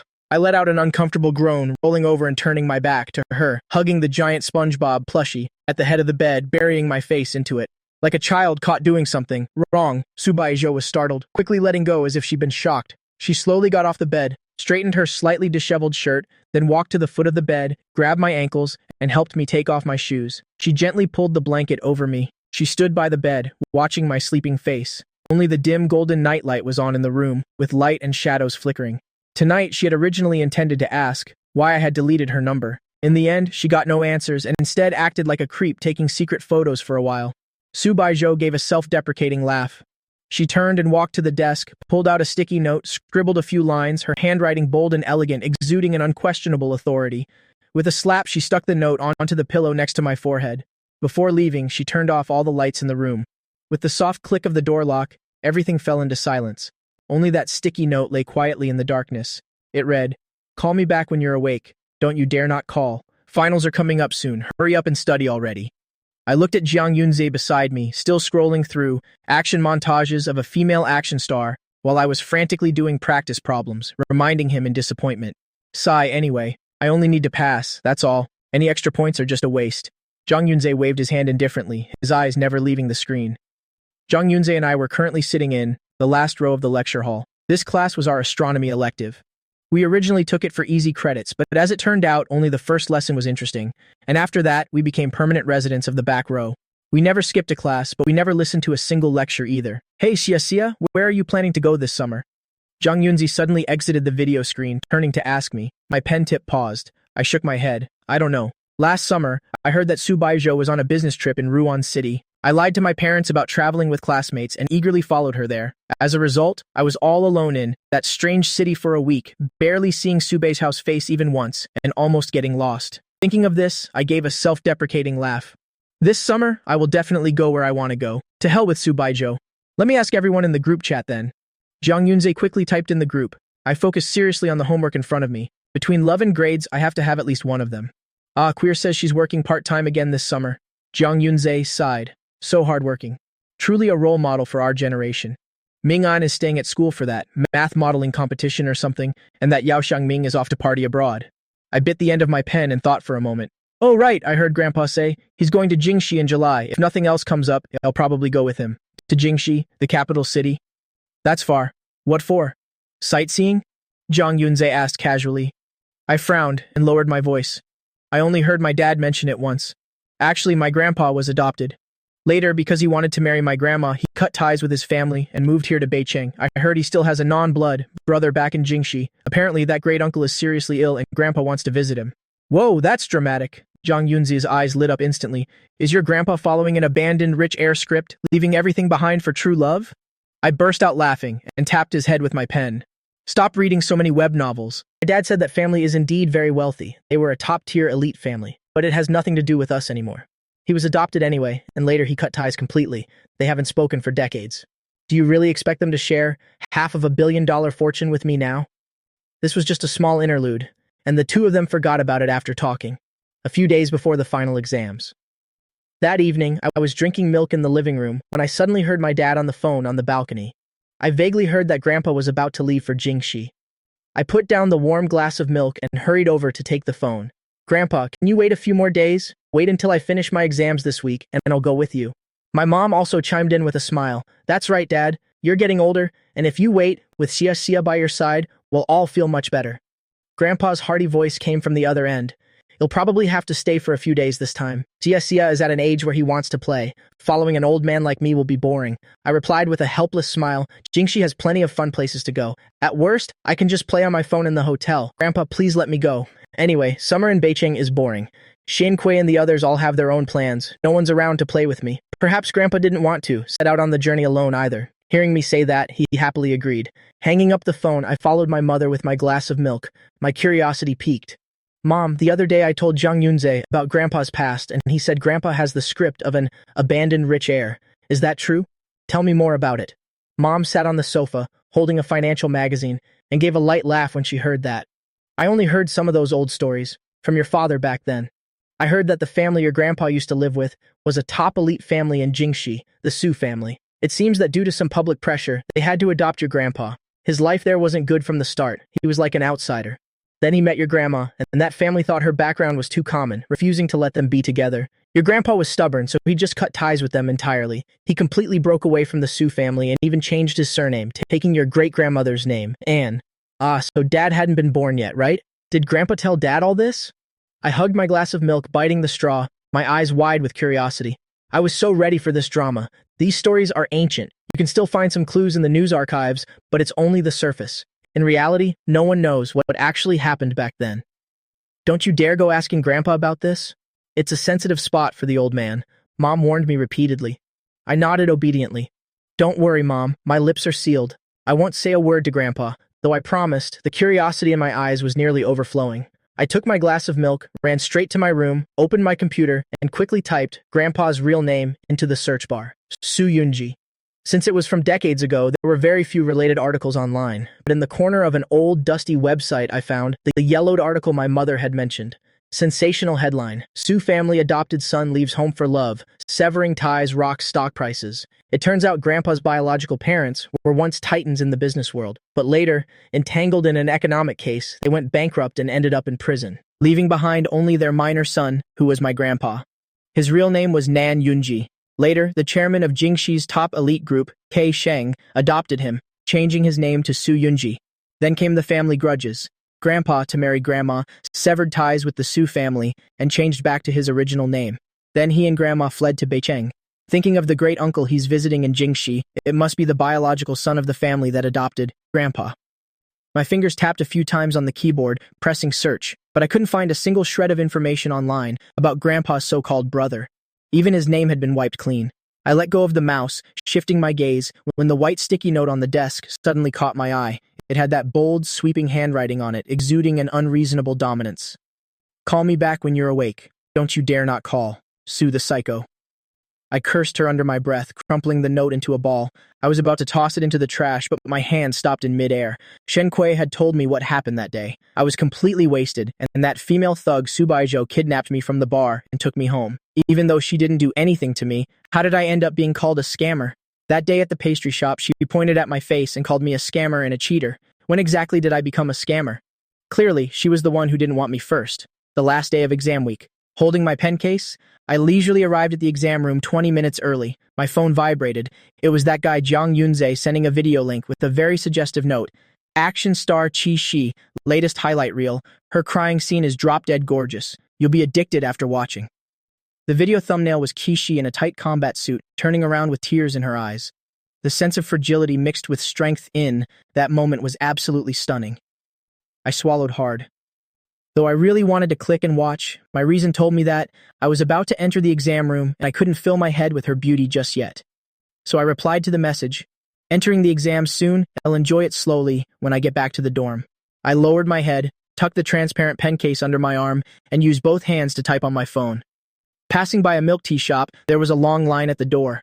I glanced at the crowd, giving up on the idea of getting an iced Americano to stay awake. Hey, look out! As I was looking down, replying to Jiang Yunze, suddenly, someone crashed into me from the side. Before I could react, I was hit and stumbled back several steps. Immediately, a bone-chilling cold instantly drenched my chest.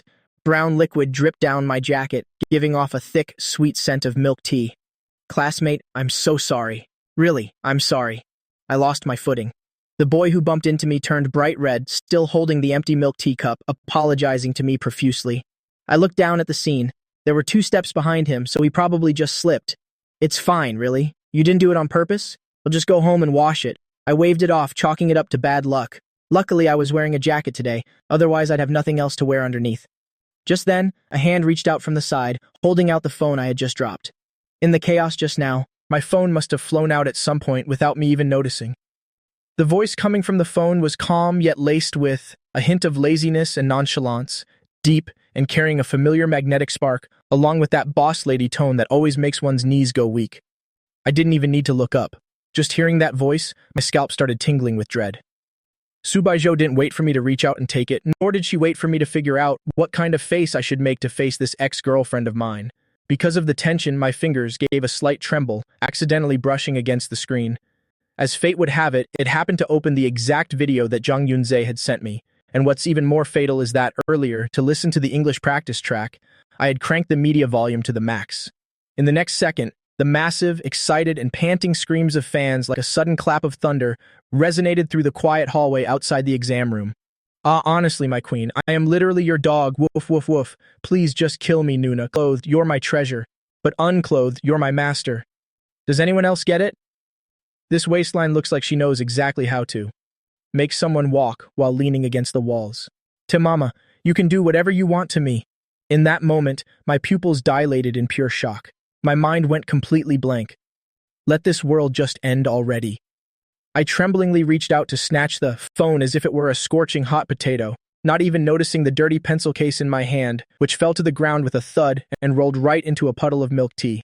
My head started buzzing and my fingers frantically mashed the volume buttons. But the more I panicked, the more I fumbled, and not only did I fail to press the right button, but because my fingertips were slippery, I ended up swiping right across the screen. To make matters even more lethal, Subaiho was still holding the phone for me, and her fingertip happened to be right in the middle of the screen, pausing exactly on a frame of the female star as it flashed by. It was a shot of her toned, muscular back, exposed for a magazine photo shoot, possessing an incredibly powerful visual impact. Immediately after, another wild scream erupted from the phone, loud enough to make me want to die on the spot. Goddess, just kill me. That waist, those legs. For the rest of my life, I'm fine with dying at the feet of this beauty. I felt like I was about to explode, my face flashing from beet red to deathly pale in an instant, as all the blood in my body rushed to my head. Turn it off, shut up already. I snatched the phone away, my movements as fast as a thief's, clamping both hands over the speakers, wishing I could just shove the phone into a crack in the earth. With a flushed face and trembling fingertips, I finally, a second before dying of embarrassment, managed to kill that damned video. I knew that any video sent by that guy Jiang Yunze couldn't possibly be anything decent. Who would have thought it would be played while in Subai's hands, witnessed by so many other students? The guy who had spilled the cup of milk tea on me turned even redder, his gaze fixed on me with a mix of respect and utter shock, as he stuttered, fellow student, maybe I should buy you another milk tea to help you. Calm down, this guy probably thinks I'm some kind of total pervert now. While frantically rubbing my fingers over the now darkened screen of my phone, I whispered in a voice as tiny as a mosquito's buzz, just go. I'm begging you. If you don't leave, I'm going to die right here. The guy apologized twice more, stifling a laugh as he grabbed his buddy next to him and bolted as if he were escaping a crime scene.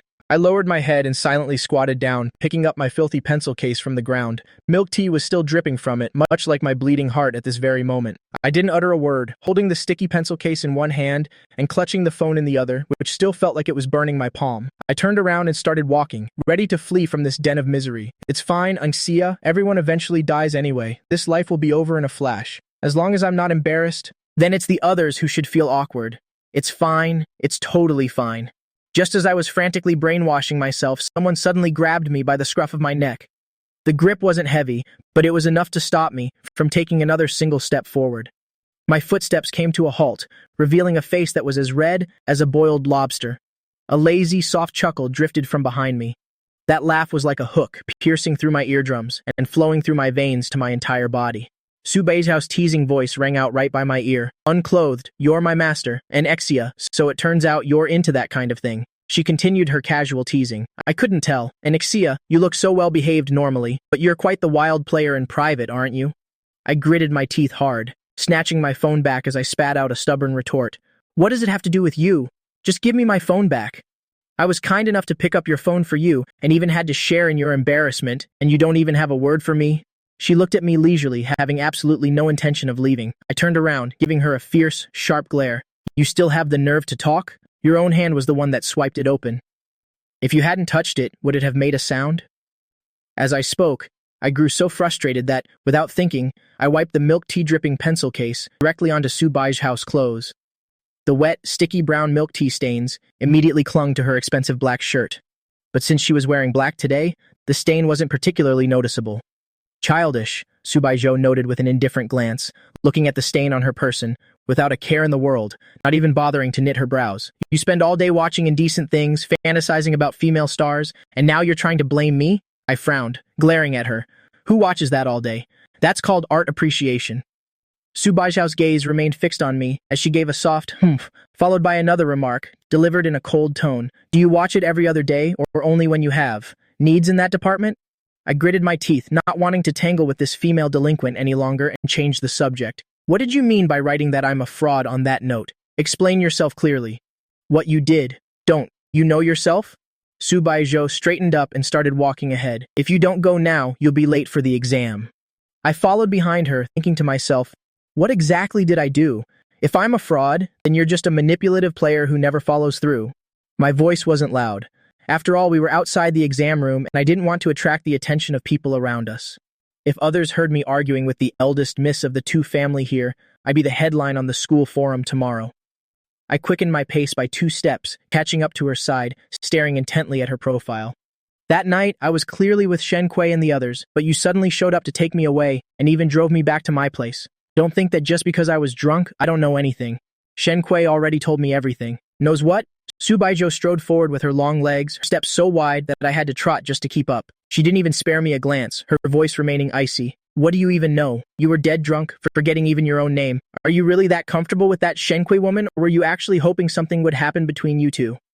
She gave a soft scoff, entering the exam room without looking back, leaving me standing there dazed for a moment. I chased after her for a few steps, wanting to clarify exactly what Subaiho meant by that. What did she mean by me wanting Shenki to do something to me? I see Shen Kui as a close friend. Just what kind of person does she think I am? But then I stopped. Regardless, my business no longer has anything to do with Subaiho. We've already broken up.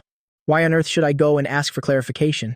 Even if I did, would I have to explain myself to her? Subaiho and I should maintain the relationship of exes who couldn't care less about each other. The last exam finally came to an end.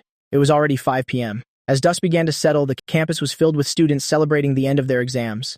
I packed up my things, intending to take a shortcut back to the dorm, only to be blocked in the narrow alley behind the lecture hall. It was a dead end, a place where very few people usually ventured. Is there something you want? I looked at the 4 girls dressed like delinquents standing across from me. The leader had purple highlights in her hair, wore heavy makeup, and looked like the type you definitely shouldn't mess with. I didn't recall ever offending such a character. An Exia, you don't remember me? The purple-haired girl chewed her gum, her contemptuous gaze scanning me from head to toe. That look gave me the creeps, like she was eyeing a piece of prey waiting to be slaughtered. We've never met before. Don't be so tense. I'm not going to do anything to you. This is still school grounds after all. I tried to sound calm as I reminded her. There are surveillance cameras all over campus and patrols walking around, so don't do anything reckless. Everyone's in a rush to go out and have fun now that exams are over. Do you really think anyone will notice this little corner? The purple-haired girl gave a mocking sneer, taking a slow step closer. Elsewhere, Subaiho was leaning lazily against a pillar outside the exam room, twirling her car keys in her hand, her gaze occasionally drifting toward the crowd pouring out of the exit. She had turned in her paper early and stepped out. My exam room was right next to hers. Just moments ago, while walking through the hallway, she could still see me through the open door, sitting in the very last row, huddled over my desk and writing furiously. Subaiho raised her hand to check her watch. It was already 5:15 p.m. He couldn't be this slow. When she left, she clearly saw that I had already started reviewing my answers. Even if he went to use the restroom, it shouldn't take this long. Did he get flushed down the toilet? Subaiho's gaze shifted toward the back exit of the lecture hall, which led to a secluded little path, and further in lay the campus's small woods. Normally, aside from couples looking for privacy, basically no one ever went there.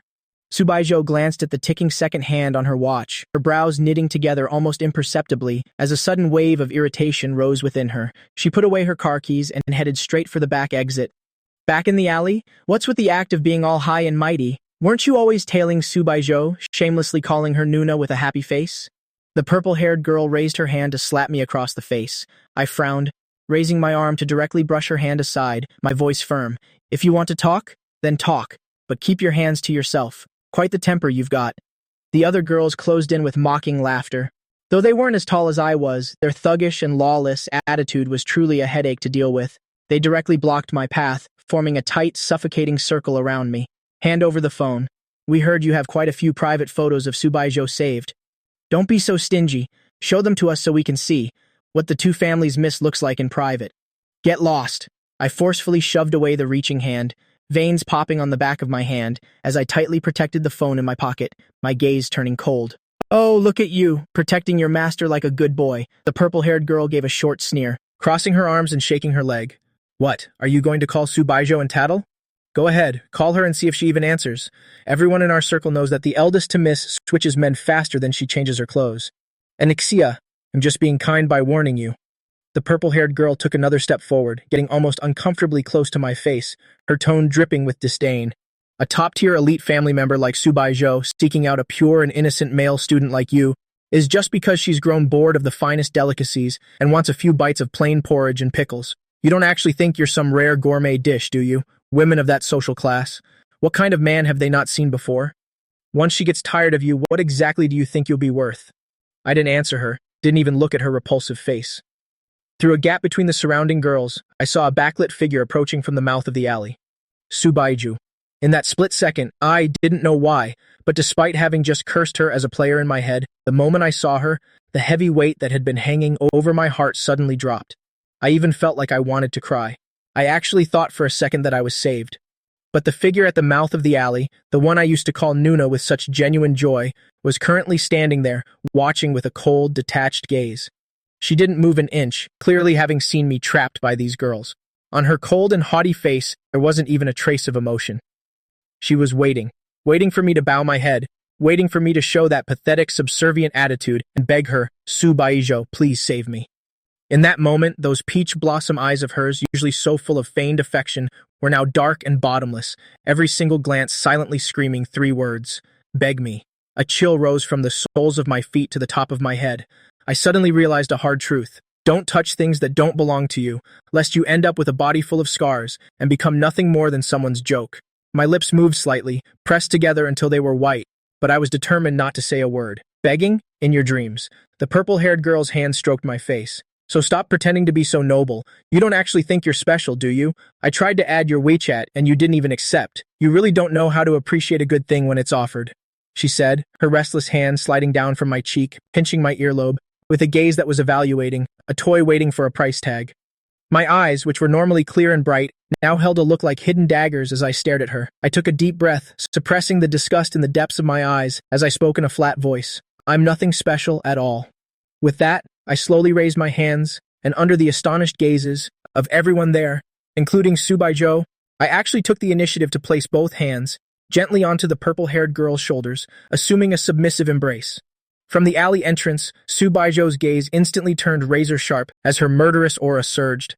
A light breeze kicked up dried leaves at her feet. She suddenly lifted her foot, her expensive high heels crushing the fallen leaves with a crisp, sharp crunch. Her face was dark as a storm cloud as she marched toward me, each step radiating pure, killing intent. The purple-haired girl thought I had surrendered, stroking the back of my hand, with a satisfied grin spreading across her face. Now that's more like it. I thought my little brother was going to be tough, but it turns out you're someone who knows how to adapt. Still, I really do like your style. Before she could finish, a heavy thud rang out. Ah! A heart-wrenching, agonizing scream echoed through the entire alley. The purple-haired girl clutched her stomach with both hands, her body instantly curling up like a shrimp, her face flushing a deep, painful red as she fell to her knees in agony, unable to even make another sound. No one expected that, at the very moment I leaned in, I would deliver such a vicious knee strike, landing a direct blow on her. Even a rabbit will bite when cornered. Did you really think I was just a pushover? You're asking for it? How dare you hit her? One of the other girls reacted, shouting in anger as she swung her hand to slap me hard across the face. A gust of wind brushed my face. I instinctively closed my eyes to dodge, but the expected pain never came. A hand had appeared out of thin air and caught the girl's wrist firmly. Who's asking for it? Subaiho's low, ominous voice spoke from right behind my ear. She twisted the girl's arm back, applying pressure against the joint of the elbow, a flash of undisguised ruthlessness crossing her eyes.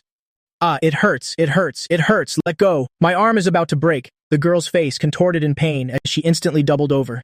Taking advantage of the moment, I snatched my phone back from the purple-haired girl's hand. The other 2 girls, seeing Subaiho's intimidating presence, exchanged a glance and clenched their fists. My hands were still shaking uncontrollably, but I forced myself to stay calm, my fingertips swiping rapidly across the screen to dial 133. Hello, police? This is... Seeing this, one of the girls lunged at me with a ferocious expression, reaching out to snatch the phone. But her movements in Subaiho's eyes were as slow as a slideshow. Subaiho released the screaming girl she was holding, tilted her body slightly, and threw a heavy backhand punch, accompanied by the dull thud of bone on bone as her fists slammed into the girl's face, making blood splatter instantly. The remaining 3 girls looked at each other. Seeing blood only further fueled the viciousness in their eyes. With no way out, all 3 of them almost simultaneously launched an attack, their fists and screams flying towards Subaiho. I took a deep breath, trying to steady my erratic breathing as I spoke into the phone, my voice low but clear, reporting the exact coordinates and the extent of the injuries. Before the police could arrive, the battle had already ended. Subaiho stood in the middle of the wreckage. All on her own, she had taken down all 4 of them. Her movements were incredibly decisive, each strike radiating a ruthlessness born from actual combat experience, leaving them no room to escape and following no rules whatsoever. The 4 girls lay scattered on the ground, clutching their stomachs or legs and moaning in pain. In the gazes they directed at Subaiho, their resentment had long since been drowned out by sheer terror. I clutched my phone tightly, looking at Subaiho as my heart tightened, and I instinctively took 2 steps back. If it wasn't for having to wait for the police report, I would have wanted to leave this place immediately. Once Subaiho finished dealing with the mess, she turned around and walked toward me. Her expression was so gloomy it looked like it could melt as she grabbed my wrist tightly with one hand, her grip incredibly strong. Her gaze was locked onto mine, as if she wanted to pierce through my flesh and look directly into my soul. Do you not have a mouth? You'd rather call the police or get beaten than say a single word to me for help? Do you think your bones are that tough? Or do you really think you can take on 4 people alone? Subaiho stared at me, her fingertips digging in and causing me sharp pain. Is it really that hard for you to just call my name? Is your pride really more important than your life? I didn't struggle. The earlier knee strike and the intense nervous tension had long since drained all my physical energy. I slowly lifted my head, meeting the gaze of this woman, who was so furious she had almost lost control, and suddenly realized how absurd all of this truly was. Subaiho, I really never saw through you before. A self-deprecating smirk tugged at the corner of my lips. The cold realization of being used by the person I trusted most, as a mere pawn in her game, shot straight from my feet to the top of my head. So in your eyes, I'm nothing more than a trophy used to satisfy your own desire for control. Isn't that right? Only when I completely crush my self-esteem to depend on you will you be satisfied. It turns out the 4-year relationship I protected with all my heart was nothing but a taming game in her eyes. These 4 years have been like a comedy, written and performed by me alone. Subaiho. I looked at her coldly. My voice wasn't loud, but every word was clear. We've broken up. Subaiho's pupils constricted sharply, the hand gripping me, didn't let go but tightened even more. Her voice was heavy and tense, carrying a trace of panic that was hard to detect. What did you say? What kind of person am I? What's wrong with you? You actually have to ask me that? I yanked my hand out of hers, my eyes reddened as I stared at her, my voice raspy but with gritted teeth. You're cold, you're self-absorbed, just now you just stood there watching the show, waiting for me to bow my head and beg you. I panted, my chest heaving violently. Sophomore year, I had gastroenteritis and was in agonizing pain. I called to ask you to come with me, but you said you were busy. And then, when I got back from the hospital, I saw you and that guy from the student union, laughing together at the school gate, his hand resting on your shoulder. You saw me, but you didn't offer a single word of explanation. Then on our first anniversary, I stood outside your door for 2 hours, in 38-degree heat, my legs swollen with mosquito bites. You didn't pick up or reply to my texts. You came home in another man's car, and when I stopped you, you just threw out, "Enxia, aren't you annoying?" My throat tightened, tears welling in my eyes, but I fought to keep them from falling, my voice low and trembling. Subaiho, after all of that, you didn't give a single explanation, and now you come looking for me? It's too late. Subaiho's face went pale as she tried to speak, but I cut her off directly. Don't bother explaining. I'm not listening. She gave a cold laugh. Is that so? Are you drawing a line with me now because of Shen Kui or that guy from the bakery? I stared at her, my eyes bloodshot. Think whatever you want. From now on, you go your way, and I'll go mine. Behind me, Subaiho stood frozen, thinking that her feelings for Enxia were just because this toy had suddenly changed, suddenly escaped her control, stirring up a trace of a woman's desire for possession.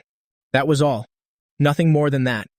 Subaiho could never be like Shen Kui, acting like a perfectly devoted girlfriend. Since childhood, everyone had always catered to her. The eldest miss of the Su family could never become a humble, submissive servant for an insignificant Enxia like me, bowing down to serve. Subaiho looked down after the question, her cold gaze falling upon me, her voice devoid of any emotion. After breaking up with me, will you be with Shen Kui? I gazed intently at her, exquisite yet icy face. I was going to say that Shen Kui and I were impossible, as she was basically my sworn sister. Even if I were to end up with that idiot Yao Xiangming, it could never be with Shen Kui. But seeing her standing there so calm, without even a ripple of emotion in her eyes, as if we were just discussing a business deal, I suddenly didn't want to explain anymore, so I laughed. A somewhat desolate laugh. Even if I really were with Shen Kui, and we got married and had children, it would have nothing to do with you, Subaiho. You have no right to ask, just as I have, no right to ask about the relationship between you and Fu Yichen. I wasn't so foolish as to think that because Subaiho had come to interrogate me with a few questions, she actually liked me. She was simply used to me being like a lowly dog clinging to her, and then one day, this dog stopped being obedient, distancing itself, and she just wasn't used to it. This is called possessiveness, not love. Subaiho pursed her lips tightly, gritting her teeth, her jawline tensing. Very well, Enxia. To think you've already thought about marriage and children, yet you dare tell me you're just friends. Fine. Xia. At that moment, an anxious voice broke the stalemate. Shen Kui ran toward me, panting, pulling me away like a mother hen protecting her chick, shielding me strictly behind her, completely blocking Subaiho's predatory gaze. Subaiho looked at Shen Kue's defensive stance, curled her lip in a sneer, making no effort to hide her mockery. Oh, the messenger has arrived. That was fast. Shen Kui met her gaze coldly and without fear. They've broken up, so please stay away from him, Miss Su, and stop bothering him. Subaiho raised an eyebrow. Bothering? Shen Kue's voice was firm, each word like a nail driven into the ground. Without you, hell only live a better life. Subaiho's expression darkened, a flash of gloom passing through her eyes, as she took a deep look at Shen Kui and me, finally said nothing, turned and strode away. Passing the phone I'd smashed among the fallen leaves, her steps faltered slightly before she ruthlessly trampled on it. The sound of the screen shattering in the twilight was painfully grating. Grandpa, understanding my exhaustion after the exams, had packed my things in advance and came to stay at my house for one night. We would depart tomorrow morning. In my room, filled with SpongeBob decorations, on the blue and white striped bed, I hugged a SpongeBob, plushie nearly as big as myself. Grandpa, I'm already very happy. Grandpa's kind gaze fell upon my face, as if he could see through the loneliness behind my forced smile. Sia, did the exams not go well, or is someone bullying you?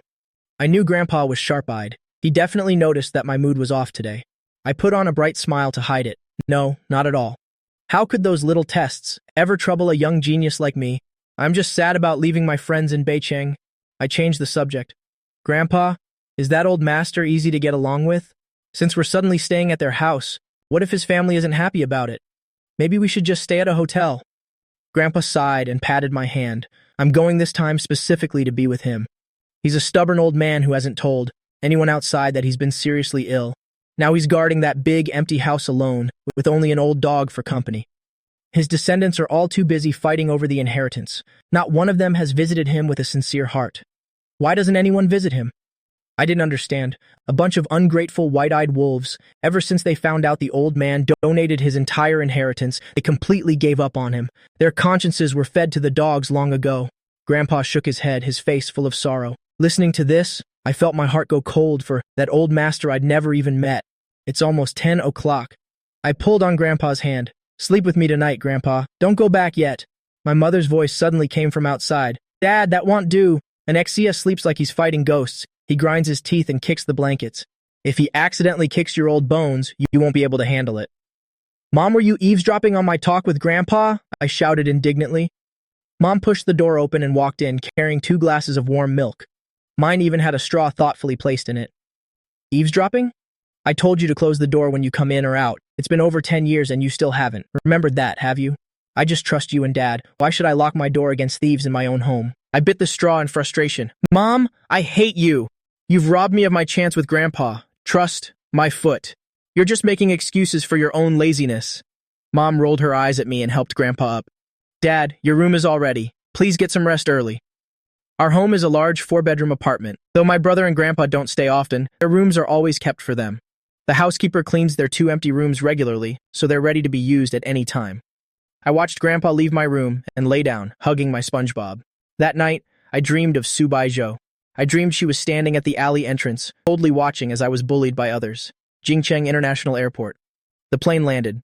As I led Grandpa out of the VIP exit, 2 burly men in black suits and sunglasses approached us. If it wasn't for their mountain-like physiques and the absence of those fake smiles, typically worn by insurance salesmen, I would have thought they were here for protection money. May I ask if you are Mr. Su Junji? One of them asked respectfully.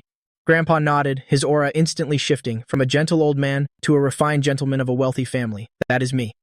The 2 of them immediately took our luggage and escorted us into a black stretch Lincoln. The car moved through the traffic, leaving the bustling city for this area. Even in Jingcheng, where land is worth its weight in gold, an exceptionally quiet asphalt road appeared. Not a single other car was in sight, only lush greenery and manners glimpsed in the distance. The car stopped before a massive sculpted stone gate adorned with 4 large flowing characters, Tiandi Huafu. I sucked in a breath of cold air, remembering seeing online that this was said to be the #1 luxury estate in Jingcheng. The residents here were either incredibly wealthy or elite, possessing power that could literally reach the skies. Grandpa, you really must have loved Grandma very much. I couldn't help but exclaim. So Grandpa had given up living in a palace like this for her, moving instead to a large apartment in Beijing. Although we certainly weren't suffering in our own eyes, moving from a palace-level place like this to a standard wealthy neighborhood felt like a dramatic fall from the clouds down to the mortal realm. Sia. Grandpa's gentle, kind voice echoed in the quiet and luxurious car cabin. His elderly voice carried a stillness that comes from having seen it all. A house isn't necessarily better just because it's larger. If a house is too big, the heart will feel empty. The car entered the main gate and drove for several more minutes, passing through fountains and gardens before reaching the main building. Grandpa and I stepped through those heavy doors. It wasn't like what I'd imagined. No, dazzling crystal chandeliers or gold-plated walls typical of some nouveau riche villa. Instead, it exuded an air of understated elegance and sophistication. With dark solid wood wall paneling and nameless but obviously expensive antiques, the air was faint with the scent of sandalwood, projecting the unique dignity and pressure of a century-old structure. In the middle of the living room, with his back to us, sat an old man in a wheelchair, and at his feet sat a large, somewhat scruffy, yellow-brown dog. At first I was surprised. In such a wealthy family, they didn't have an award-winning purebred, or even a rare breed, but just an ordinary country dog you could find anywhere, a big yellow dog. Beside the old man's lonely figure stood a man in a suit with graying hair.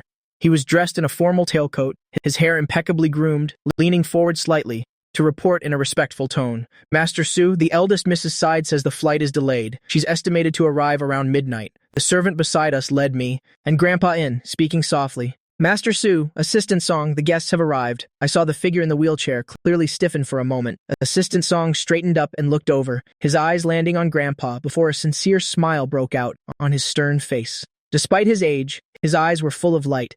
"Second young master." Grandpa tightened his grip on my hand, looking at the old man with a smile.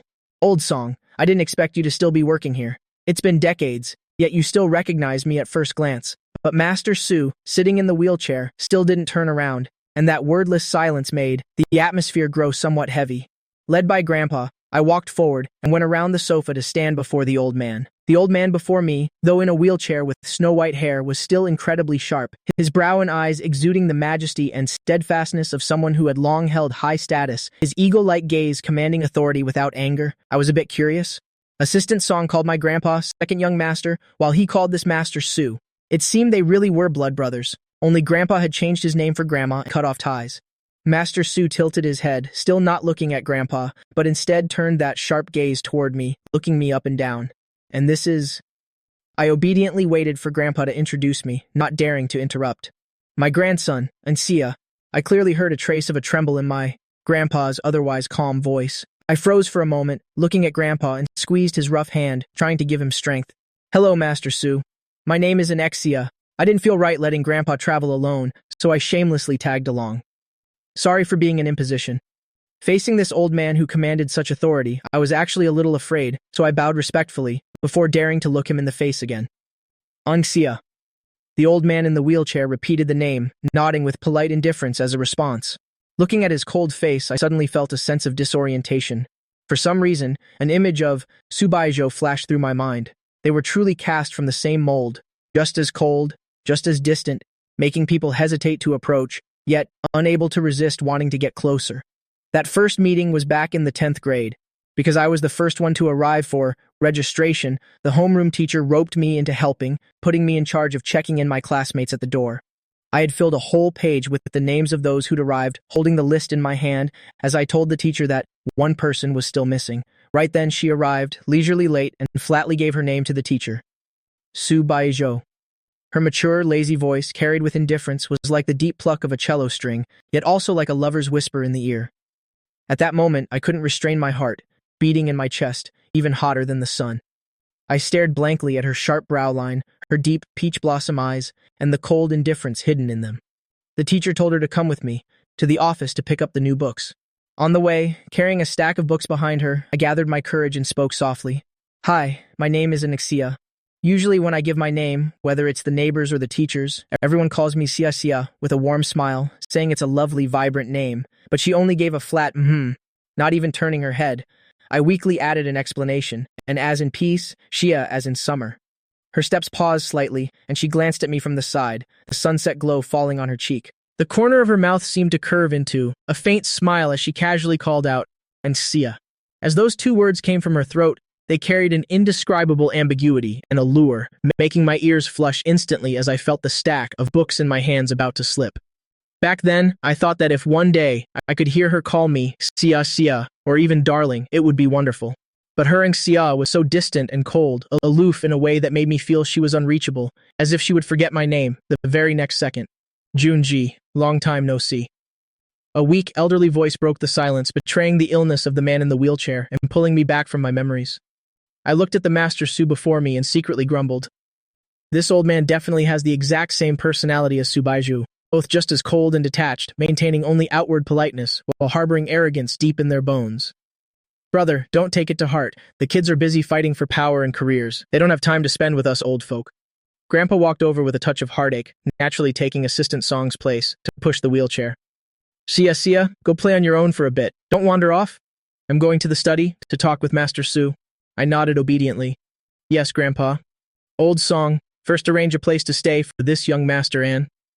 After giving instructions, Master Su looked at Grandpa, his voice softening slightly. You stay in your old room, the east room on the second floor. No one has touched it in decades, and it's cleaned every day. I saw Grandpa's eyes instantly redden as he gave a trembling nod. I thought that Grandpa must still have deep feelings, for this house and for his brother. After all, blood is thicker than water. Grandpa wiped his eyes and looked at Assistant Song. Put Sia in a room near mine. He finds strange beds difficult and gets scared sleeping alone in new places. Assistant Song thought for a moment, then looked to Master Su. How about we put young Master in the room next to the eldest miss? It's on the west side of the second floor, not too far from your room, and the second young Master's. Master Su frowned as he looked at me. That's fine. It's just that she's been busy taking over the company lately. She comes home late and sometimes has international meetings. The noise might be a bit much, and I'm afraid it might disturb Anexia, the eldest miss taking over the company. I didn't think much of it, assuming it was just some granddaughter of the Su family, so I quickly shook my head with a harmless smile. It's fine, Master Su. I'm a heavy sleeper. Even thunder wouldn't wake me. Even if I get up in the night, I can fall right back to sleep the moment my head hits the pillow. A little noise from next door won't bother me at all. Assistant Song smiled and nodded thoughtfully. Don't worry, young Master An. I'll tell the eldest miss to be a bit quieter when she returns home. Though she looks cold, she's actually quite considerate. Thank you, Uncle Song. I nodded in thanks, completely unaware that the room next to mine belonged to the very person I both loved and hated and had just sworn to become a stranger to, Subaiho. Assistant Song led Grandpa and me to our rooms. Passing the door at the end of the second-floor hallway, I couldn't help but steal another glance. There were many rooms here, but the lock on that specific door was different from all the others. The locks on the other doors were a sophisticated and understated matte silver, but that door alone had a striking ink-black lock, exuding a cold keep-away vibe. Young Master An, if you need anything, just press this. Someone will come up to assist you. Assistant Song pointed to a white call bell next to the door, wearing a gentle smile. I nodded. Thank you, Assistant Song. I understand. So I will rest in my room. Please go ahead with your work. No need to worry about me. Assistant Song was very polite, smiling friendly and then stepping out. I will come to call you for dinner. In the evening, the three of us had a dinner that was somewhat quiet. After the meal, Grandpa pushed Old Man Su to the back garden for a long walk. I originally wanted to follow them, but since I had been traveling all day and spent the afternoon in my room playing with the dog named Da Huang for a long time, my eyelids were now drooping from exhaustion. After greeting the two elders, I went upstairs to my room. The guest room the Su family prepared for me was so luxurious it was truly staggering. Lying on the large, soft bed, I opened my tablet and picked an action movie starring Qi Ji to watch, hoping to use it to distract myself from the tension of this unfamiliar environment. However, I was really too sleepy, and before the movie even finished, I couldn't keep my eyes open, falling into a deep sleep. The movie played to the end and paused automatically. The light in the room was dim, and besides a faint fluorescent glow from the tablet screen, there was no other light source. The room was pitch black, blackout curtains drawn tight, not even a sliver of moonlight could enter. In the quiet of the night, a light drizzle suddenly began outside. The night wind crept through the gap of the slightly ajar floor-to-ceiling window, lifting a corner of the curtain.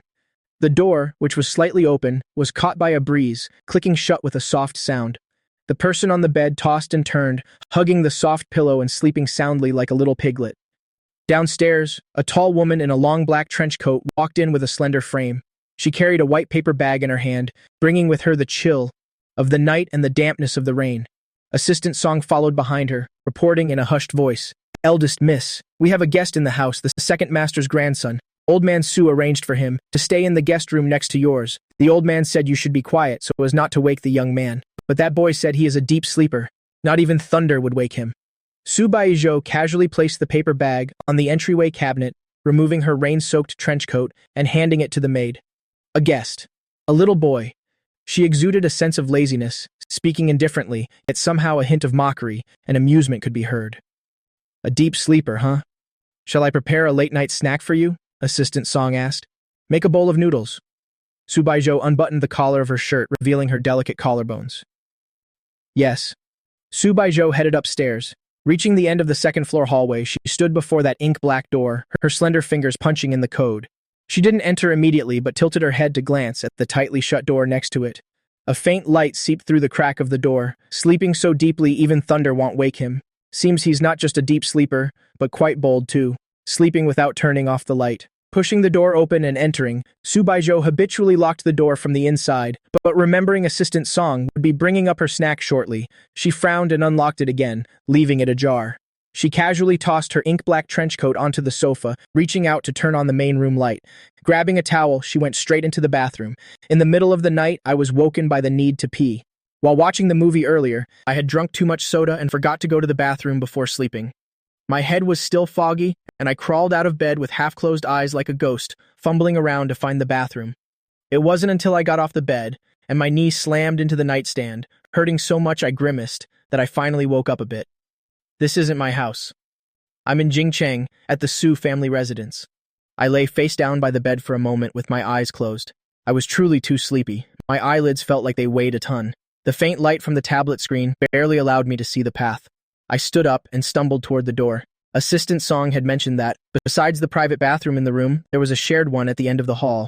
But my groggy mind couldn't remember the directions at all. I stepped out the door, and the motion sensor light in the hall lit up with a layer of warm yellow light. I didn't think much of it, just following my intuition. After taking care of business, my whole body felt relieved, but even sleepier. Walking back almost with my eyes closed, completely failed to notice that the room I just left had been blown shut by the wind, closed tight without a crack, letting no light out. Meanwhile, the door next to it, which was Subai's house door, was left slightly ajar, with a warm yellow light glowing from within. Dragging my slippers like a sleepwalking zombie, I instinctively moved toward the light. Pushing the ajar door open, I habitually turned off the light and fumbled in the dark to climb onto the bed, that seemed wider and softer. The tablet screen had long since turned off, and the room was pitch black. But my brain had gone on strike, completely unwilling to wonder why. The sheets here felt a bit different, or why there was a faint scent of cold wood in the air.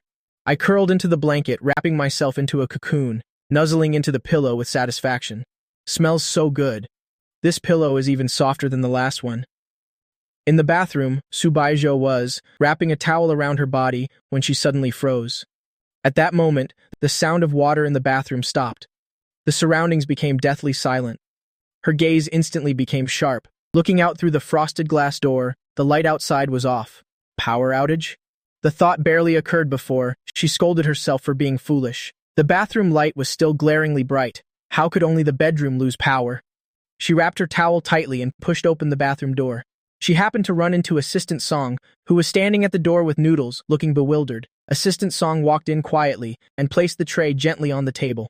"Eldest miss, I've left your noodles here." Subaiho's lips twitched. She wanted to ask Assistant Song if he had habitually turned off the light upon entering, but that would be inconsistent with Assistant Song's usual cautious manner. Assistant Song set down the snack and left, though he was somewhat curious why the eldest miss hadn't turned on the light and was eating noodles in the dark. He ultimately didn't dare to ask. Subaiho waited until Assistant Song left, then moved to turn on the light. Just then, a very soft moan came from the bed, carrying a hint of satisfaction. Subaiho halted. Did that stupid dog run up here? At the thought of a shedding animal stepping on the floor and then onto her bed, Subaiho's cleanliness obsessed nerves immediately tightened, a wave of irritation and killing intent surging within. Her dark eyes stared intently at the bulging blanket on the bed. It was this long, a person and a blanket wrapped into a lump. Clearly, it was not a cat, nor was it a dog. This person. Subaiho raised an eyebrow slightly, her lips thinning, a flicker of danger in her eyes. She didn't turn on the light, but relying on the faint light from the bathroom, she walked barefoot on the carpet, approaching silently and slowly. The room was so quiet that only the faint ticking of her mechanical watch could be heard. Assistant Song's earlier words suddenly flashed in her mind. A young man was staying in the room next to hers, who wouldn't wake even if thunder struck. Wrong door or intentional? She walked to the bedside, looking down at the blanket bundle on the bed. The person was sleeping completely unguarded, half covered by the blanket, revealing only a messy head, the chestnut-colored hair looking exceptionally soft in the dim light. I was sleeping soundly, completely defenseless. Suddenly I felt a chill over my body as the blanket was violently pulled back with a rustle and cold air rushed in instantly. I couldn't help but pull my hands in, habitually reaching for the pillow nearby, hugging it tight, thinking I was at home, in Beijing, and had kicked the blanket off. "Wake up!" A female voice rang out from above, but before my rusty brain could even start up, a strong, cold hand gripped my wrist and gave it a sharp yank. Ah! I let out a cry, being pulled straight off the large, soft bed, landing hard on the carpet. My mind was completely paralyzed. Get out! The tone was icy and brooked no argument. I was startled. This voice, Subaiho. Am I dreaming? I suddenly opened my eyes wide, and the first thing I saw was a pair of long, straight legs, wearing a white bathrobe that barely reached the thighs with the belt tied loosely at the waist. My gaze involuntarily drifted upward, at the curves rising and falling with her breath, a clearly defined silhouette. Stunned, I looked up. It really was Subaiho. I was so scared I started stuttering, even thinking I was having a hallucination. Though the light in the room was very dim, that stunningly cold and beautiful face filled with anger, I would recognize it even if it turned to ash. I blurted out, "Why did you come in here?" Subaiho was also taken aback. She looked down at me sitting on the ground, and Assistant Song's earlier words must have immediately come back to her. A guest had arrived at the house, old man Su's relative. It turned out that bold young man was me. At the thought of the harsh and heartless words I said to her in the alley, and seeing me now like a koala, occupying her bed, an irritable glint flashed in her eyes. Old man Su's guest. She gave a cold laugh and, with a slight tug, pulled me up from the ground. She usually didn't pay attention to the trifles of the old house, and Assistant Song had only briefly mentioned that the old man's estranged brother had brought his grandson along.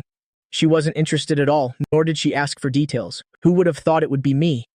At this moment, my mind couldn't have been any clearer. I suddenly didn't know where to start asking. This matter was truly too absurd. For goodness sake, absurdity just invited more absurdity. It was absurd all the way home, especially since just a few hours ago we had unilaterally declared a breakup in the alley, having an irreconcilable argument. I tilted my head, blushing as I tried to hide my gaze from involuntarily wandering toward the collar of her bathrobe. But Subaiho had no intention of letting me off. She took a step forward, walking silently barefoot on the soft rug until our noses were almost touching. I jumped in startle and stuttered, "What? What are you doing? What am I doing?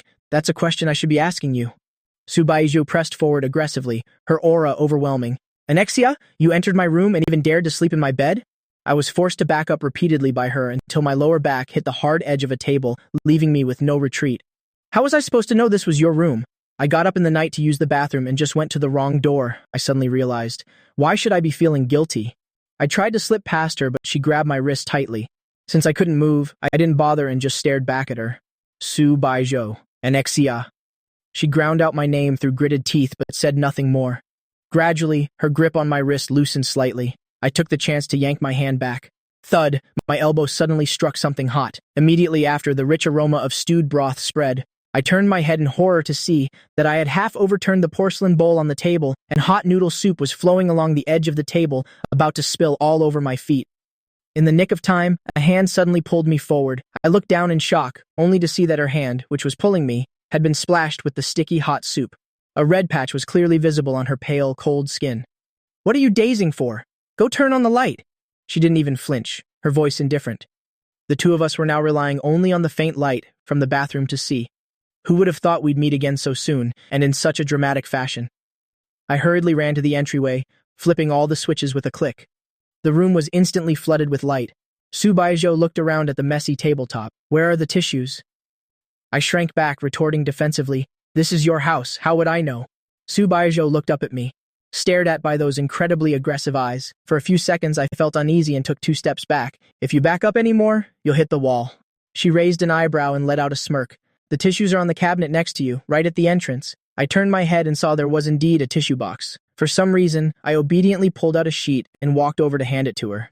Subaiho took it and complained, "So stingy, what good is one sheet?" Choking on my annoyance, I turned to get more, but she called me back. She pointed to the thick rug opposite her. "Stand over here." "Why?" I looked at her warily. "The floor over there is cold. You shouldn't stand on it." Her voice was somber, unreadable. I felt a chill down my spine and swallowed hard, checking behind me for any traps, while obediently standing where she pointed. The soles of my feet went from the cold tile to the soft, warm wool rug, and only then did I realize that after being pulled off the bed, I hadn't had time to put on shoes. I quickly curled my toes, found my slippers, and put them on. Looking up, Subaiho had gone to get the tissues herself and was slowly wiping the red burn on the back of her hand. I looked around the room, luxurious yet cold, and the suspicion in my heart could no longer be contained. "Are you a relative of Old Man Su?" I asked tentatively. This is a top-tier villa in Jingcheng. She wasn't just here, but could even have assistant Song bring her snacks, so her identity was definitely not simple. Subaiho threw the crumpled tissue into the trash, tilted her head toward me, and gave a faint, meaningful laugh, laced with mockery. You don't even know who I am, yet you dare to stay here, in Xia, and even sleep without closing the door. My heart skipped a beat. It wasn't that I hadn't suspected her relationship with old man Su, it's just that this room was as cold as a model home with absolutely no signs of anyone living here. Do you want to know who I really am in this house? She took a step forward and a sense of oppression followed. About that, sorry for spilling your noodles. I lowered my head and apologized softly. Subaiho gave an indifferent hum. I looked up at her and she was staring right back at me, as if patiently waiting for my next words. I bit my lip nervously. The noodles I cook aren't very good. She raised an eyebrow. I looked up at the antique wall clock. It was already 3 in the morning. How about I go down to the kitchen and make you another bowl? I suggested stubbornly. Fine, she agreed very decisively. I had just dug a hole for myself. After speaking, Subaiho suddenly took a long stride toward me. What are you doing? I clutched my collar in fear, quickly backing away a few steps. She ignored me and walked right past, throwing open the wardrobe door nearby and pulling out a black silk nightgown. Only then did I realize she was only wrapped in a towel right now. She was preparing to change. Blushing, I quickly turned and slipped out of the room. Subaiho stood before the wardrobe, watching my panicked retreat. The door swung back from my haste but didn't close properly. She walked over, closed it firmly, and locked it. That idiot really doesn't have the good habit of closing the door behind him. I walked into the open kitchen downstairs, staring at the unfamiliar high-end appliances and strange ingredients in the double-door fridge, standing there dazed for a long time. Stubbornly, I took an egg from the fridge, then a tomato, and stared gloomily at the expensive-looking, enameled pot in front of me. Sighing, I resigned myself to the task. I grabbed a white porcelain bowl, preparing to crack the egg first. I tried to recall how chefs do it on TV, holding the egg in one hand and cracking it coolly against the rim. Crack! Ah-ya!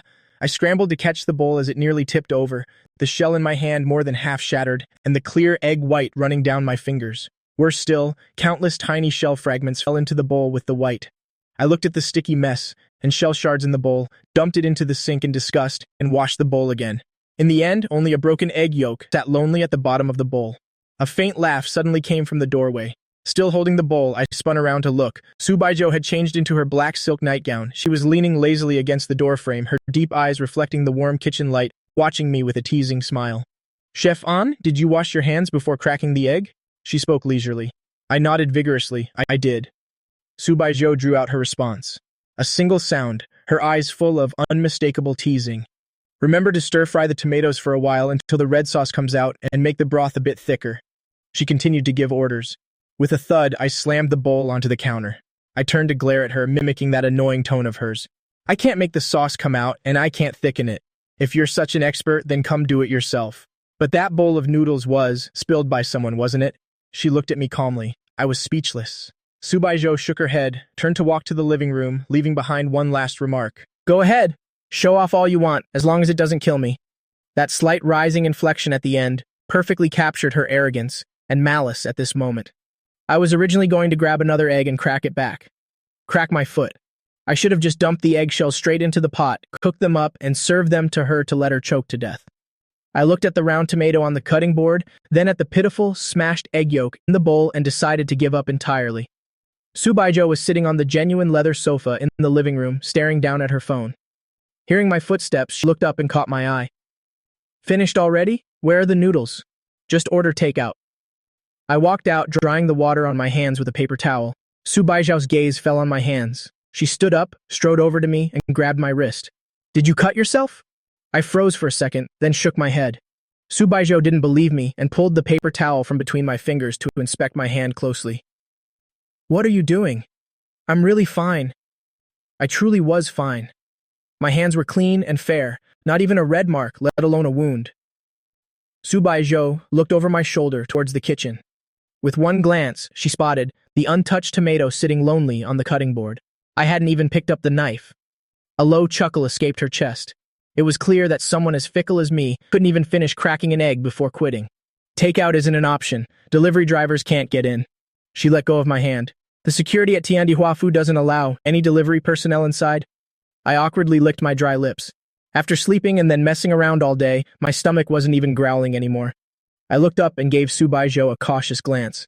Maybe we should just go out to eat then. Subaijo's brow quirked up. We? She tilted her head and seemed to let out a soft sigh. Fine by me. We each went to our rooms to change. Once we were ready, I was heading towards the main entrance when Subaijo grabbed my hand and led me down the other side of the hallway. I remember the main door being over there. I muttered under my breath. Subaijo nodded, looking at me like I was an idiot. Are you really planning to walk for a late-night snack? It would take at least half an hour to walk from here to the estate gates. Subaijo took me to the underground garage. Glancing past a row of cars, Subaijo walked straight to a flashy convertible in a glaring sponge yellow color. I opened the door and sat in the passenger seat, which reeked of old money. I didn't expect this. President Su actually likes such a vibrant yellow. Subaijo sat in the driver's seat, one hand on the steering wheel, and stared at me. Isn't bright yellow your favorite color? Yeah, it is, I answered offhandedly. 2 seconds later, it finally dawned on me. What Subaijo said didn't seem quite right. The emphasis of her sentence was on your favorite. Did she mean she chose this car, specifically because I liked the color? My heart skipped a beat and I shook my head in a panic, trying to shake that terrifying thought away. Stop being so self-important, Anixia. You two are over. Subaijo started the supercar. With a rev of the engine, the car let out a low roar and sped out of the garage. The car rolled smoothly through the night until it was completely clear of the Tiandi Huafu estate. Then, the speed skyrocketed.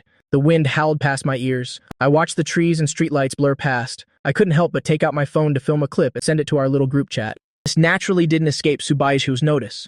She gave a small chuckle, but when she glimpsed a familiar avatar on my phone screen, her mood visibly plummeted. It was Shenque. She had added Shenque on WeChat too. That sunrise profile picture was a total eyesore to Subaijo. Is that phone really that interesting? Subaijo spoke up suddenly. I thought she was being completely irrational. What do you think? Subaijo went silent. I could tell she was annoyed, but I didn't care enough to ask. After all, we were broken up now. There was no need to walk on eggshells around each other. What are we eating? She broke the silence first with a question. I answered nonchalantly. Up to you. This is your territory. I'm not familiar with it. She gave a curt response. In the group, Jiang Yunzi sent a video. I clicked to watch it. It was a video of the starry sky he'd filmed in the suburbs. Subaijo's voice was dripping with sarcasm. He really is a good brother to you, isn't he? I just thought she was being absurd. What, don't you have friends? Are you jealous? I retorted with a smirk. I certainly don't have friends as attentive as yours.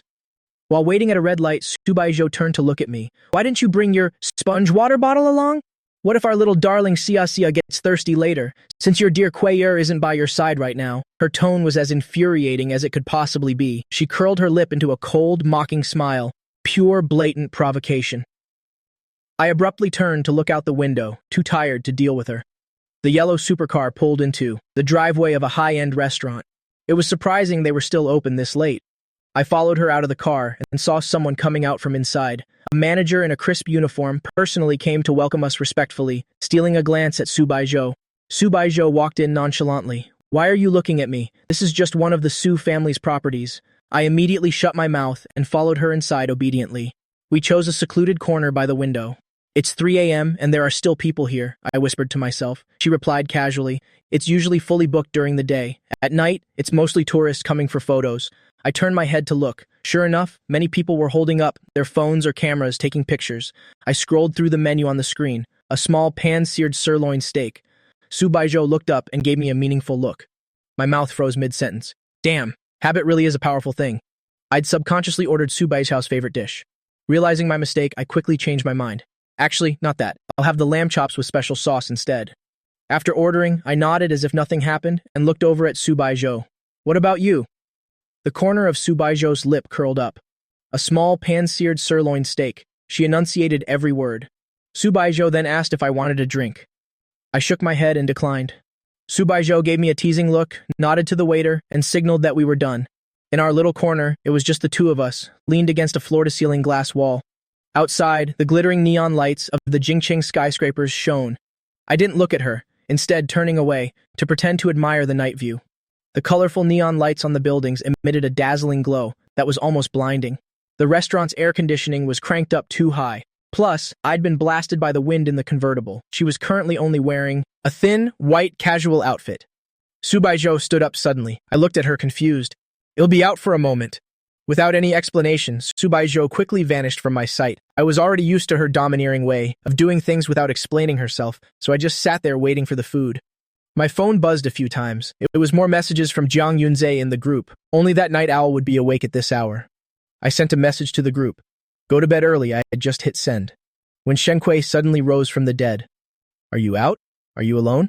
The wind is strong in Jingcheng at night. Are you wearing a jacket? I pulled my cold neck back into my collar and typed my reply. I was hungry, so I came out for a snack. Didn't expect it to be this cold. I'm shivering right now. And you're still awake? A few seconds later, Shenqui messaged back. Woke up to use the bathroom. Are you in a restaurant? Yeah. Ask the waiter for something. High-end restaurants usually have spare shawls. Don't catch a cold. Your stomach is already weak. Got it. Out of the restaurant and across a red light intersection lies Jingcheng's busiest luxury shopping district. At this hour, almost every shop was closed for business. Subaiho walked straight into the only one open, a 24-hour luxury brand boutique. Inside, the two night shift employees heard someone enter. Their eyes turned to her in unison. Wearing a high-quality trench coat, tall and upright, she strode in quickly, carrying the oppressive aura of someone in power. Her right hand hung loosely by her side as she walked to the display, phone in hand. She pointed at the shawl wrapped around the mannequin, gesturing to the staff. The employee was about to put on a professional smile to explain the fabric. Without a word, Subaiho held out her phone with the payment code ready. The staff moved quickly to retrieve the shawl, deftly taking it down and packing it up. Even the cashier hesitated for a second because the transaction was so decisive. It was the first time they'd seen a luxury buyer be so straightforward and quick. Subaiho walked out carrying the exquisite shopping bag, walking as if her feet were winged. The two night shift workers huddled together to whisper. God, that cashmere shawl was over 20,000, paid in 3 seconds. She's so rich. If every customer were like her, my commission would triple every month. Subaiho crossed the street. Standing under a streetlight, she looked through the massive panoramic window and spotted that familiar figure. She froze instantly on the spot, inside the restaurant booth. I was draped in a shawl provided by the restaurant, a camel-colored cashmere shawl, Fune in hand, looking at heaven knows what. A soft, radiant smile played on my lips. Subaiho tightened her grip on the shopping bag, the veins on the back of her hand bulging. A sudden surge of uncontainable frustration rose within her, suffocating, sour, and bitter. What was she doing? Why should she, Subaiho, care about the well-being of a man who had heartlessly dumped her? The stiff, glossy luxury paper bag glowed with a warm hue under the streetlight. A second later, its owner ruthlessly tossed it aside, leaving it leaning lonely against a roadside trash can. In reality, on my phone, was a behind-the-scenes video of Jingshi that Jiang Yunzhe had sent. When Subaiho returned, bringing a wave of cold air as she pushed the door open, I only gave her an indifferent glance before quickly looking away to continue browsing my phone. Subaiho sat down with a cold face, watching me stay glued to the screen, not even sparing her a single look. She felt her chest tightening even more, even suspecting that I had inhaled all the oxygen in this corner for myself. Otherwise, why did every breath she took make her chest ache so much? We ate our late-night meal in silence. I noticed that after Subaiho returned from her little excursion, her mood seemed even worse than before. The atmosphere around us had dropped to freezing. I took a sip of warm water. In the past, I would have rushed to comfort her, asking over and over what was wrong or if someone had upset her, but now I just ignored it. While Subaiho was elegantly cutting her small pan-seared sirloin steak, she looked up absent-mindedly and glanced at me. Draped in that shawl, I sat with my eyes fixed on my plate of lamb chops. My long lashes cast a small shadow under my eyes. She suddenly spoke. So you're the grandson of that biological brother of the old man Su? Cough! Cough! I quickly covered my mouth with a napkin, choked by her sudden remark. Hearing Subaiho say that, I couldn't help but feel a strange tension. She was old man Su's biological granddaughter. I was the biological grandson of his brother. So what did that make us? Cousins? I swallowed hard, picked up my glass and took a large gulp, wishing there were a straw for me to chew on to ease my nerves. My grandfather and old man Su aren't blood-related. It was an adoption. Different fathers, different mothers. I straightened my back and gave a blunt explanation. I wanted to add another point. Besides, my grandfather cut ties with the Su family a long time ago. But then I thought saying that so urgently in front of the Su family's heiress might make me look like I had something to hide. Even without a blood relation, they were nominally brothers who grew up together. Subaiho's deep, dark eyes stared right at me. Her tone was lazy but carried a powerful sense of pressure. I understand your grandfather visiting his brother, but what about you? I looked up in surprise, our eyes meeting. Subaiho's deep eyes were like a dark pool that could swallow someone whole. She pressed further, step by step. Why did you really come to Jingcheng?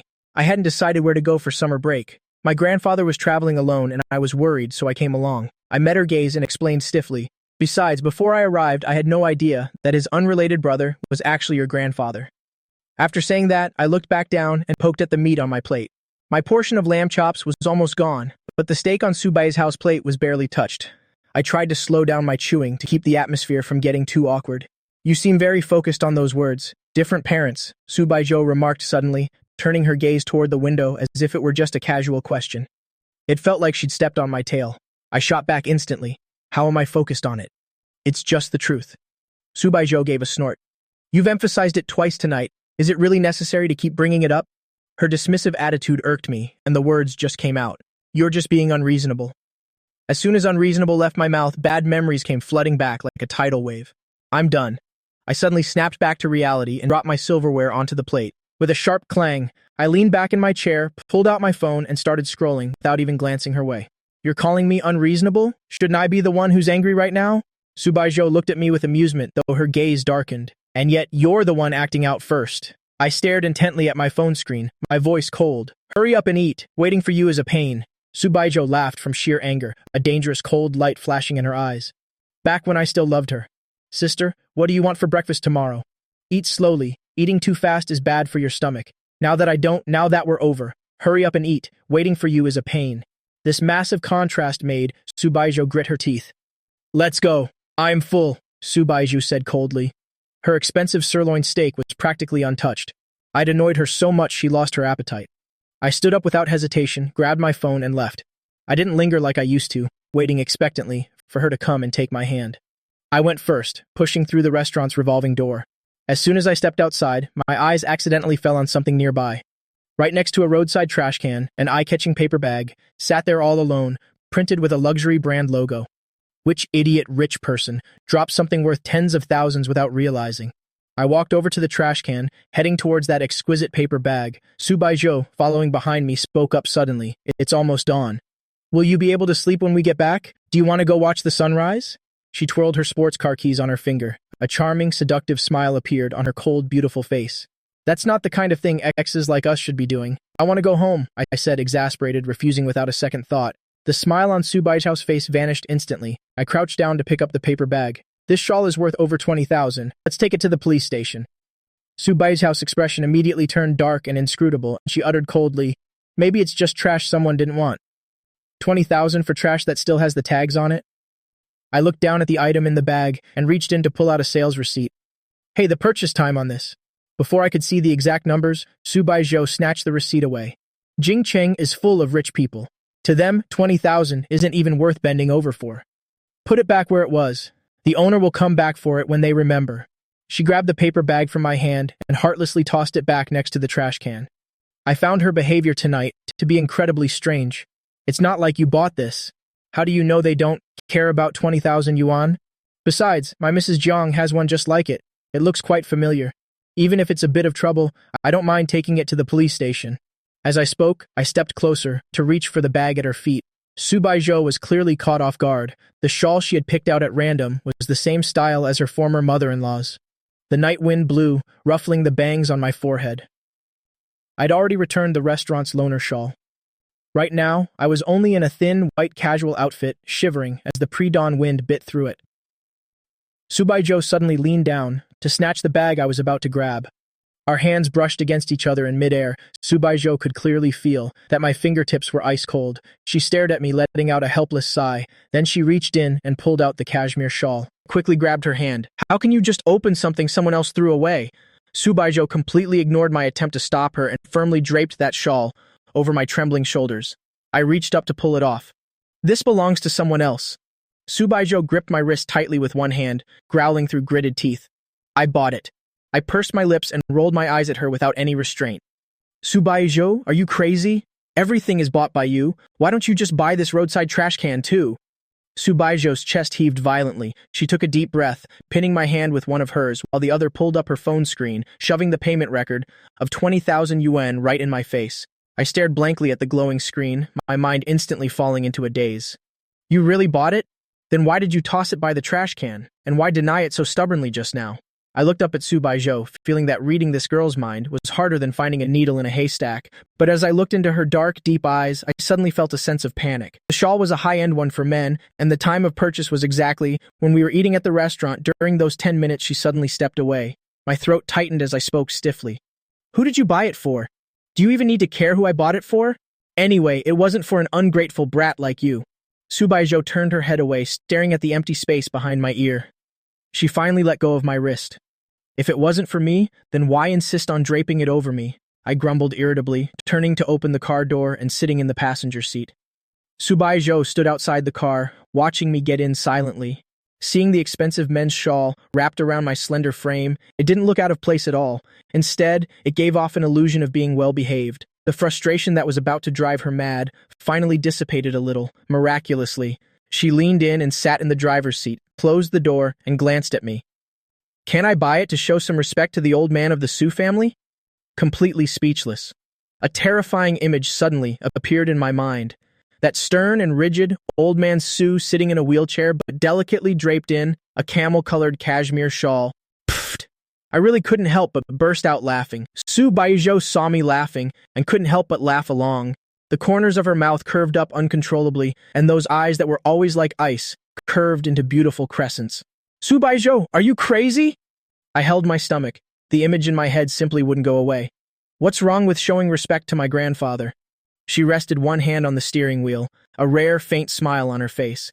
Just then, the phone in my hand suddenly vibrated. I looked down and opened WeChat. It was a voice message from Shenki. I originally wanted to hold it to convert to text, but my fingers slipped, and I opened the voice message directly. Sia, are you back yet? The wind is very strong in Jingcheng at midnight. Don't get caught in the draft. See if there's a 24-hour convenience store nearby and buy a jacket to put on. When you get back, remember to drink some hot ginger tea, or even just a glass of hot water. It's best to take a hot bath before sleeping. Your stomach isn't great, don't let it get cold. Shenquest's sudden voice echoed in the enclosed sports car, carrying an unmistakable fatigue and hoarseness. There even seemed to be some noise in the background. The volume on my phone wasn't very high, and with the top down and the wind howling, I couldn't hear clearly what the background noise was, besides Shinquest's voice. But the atmosphere in the car, which had been quite relaxed, froze in an instant. The smile on Subaiho's face vanished completely, her expression darkening visibly. She stared straight ahead, her fingers tightening on the steering wheel, her voice so cold it felt like ice shards falling out. Your dear sister really cares for you, as if you were her own child. The car was immediately filled with the thick scent of jealousy. I turned my back to her, ignoring her. I just felt it was strange. Shenqi never liked sending voice messages. Besides, it was already past 3 a.m. Why wasn't she asleep yet? Judging by her voice, she seemed to be outside. I held my phone with both hands and typed quickly, the screen emitting the faint clicking of the keyboard. I know. It's so late, why aren't you asleep? The other side quickly sent another voice message, making me feel even more uneasy. This time, since I was in the car, I didn't use the speaker anymore, but directly chose to convert it to text. 3 words appeared on the screen. A little insomnia. Subaiho sat in the driver's seat, giving me a cold glance. At this moment, my mind and eyes were focused on the phone screen, or more accurately, I was completely worried about Shen Kui, who was talking to me on the other end. I inhaled the cold, early morning air, feeling both stifled and restless. I had keenly picked up on the fatigue and abnormality in Shen Kui's voice from that voice message. I frowned, preparing to send a message asking her if her summer part-time job was too exhausting. At the same time, at Shen Kui's house in Beijing, I pay for Shen Kui's child support. I even send the living expenses on time every month. What's wrong with visiting my own biological daughter? You were the one who didn't want her in the first place, so why are you running here now to pretend? Hypocrite playing the good parent, did your young husband dump you? And now you suddenly remember you have a daughter? I'm telling you straight right now, don't even dream that Shen Kui will support you for a single day later. I might not be a saint, but neither are you. Do you think I don't know? After you married that pale-faced woman, how many days did you actually care about Shen Kui? At least I send money every month, but what about you? Have you given her a single penny? This was followed by a frantic sound of furniture being smashed inside. The crashing sounds in the middle of the night were particularly piercing in the old apartment complex. On the cramped balcony, Shen Kui wore a t-shirt that had been washed until faded, quietly leaning against the rusted iron railing. At her feet were several pots of beautifully cared-for, plump succulents. These pots were originally on the living room coffee table. She was afraid the two inside, acting like mad dogs, tearing at each other, would smash the furniture and break these succulents as well. So when she slipped out earlier, she took them all out to the balcony. The phone screen emitted a faint fluorescence in the darkness. Queer, if your part-time job is too tiring, take a break. Health is more important. Another argument erupted inside. Don't think giving a few pennies makes you great. That's what you, as a mother, are supposed to provide. What do you mean I'm supposed to? You're her father. Why don't you give some? Have you given even 1 cent? That tiny salary of yours is all spent on raising that woman's child, isn't it? I'm really not leaving today. Hit me if you're so tough. It's only natural to visit my daughter. A glass cup was hurled at the balcony sliding door, shattering loudly. The sound of breaking glass blended with sharp curses. Shen Kui slowly squatted down on the balcony, her trembling fingertips touching a succulent leaf. She suddenly remembered. She had forgotten to bring out the vase with the sunflower from the coffee table. That sunflower definitely wouldn't survive. The phone vibrated again, making a water drop notification sound. Kui Air, I have something very important to ask of you. Shen Kui's red-rimmed eyes stared fixedly at the screen. Right after that, I sent another message. Kui Air, you know how it is. Every time I see a cool limited edition model, I can't help but want to buy it. Can you help me keep my slush fund? I'm afraid before summer even ends, I'll have spent all my money. Don't worry. Great Master Shen, I definitely won't make you do it for free. You can use the money in there as you please. Consider it a storage fee and interest in paying you. Anyway, as long as the money is with you, I won't spend it recklessly anymore. Heh. After Shen Kui finished reading these lines, she tiredly pressed her palms against her eyes. So tired. Really, so tired. The two in the house. She didn't know when they'd stop this endless cycle of shifting responsibility and cursing. Tomorrow, she still had to buy some fruit, to apologize to all the neighbors above and below. If she took tomorrow off to deal with this mess, she'd lose her attendance bonus from her part-time job. Maybe she should use half an hour during lunch to go and apologize. She slowly spread her fingers, her moist eyes looking at the glowing screen again. Kui Air, is that okay? Don't refuse me. No one is as reliable as you. Just do me a favor, help me keep this slush fund, please. Be kind. I'm begging you. Shen Kui held the phone with both hands, her rough fingertips pressing on the screen. She didn't know when the phone screen had become so wet. Her typing kept slipping. The letters typed on the pinyin keyboard couldn't seem to form a complete sentence. She took a deep breath, took her phone, and wiped it hard against the hem of her faded shirt, and after wiping it, she replied to me word by word. I'm not that short on money. After sending the message, she quietly stared at the background of our chat. It was a day back in 12th grade. I was slumped over her desk sleeping. Under my cheek was a thick stack of science exam papers with curled edges. I was sleeping very soundly, my cheek pressed until it had a healthy pink glow. My long lashes were curled, each one distinct, like 2 small fans. That was the first time Shen Kui saw the playboy young master, trying so hard, putting so much effort into studying. I even broke my own rules to actively find her, asking her to tutor me in science, not at all like before, when I'd insist on sleeping until noon every single vacation. During that time, every morning before dawn, I would carry the exam papers I'd worked on all night to knock on her door. The exam papers were covered in marks from my black pen, wrong answers corrected in red, and important key points highlighted in blue ink. I had 2 huge dark circles under my eyes, but my eyes sparkled with an incredible light. Kui Air, I really don't know how to do this. This physics project is too hard. Can you explain it to me one more time? Shen Kui watched me study from morning till night. Although I often complained it was too hard, I never once said I'd give up. Shen Kui knew very well that I and she were not the same. Even if I only put in a little effort to get into an ordinary local university with my parents' superior family background, I could live my whole life without worry, being a happy, carefree young master. I basically didn't need to struggle like this. It was at that moment that Shen Kui understood. I must have fallen for someone, and to get into the same top university as them, I was fighting so hard to reach that distant score. And that person could never be her, Jingshi. In the Su family sports car, I looked at the phone screen, reading the message Shen Kui sent, and sighed helplessly. I knew about the mess at Shen Kui's house. I also knew she definitely needed money right now, but Shen Kui was too strong-willed in her bones. Even if I racked my brain to think of all sorts of legitimate ways to indirectly give her money, she absolutely would not accept it. That guy Zhang Yunze was always tagging along, saying Shen Kui always put me first in everything, just like a mother hen protecting her chick. Other friends also gossiped in private, saying Shen Kui definitely had a secret crush on me. Actually, they were all wrong.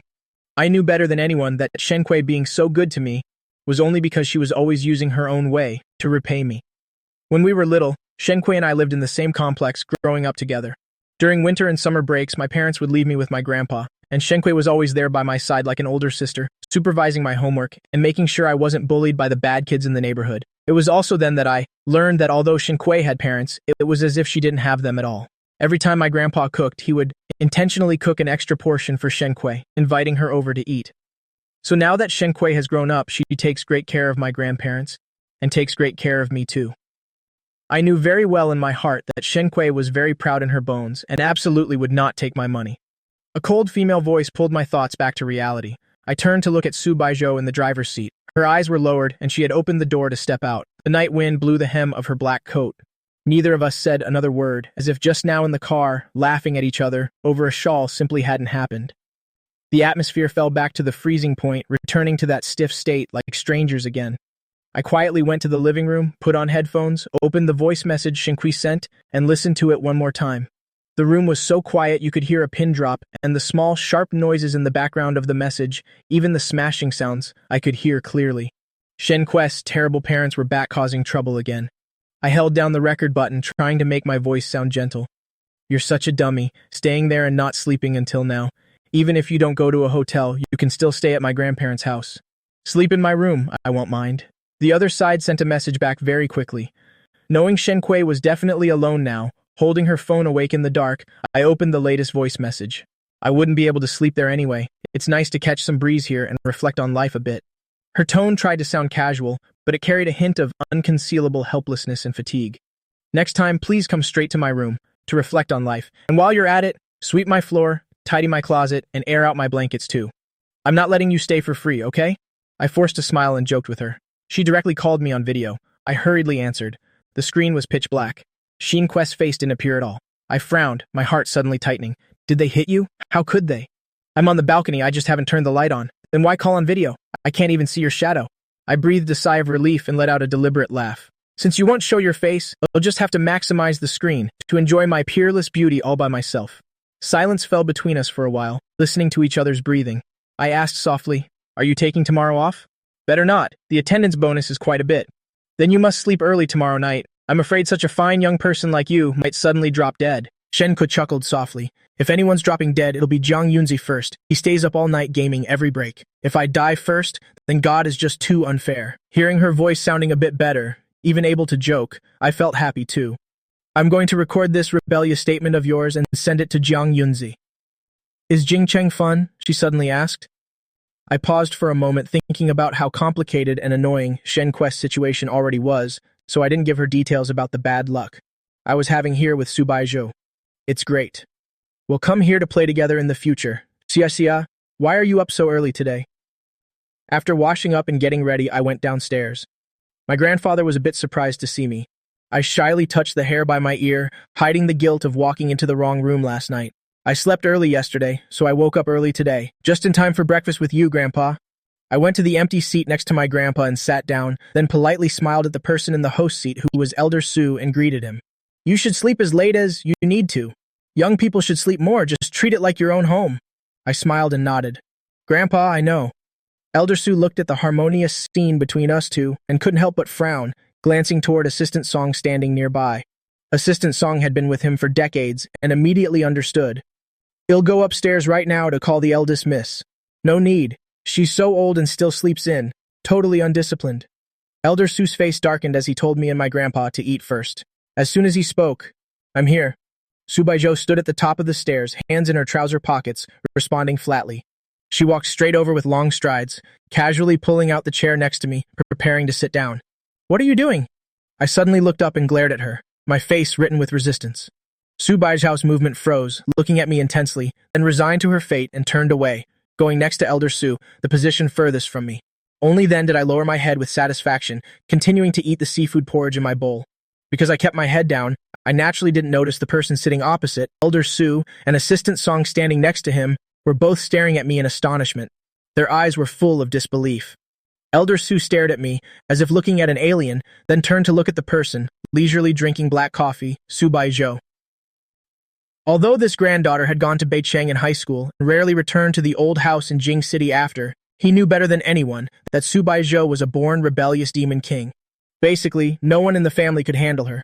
Earlier, he didn't let Assistant Song call her because he knew she was usually unmovable and simply wouldn't come down for breakfast. Going would just result in getting scolded for nothing.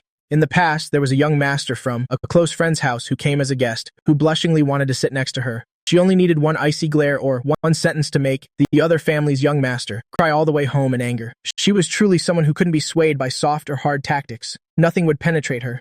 She wouldn't yield even a bit to others. But what about now? Just because of a single look of disdain from me, she immediately and obediently changed her seat. Old Man Su suppressed the shock in his heart, gave a light cough, and told Special Assistant Song to sit and eat with them. Special Assistant Song didn't refuse much, clearly used to this kind of family gathering. Old Man Su's sharp gaze stared at me without any attempt to hide it. He looked me up and down. The moment I looked up, I was startled, feeling quite flustered. Elder Su, is something the matter? Did you and Baijiu know each other before? He got straight to the point. The exquisite silver spoon in my hand, it felt wrong to put it down immediately, and I couldn't bring myself to eat either. I guiltily glanced at Subaiho, who was acting indifferent across from me. Before I could think of how to clear the air, my grandfather sitting next to me suddenly looked at me and asked out of the blue, Xia, is that Baijiu the one who used to hide under the covers and call you every night? Is that little wife the one? I was scared out of my wits, quickly putting my hand on his shoulder, wishing I could just bury my head in the bowl of porridge. Cough, cough. Subaiho across from me suddenly choked. She used a tissue to cover her red lips, but the corners of her mouth couldn't help but curl up. Special Assistant Song's eyes darted frantically between me and Subaiho. There's definitely something big going on. Elder Su is a seasoned man. It's obvious he sensed the relationship between us is absolutely not normal. His scrutinizing gaze fell on me, clearly having formed his own suspicions. Do you know an Xia? Are you two dating? Elder Su turned his head instantly, his sharp eyes fixed on Subaiho. Subaiho and I looked at each other across the long dining table. I bit my lip, breaking into a cold sweat from anxiety. I frowned, wanting to do my best, to shake my head at Subaiho, signaling her to deny it, but I was afraid a large movement would allow Elder Su to catch on. Subaiho saw how desperate I was to clear any connection between us. She originally intended to go along with me and tell the truth that we did date once, but had already broken up. But seeing my face full of resistance, fighting tooth and nail to distance myself, Subaiho changed her tune. That's right, we are dating. We've been together for 4 years.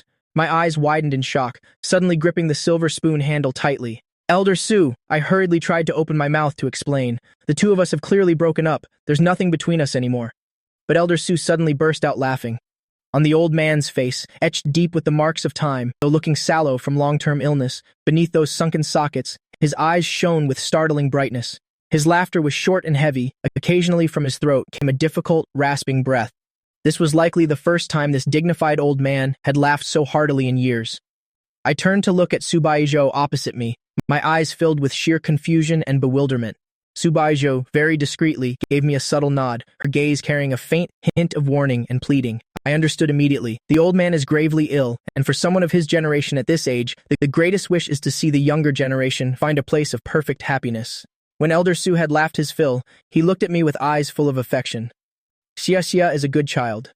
Baijiu has been fearless since she was small. Being with her, I'm sure you've endured quite a lot of grievances. I pursed my lips and gave a stiff nod. I couldn't bring myself to say the words, needed to cooperate with her in deceiving the old man. But to cruelly cut off the hopes of a dying old man, I couldn't do that either. Don't worry. If she dares to wrong you in the future, you just come find me any time. You'll definitely take a cane to her to vent your frustrations for you. I smiled bitterly to myself. There's no need for that anymore. We've already broken up anyway. There probably won't be any intersection between us in the future. I also clearly noticed that once Elder Su misunderstood me to be Subaiho's boyfriend, his attitude toward me immediately became much warmer and friendlier. It seems that in the stubborn old man's heart, he still cares deeply about his rebellious granddaughter. I stayed as quiet as a mouse, bowing my head to eat the seafood porridge in my bowl, but my grandfather frowned deeply, his sharp gaze fixed on Subaiho. Are you and Xia really dating? Subaiho knew this was my biological grandfather, so she reined in her casual attitude and nodded seriously. Xia, do your parents know about this? Grandfather was clearly very worried about me. I struggled to swallow the food in my mouth and stammered, Grandpa, I haven't told Mom and Dad yet. It's all Subaiho's fault, that psycho. Why did she have to lie to Elder Su? I looked up angrily and gave Subaiho a sharp glare. Second brother, the matters of the young ones, we of the older generation shouldn't meddle in. Let them handle it themselves. Elder Su laughed heartily and stopped my grandfather. Big brother, of course you're not worried. You said yourself your girl is a demon queen. Our Xia has been good and honest since childhood. What if he gets bullied by your granddaughter? Grandfather defended me without the slightest hesitation. I bit the white porcelain spoon, my eyes darting around, too embarrassed to know where to look. I thought for a moment, better a quick pain than a long one. I should still tell Elder Su the truth, lest the old man be happy for nothing. Elder Su. Actually, Subaiho and he'll take good care of my darling Xia. Subaiho was a step faster, opening her mouth before I could clarify. I was completely stunned, like something had exploded in my head. This was the first time she had used such a gentle, lingering tone to call me darling Xia. Elder Su was clearly very pleased by the coaxing. He looked at Subaiho, his gaze holding a touch of earnest instruction. And Xia could endure your unpleasant temper for 4 years. His mental strength is certainly solid enough. Restrain yourself from now on, don't be foolish and lose him. Subaiho lowered her eyes slightly, giving a nearly imperceptible nod. I've already foolishly lost him. I knew Elder Su had misunderstood again, thinking that Subaiho and I had truly been in love for 4 years. Xia, you rarely come to Jingcheng to play, right? Elder Su turned to look at me, his tone gentle. I nodded obediently. It just so happens that for the next few days, Baijo can cancel. Her company matters and take you around. Elder Su turned his head back to Subaiho, his tone immediately becoming stern. Did that useless fellow Su Liang freeze your supplementary card? Subaiho gave an indifferent mem. She thought Elder Su was going to use it as an excuse, like before, to lecture her on not knowing right from wrong and defying the family elders. She was expertly prepared to let it go in one ear and out the other. Little song, go to the study and bring my black card here. Subaiho abruptly looked up at the old man, a flash of extreme shock in her eyes. Elder Su gave her a cold glance. Don't overthink it. It's not for you. It's for my future grandson-in-law. Subaiho was somewhat in disbelief, looking completely dazed. Grandfather immediately spoke up to stop him. Big brother, what are you doing? This is too much. As for me, I was more overwhelmed with fear than favored, jumping up from my chair in fright. Elder Su, it's really not necessary. I have money. The moment the words came out, I felt something was off. Saying I have money in front of the richest man in Jingcheng, isn't that like teaching a fish how to swim? I quickly blushed and corrected myself. What I meant was, my pocket money is enough. There's no need for Elder Su to spend so much. If my parents found out, they'd definitely break my legs. And wouldn't let me accept it. Beside me, Subaiho let out an incredibly punchable scoff. Xia, how old are you? Receiving a red envelope from an elder, and you have to go home to ask permission? Haven't been weaned yet? Elder Su glared at her, bluntly stabbing her where it hurt without hesitation. You? Shut your mouth. You think everyone is like you. Broken family, unloved by father, unwanted by mother. Subaiho. She silently closed her mouth. This Elder Su really speaks with a sharp tongue, simple yet brutal. Grandfather sighed beside him, no longer continuing to refuse. Special Assistant Song briskly stepped forward, respectfully placing a glistening gold-accented centurion black card in front of me. I swallowed, my hands resting on my knees, not daring to even touch the card. Elder Su looked back at Subaiho, issuing an absolute command. Today you're responsible for being Xia's driver and tour guide. Take him out to have a good time. Charge all expenses to this card. Look after him carefully for me. If he's missing a single hair, he'll hold you accountable. Subaiho crossed her arms, giving me a sour look. And Xia, why do I get the feeling that you're the actual biological grandchild here? Actually, I knew very well in my heart, Elder Su had intentionally shoved this unlimited black card at me, ostensibly for my spending, but in reality he was secretly providing financial support to the card-locked Subaiho. Each of us with our own thoughts, we finished this eventful breakfast. Under the escort of Elder Su's pressuring gaze, Subaiho and I, one after the other, stepped out of the main gate. Wait, Xia. Take some water with you. Grandfather chased after us from inside, holding my bright yellow water bottle and forced it into my hands. It's hot out in Jingcheng, easy to get heat stroke. Make sure you drink plenty of warm water. Don't buy those chilled drinks. Your stomach has never been very strong. I held the incredibly childish SpongeBob water bottle in my hand, feeling a bit embarrassed in front of Subaiho, not really wanting to carry it. Grandpa, wherever we go to play, we'll definitely have water for sale. Baijo, why are you just standing there? Help Xia carry the water bottle. Elder Su, supervising from the door, saw Subaiho standing there looking cool with her hands in her pockets and shouted to remind her. You're all grown up. Can't even carry a water bottle. It's not like you're a 3-year-old child. Subaiho muttered an impatient word under her breath, but she still obediently reached out, snatching the water bottle from my hand. Subaiho walked to the underground garage, and between her long, slender fingers, she nonchalantly twirled the black card. Where do you want to go? I stood beside the dazzlingly bright yellow supercar, giving her no face at all. Why did you lie to Elder Su just now? If he ever finds out the truth, you'll be hurting him. Where did I lie to him? Is it not true that we've known each other for 4 years? Did I say anything wrong? Subaiho raised her hand, 2 fingers clamping, the shimmering gold-tinted black card, arguing her twisted logic with full confidence. I'll go out by myself. I don't need you managing me. Don't you want to go play at Da? Subaiho's voice was low, carrying a hint of captivating charm. Of course I had heard of Da. It's the top-tier private club in Jingcheng, extremely famous and very difficult to gain membership. The facilities inside include indoor and outdoor heated swimming pools, polo fields, golf courses, a rooftop bar, even private cinemas, and Michelin-starred private restaurants. You can't even find half a photo of this interior online because it is absolutely not open to the public, and security is extremely tight. Though my family in Beijing is considered wealthy, we absolutely have no standing to set foot in there.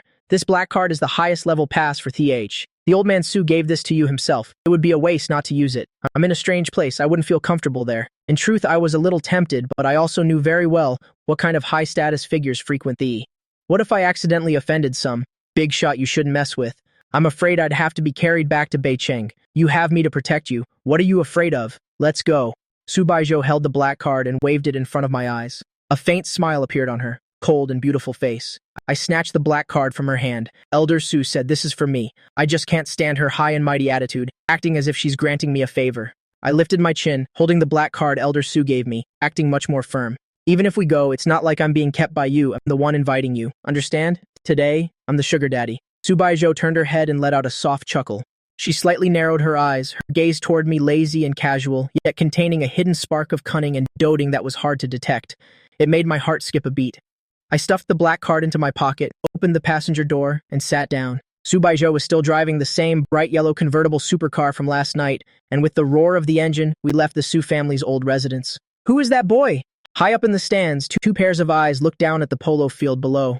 Under the sunlight, the manicured grass of the polo field resembled a vast sheet of emerald silk. I sat trembling on the back of a large Welsh thoroughbred horse, clinging to its neck, my voice shaking as well. Subaiho, I'm not trying anymore. I want to get down. Beside me, Subaiho wore a sharp black riding outfit, making her legs look impossibly long. With one hand on the reins and the other steadily holding the saddle of the horse I was riding, giving up after only 2 steps? And Sia, why are you still such a coward? I shook my head like a rattle. Giving up, giving up, giving up. I'm afraid of heights. I'm not playing anymore. Subaiho shook her head helplessly, nimble turning to come to my side and helped me down from the horse. At this moment in the high and spacious VIP stands, several young ladies from the top, wealthy families of Jingcheng were sitting there, watching the scene below with great interest. The Su family's eldest miss hasn't been back for years, and as soon as she's back, she skips our parties to come here and take a young guy horseback riding. I heard that back in Beijing, she used to keep a little innocent puppy. Didn't she dump him later? That was fast. Has the new lover already taken the throne? Gui Rudong and Lu Xingjian leaned lazily against the leather sofa, eyes glued, to the boy Subaiho personally lifted off the horse, their faces written all over with gossip. My legs finally touched the solid grass, though they felt a bit like jelly, as I dusted myself off and complained, "This game is really no fun at all. It's way too high." Subaiho chuckled. "It's just because you're a coward. I remember when you used to go to amusement parks, you didn't even dare to ride the pirate ship. How is that possible? I simply don't like that weightless sensation," I stubbornly argued back. "So what do you want to play here then? Let's go play indoor tennis," Subaiho said, while turning her head to glance at the stands, sharply catching those 2 pairs of unconcealed, gossipy eyes. She took out her phone to check, and sure enough, those 2 bad friends were frantically tagging her in the group chat. "Gui Rudang, Sio Su, Nu Prey, bring him up here for a drink. Lu Xingjian, your speed at replacing men is quite impressive. This boy looks so young you probably haven't devoured him yet, right?" Subaiho directly ignored the group messages, locked her phone screen, and turned to look at me. "Do you want to check out the rooftop bar here? The view isn't bad." I gave her an extremely cautious glance. Sorry, without a reliable person, like Shenkui here, I resolutely refuse to drink. My alcohol tolerance is low. What if you have bad intentions toward me? Subaiho laughed in annoyance and gritted her teeth. "So in your eyes, I'm some pervert? A stranger who take advantage of someone in trouble?" She walked forward, her tone indifferent. "I just heard the youth manager say that there's a female star named Kishi here today. I heard some big shot in Jingcheng is pursuing her and has specifically booked the entire rooftop of the bar to hold a birthday party for her." My eyes immediately widened like saucers, and I hurried after her. "Did you say Kishi? The action actress Kishi from Dieshui Guanghua? You'll know if you go and see. but the entire bar has already been booked by that big shot. It's booked? Does that mean I can't go in to get an autograph? What a pity. I was like a deflated balloon trudging along behind Subaiho, taking out my phone to frantically message Jiang Yunze. I wildly lamented that my goddess, Qixi, and I were only one floor apart, yet destined to miss each other. Unconsciously, I followed Subaiho up to the VIP stands. The moment I looked up, I saw on the leather sofas in the stands two people who, at first glance, were clearly wealthy ladies who loved to show off, sitting there lazily. One of them was wearing an incredibly garish pink casual blazer with platinum blonde wavy hair like a stereotypical heartbreaker, shining like a reflector under the sun. What a show-off, I silently complained to myself.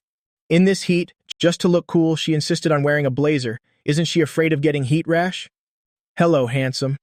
The platinum-haired girl in the pink blazer proactively snapped her fingers at me, greeting me with a smile. She was clearly very confident in this androgynous, trendy, and avant-garde style of hers, completely unaware that in my eyes, she had already been labeled a garish show-off. Hello, ladies. I didn't know them, so I could only give a simple nod, both shy and polite, then obediently shut my mouth and said nothing. That guy Jiang Yunze, after finding out I might currently be in the same building as his dream girl Qixi, was using a series of screaming groundhog emojis to frantically terrorize me on WeChat. I absolutely couldn't join in their conversation. Gazes of the two wealthy young ladies, Lu Xingjian and Gui Rudong, were both like searchlights shining directly on me. Subaiho took a step forward, quietly blocking their scrutinizing gazes. Why are you guys here? To see you, of course. Gui Rudong giggled and reached out to put her arm around Subaiho's shoulder. Su, it's been so long since you've been in Jingcheng. Did you miss me? I stood by, watching them acting all buddy-buddy. The rooftop bar is booked solid by my brother. Lu Xingjian also looked at Subaiho, raising an eyebrow. What a surprise. A great Buddha like you is actually out, playing somewhere other than a bar today. Is your brother the big shot who booked the place to celebrate Qixi's birthday? I really couldn't help but blurt out the question. Earlier, Subaiho said there was a Jingcheng big shot who booked the venue for Qixi's birthday. It turns out it's actually the brother of the eldest Miss Lu in front of Lu Yuanyi. Subaiho tilted her head and glanced at me, then sneered at Lu Xingjian. The birthday star playing the violin in that bar is actually young Master An's precious darling. Cough, cough, Jirudeng almost choked on her own spit, staring at me wide-eyed. I didn't expect this, handsome. You really know how to play. My face flushed with embarrassment, and I punched Subaiho's arm hard. What nonsense are you talking about? Did I say something wrong? You were watching Qixi's videos outside the exam room. Subaiho arched an eyebrow. Do you still want to keep exposing me? I directly pulled out of my pocket the black card Elder Su gave me and waved it in front of her. Subaiho, pay for all your own expenses today. Subaiho immediately fell silent. Lu Xingjian and Jirudong looked at each other and burst out laughing without reservation. Truly, if you live long enough, you'll see everything. To think there's actually a man who can handle Subaiho's foul temper. Lu Xingjian was laughing when her gaze suddenly focused on the card I was holding. She and Jirudong beside her quickly exchanged a look of shock. That unique metal material and the gold and black logo, it was Elder Tu's exclusive unlimited black card. This ordinary-looking boy in a white t-shirt actually possessed the black card of the Su family's patriarch, which was truly mind-blowing. Do you guys still want to go up and play? Lu Xingjian put away her playful look and looked towards Subaiho. I stood nearby, my eyes full of anticipation. That obsessed fan Jiang Yunze even had the nerve to ask me to get Qixi's autograph for him. If I could really help him get the goddess's autograph, that kid would probably be so happy he'd call me dad. Why should I go? Subaiho shoved her hands into her pockets, deliberately drawling her words while her gaze fell on me. Why not? I looked at her earnestly, my eyes filled with desire. Think about it. Think about it. You're about to meet the national action star in the flesh. She's very popular right now.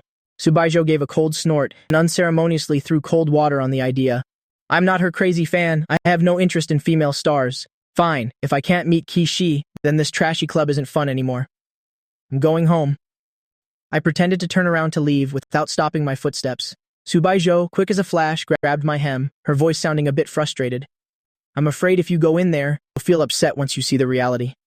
I thought she was being truly incomprehensible. I'm getting to meet a living goddess. I can't be happy enough, so why would I be upset? Lu Xingjian, hearing this, awkwardly lowered her head and rubbed her nose. Fine, you won't believe it until you see it for yourself. Let's go. Subaiho sighed, turning to head to the dressing room first, to change out of her black riding outfit. I trotted along behind her, waiting in the lounge area outside the dressing room. Not long after, Subaiho came out changed into a sleek black windbreaker. Jirudong and Lu Xingjian, waiting outside, looked at her and suddenly burst into laughter. Jirudong reached out to touch the SpongeBob water bottle covered in stickers that Subaiho was holding. President Su, are you planning to take the virtuous wife and mother route and become a well-behaved child? Lu Xingjian also frowned in distaste. Carrying a water bottle is one thing, but choosing such a blindingly bright yellow one, this style is just horrifying. Subaiho slightly lifted her wrist, directly dodging Jirudong's hand as she tried to touch the bottle. She only gave those two bad friends a cold glare that said, "Say one more word of nonsense and it'll kill you." After I came out of the restroom, the three of them had regained their aloof, high-society lady demeanors. I also completely forgot that my water bottle was still hanging from Subaiho's wrist. I kept my head down, texting Zhang Yunze, boasting that I was about to meet his wife, Qi Shi. Thump. I accidentally bumped into Subaiho. Why did you suddenly stop? Later. Subaiho's thin lips moved, as if wanting to say something but stopping. Later what? Watch the road, don't trip. In the end, she only said those indifferent words. Subaiho turned around, suddenly feeling a bit troubled. Actually, she had known for a long time that Lu Xingjian's biological brother, Lu Yuanyi, had booked the entire rooftop bar tonight to celebrate Qishi's birthday. Once the words "booked the whole place for a birthday" were said, everyone in the elite circles of the capital could understand the true nature of their relationship, sugar daddy and canary in a gilded cage. It's just that they are all in the same circle, and they know but don't say anything. Dirty affairs like this between sponsors and stars wouldn't be leaked to the media. Earlier at the stands, she had actually made it clear to me indirectly, but a fool like me seemingly hadn't realized the true meaning behind her words about the tycoon booking the place. Perhaps I still naively thought it was just an extremely wealthy, obsessed fan who booked the bar to celebrate Qishi's birthday just to pursue his idol. Subaiho had originally intended to take me up there to see the filth of this circle clearly and shatter my illusions about the female star. But thinking that if I saw it with my own eyes later and the dream was crushed to pieces, I might truly feel very upset. Subaiho walked forward, the SpongeBob bottle on her wrist bumping against her thigh, swaying and suddenly making her feel extremely annoyed. Does Subaiho need to care if this broke-up ex-boyfriend is upset or not? After all, I was the one who insisted on coming. The soundproofing of the rooftop bar was excellent. Pushing open the heavy door, there weren't many people inside. The vast and luxurious space even seemed a bit empty and desolate. As soon as I entered, I saw Qi standing on the stage under the spotlight. She was wearing a very sexy black evening gown, playing the violin. Her face completely lacked the sharp, murderous look from her movies, but instead radiated a gentle submissiveness. A fan's excited smile immediately spread across my face upon seeing my idol. This was the first time I'd seen the warrior goddess Qi play the violin, and I was meeting her in person. I excitedly took out my phone, wanting to film a clip to send to Zhang Yunze to brag, but then feared that such a private schedule couldn't be filmed or disclosed casually. I slowly shifted my gaze from the stage down, toward the most luxurious sofa in the center, where a man with an extremely powerful aura was sitting.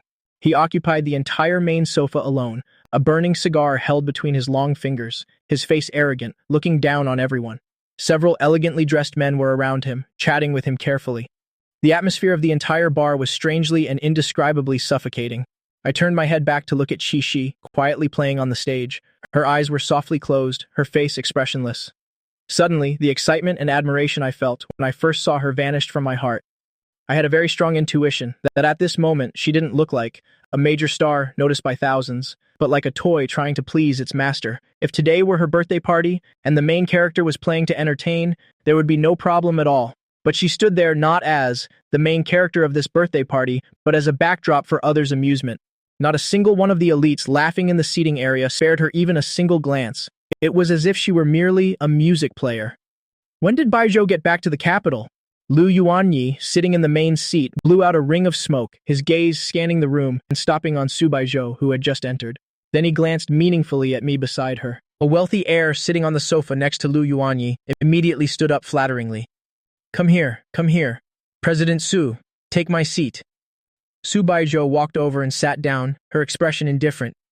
I've only been back for 2 days. Like an outsider, I stood there dumbfoundedly, staring at Qi on stage. Lu Yuanyi glanced at the completely out-of-place SpongeBob water bottle hanging from Subaiho's wrist, blew out a smoke ring, and mocked, What's this? Is this the little boyfriend you've started keeping?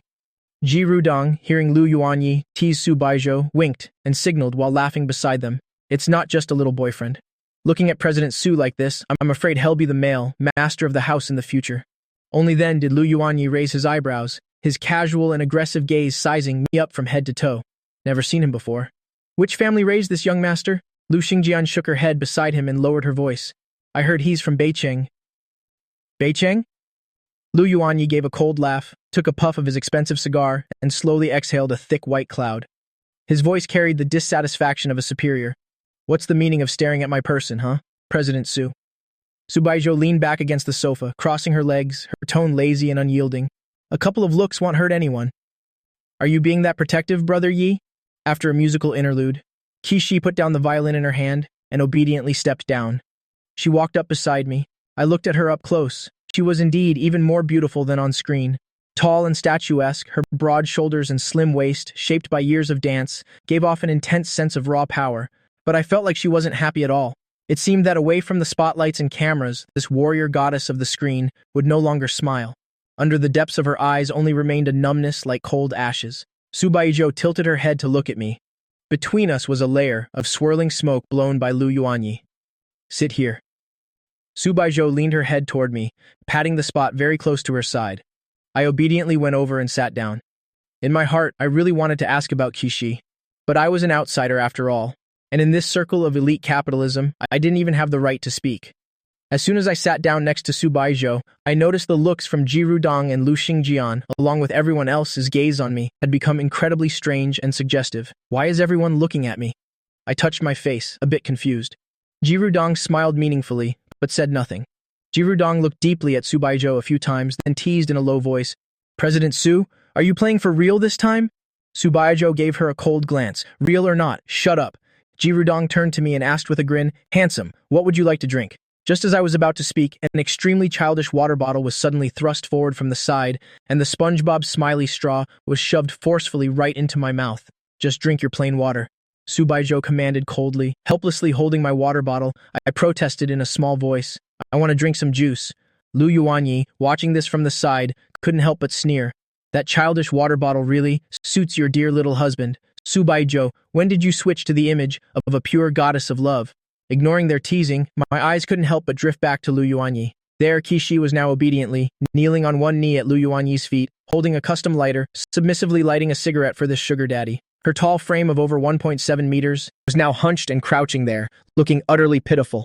One of her knees had even touched the cold, hard marble floor. My heart suddenly felt a sharp sting, like a needle. The national star that I usually could only look up to through a phone screen, placed on a pedestal by millions of fans, was here merely a toy, with no dignity, kneeling to serve others. If Zhang Yunze knew, if Qishi's millions of other fans knew, no, they would never know in their entire lives, because all the filthy and unbearable things happening here wouldn't be leaked by even a word. She, who stands high with millions of fans, was just a toy in the dull lives of these top-tier elites. I suddenly felt that I shouldn't have come here at all, shouldn't have shattered this beautiful dream with my own hands. Subaiho seemed to sense my emotional fluctuation. She leaned forward, her shoulder quietly, blocking my view of Kishi. Want anything else to drink? She asked softly. I shook my head in silence. Originally, I had ambitiously thought I'd help Zhang Yunze get Kishi's autograph, but now I didn't dare tell Kishi that her fan was sitting right here, because this would only make her feel even more embarrassed and humiliated. Lu Yuanyi had long noticed my indignant gaze. He curled his lips maliciously, suddenly and unceremoniously stepping on the thigh of the semi-kneeling Kishi. It's your birthday today. What reward do you want? Lu Yuanyi's voice was slow and lazy, but without a hint of sincerity, as if he were just talking to a cheap pet. President Lu, you know what I want. Kishi lowered her head, her voice completely different from the powerful dialogue I often heard in her movies. Her voice was raspy and tired, lacking any spirit, like a puppet with its soul drained. Lu Yuanyi nodded arrogantly, exhaling a swirling white smoke. Subaiho, is your little boyfriend a die-hard fan of Qixi? The mocking voice of Lu Yuanyi suddenly rang out.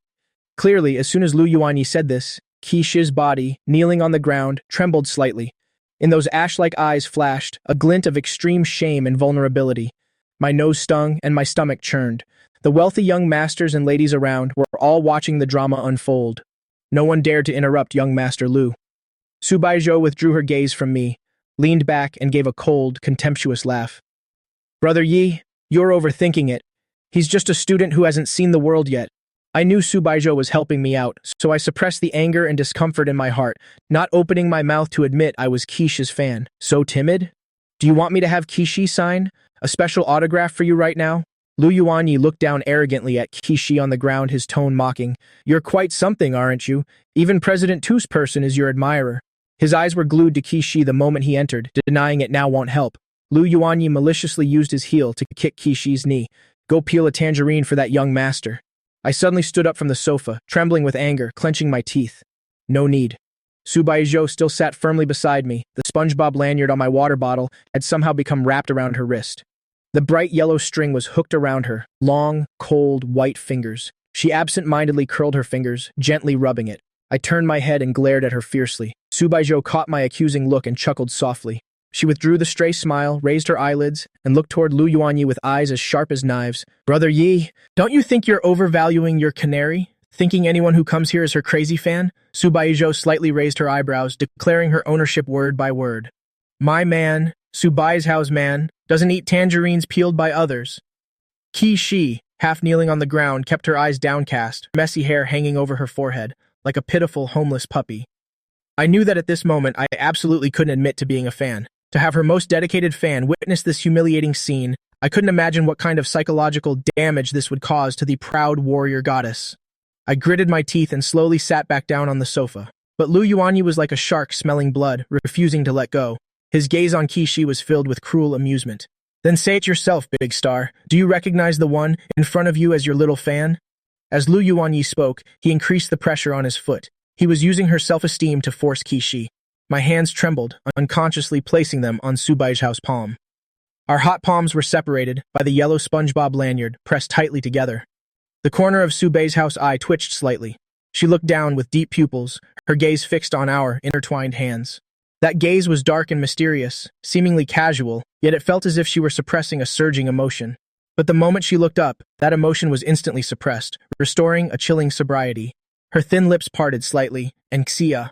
I could feel a sinister aura emanating from her. For Kishi's sake, I had proactively held her hand. That day in the alley, facing such danger, I would rather have fought those delinquent girls than opened my mouth to beg her once. Now, just because I couldn't stand seeing a female star being bullied, I had bowed my head to her. In her eyes, what was I, a shield for me to save my idol? On what basis?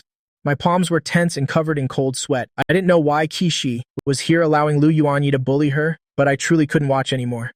Behind the scenes, Kishi always loved to smile. She was extremely serious about action scenes and always bowed sincerely to fans, but now she was like a broken doll, stepped on and trampled by others.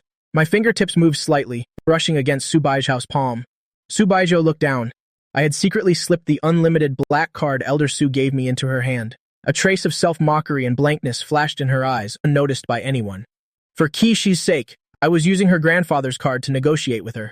First there was a Shenkui, and now there's even a female star, Kishi. In Subaiho's eyes, the people I cared about were truly countless. Lu Yuanyi, sharp-eyed, saw the metal black card I passed over. His gaze suddenly faltered, and he turned to look at his sister, Lu Xingjian, beside him. Lu Xingjian shrugged helplessly and mouthed the words, I don't know. Lu Yuanyi had indeed realized I was a fan of Kishi. He wasn't deliberately targeting me, he just wanted to use me to intentionally pressure Kishi, forcing her to beg him.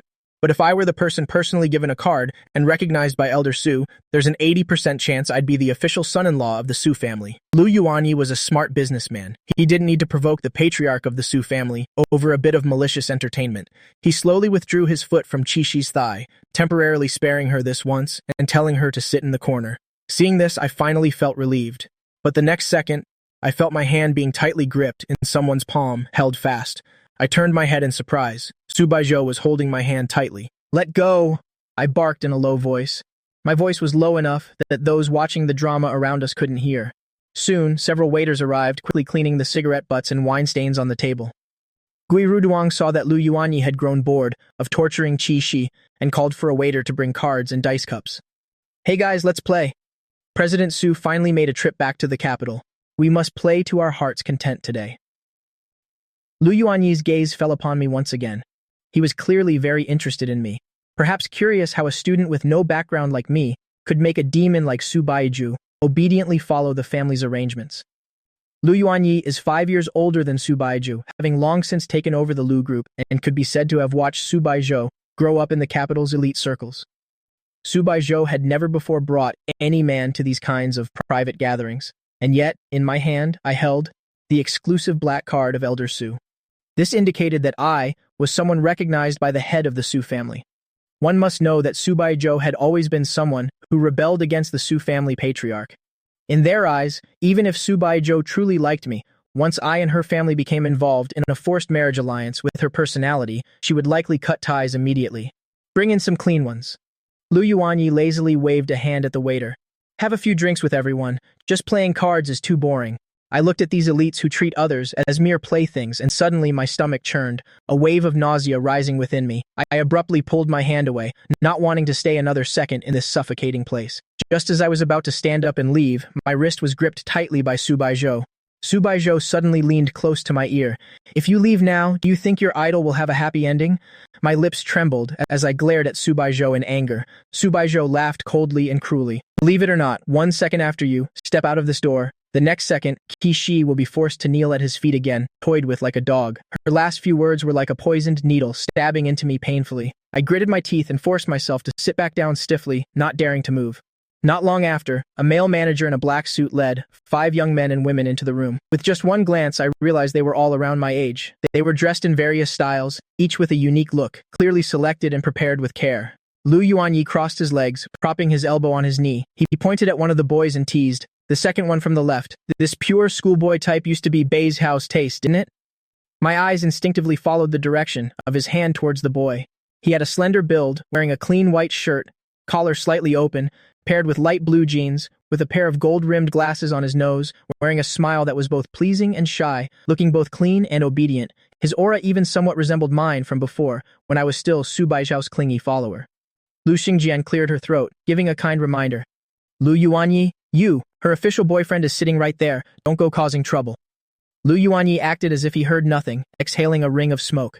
Then let him have a few drinks with President Su. Since your little pretty boy husband doesn't drink, he can't just sit there doing nothing. On my lap still sat that childish thermos. My fingertips applied pressure, intentionally or not picking at, the SpongeBob smiley sticker. In their filthy little circle, even with the official boyfriend sitting right there, could they really so brazenly call another man over to serve drinks? The boy with the gold-rimmed glasses was very sensible. Hearing Lu Yuanyi's words, he immediately picked up a glass of wine, with a pure smile on his face, and walked over to sit right next to Subaiho. What would you like to drink, sister? The voice of the boy in gold-rimmed glasses was clear, carrying a sweetness meant to please. Listening from the side, I couldn't help but rub my goosebumps-covered arms. Brother, are you cold? Should I go get a blanket for you? This male model's tactics were clearly very advanced, pretending to even care about the feelings of the ex-lover like me, just to show off.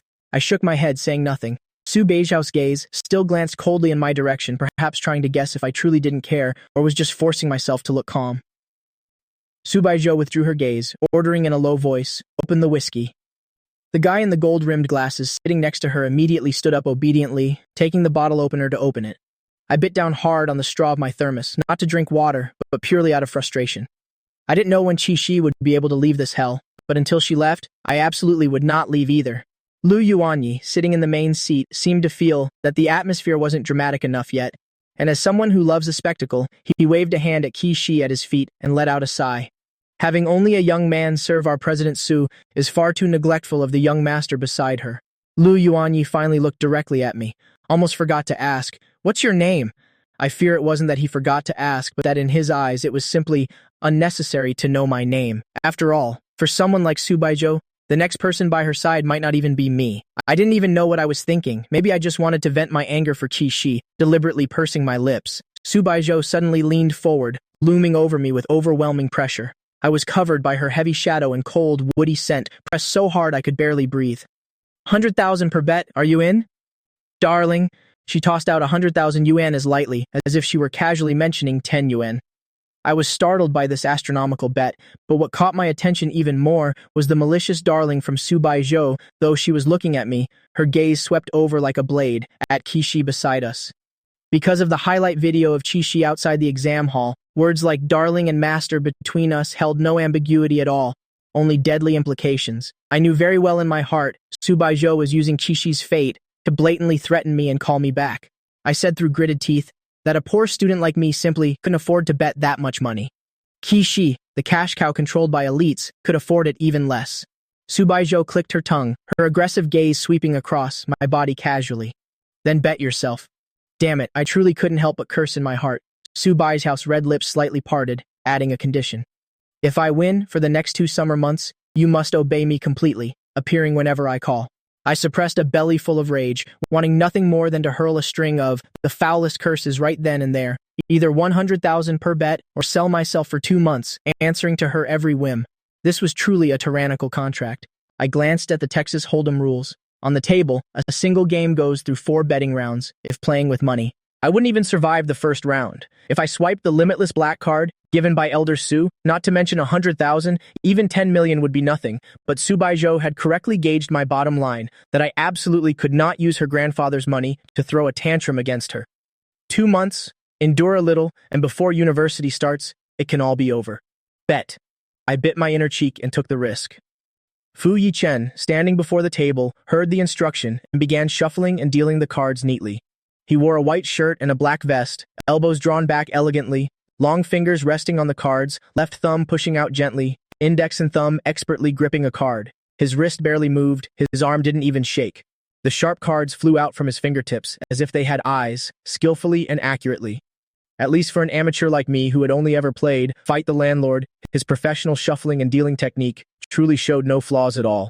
In Texas, Hold'em rules, 5 community cards are dealt on the table in sequence, and each player is first dealt 2 whole cards. Nervously, I covered the 2 whole cards I had been dealt. Kishi leaned in closer to look with me. Subaiho held her whole cards in one hand, while the other picked up a classic glass for a large gulp, but her gaze was fixed intently on the shoulders of Kishi and me, pressed close together. Fu Yichen flipped the first 3 community cards. 10. Q. Subaiho didn't even lift her eyelids, directly tossing out 300,000 in chips. Jingshi gritted her teeth following the bet with 2.4 million. Lu Yuanyi gave a cold laugh, 5.4 million. The 4th card was an A. Subaiho spoke flatly, 1.5 million. Stealing my resolve, I held Qishi's hand back, 4.5 million. The final card revealed was another A. Trying to look calm, I said in a cold voice, I have a straight. In reality, I held a 6 of diamonds and a 7 of spades. It was a total bluff. Subaiho's red lips curled into a sarcastic smile, her tongue lightly brushing against her teeth.